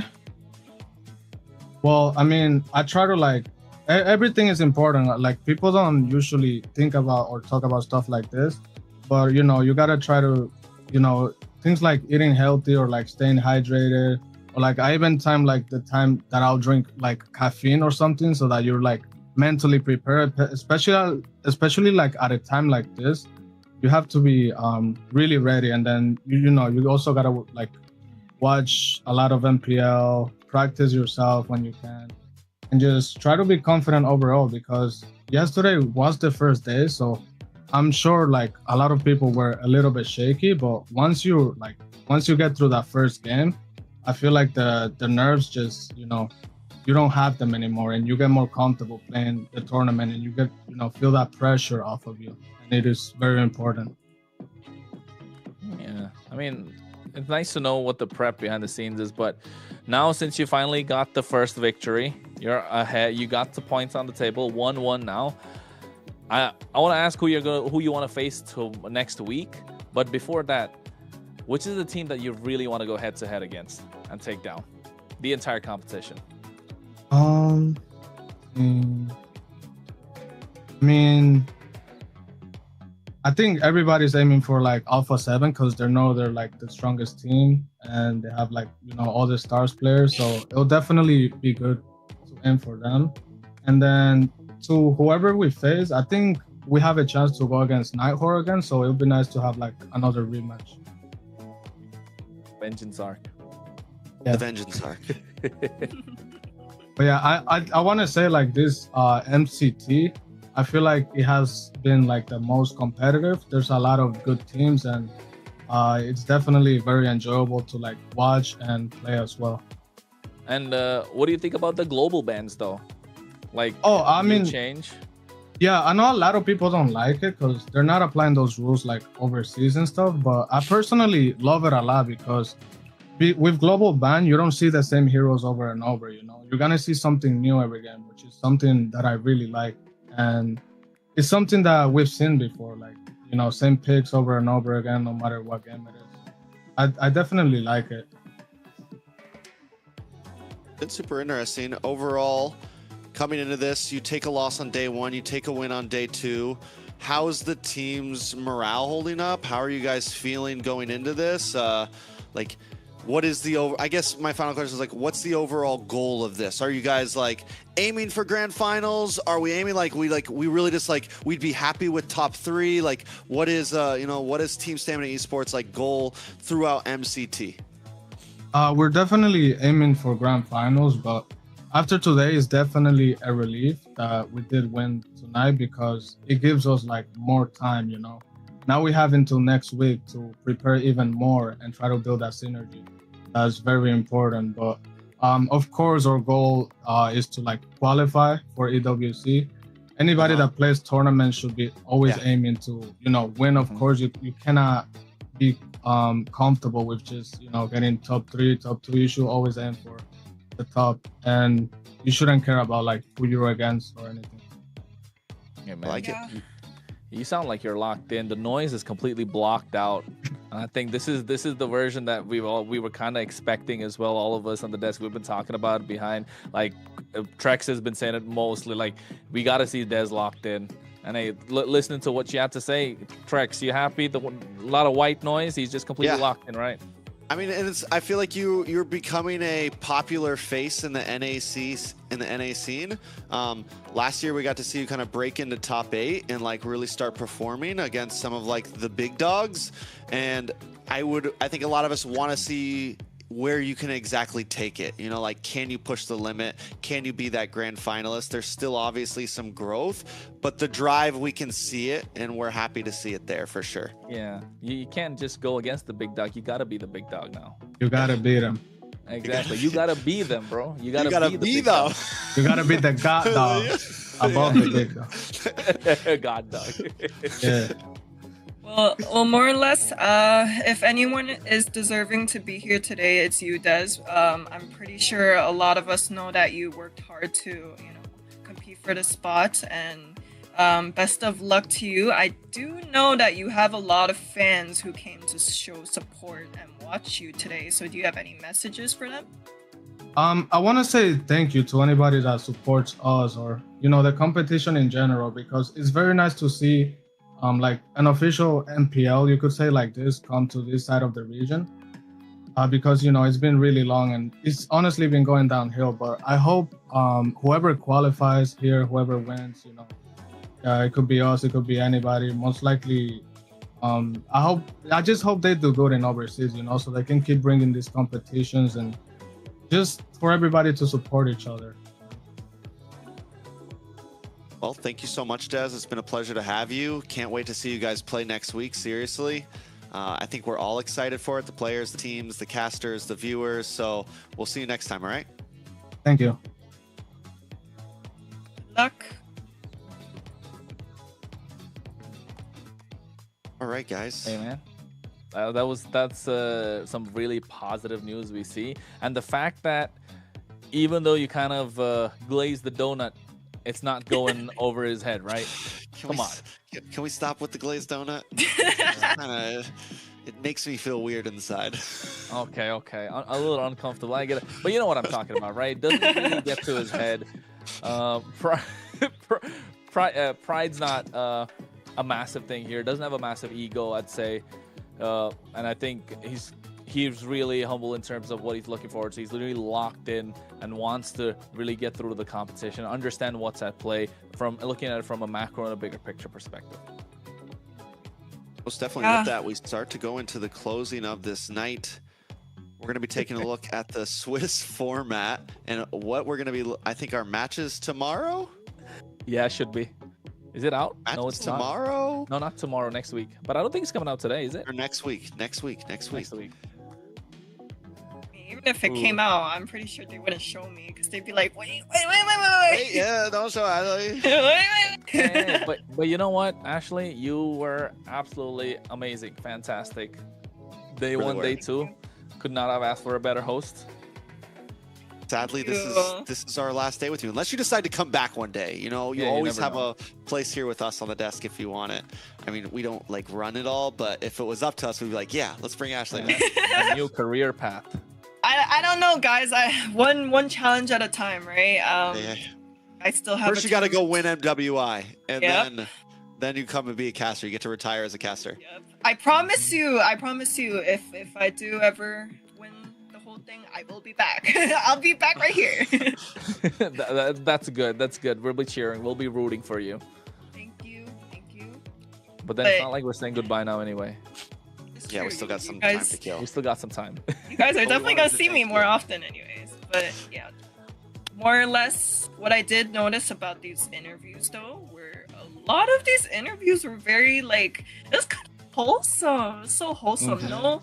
No ego, straight humbleness, straight just. It almost felt like relief, right? It wasn't just cheering. Not boring. Where's the spice at? Hey man, it's right here. Ashley, I know. That's why I was tired.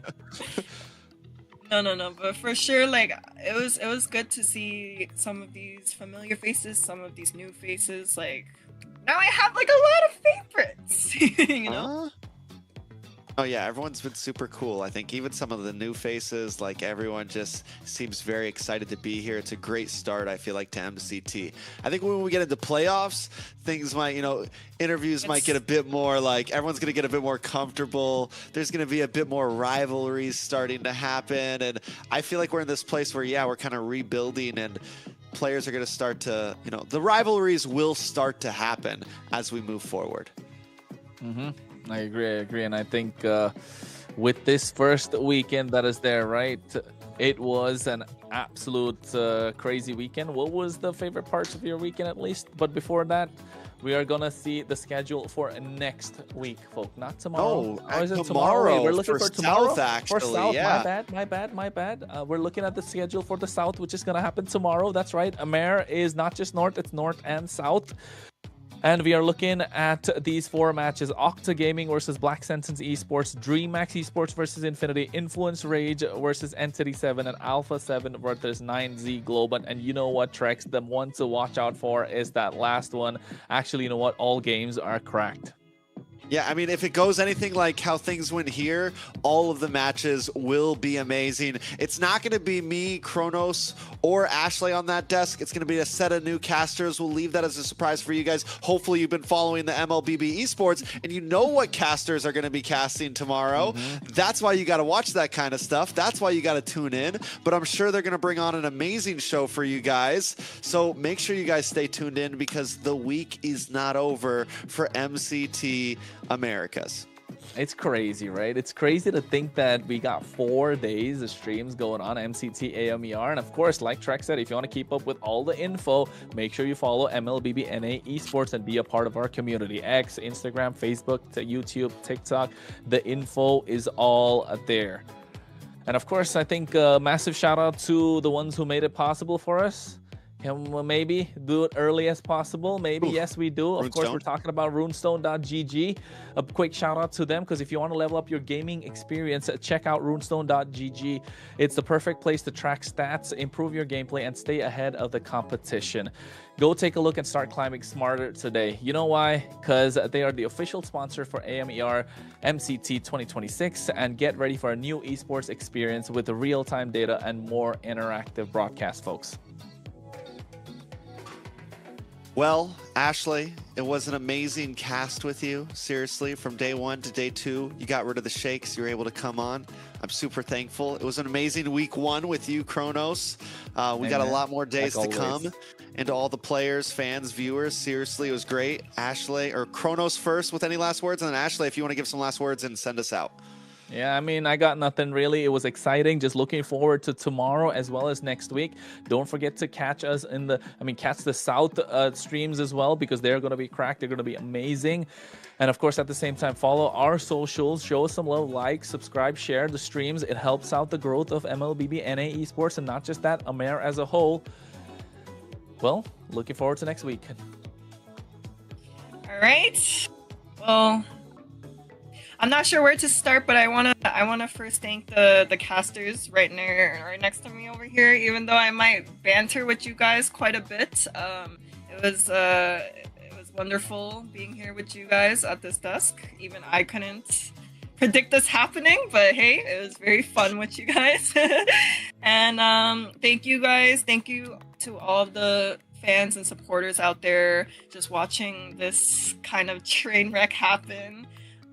For tuning in to the games, and hopefully I will see more of you guys around. But yeah, that's it. See you later. Bye-bye.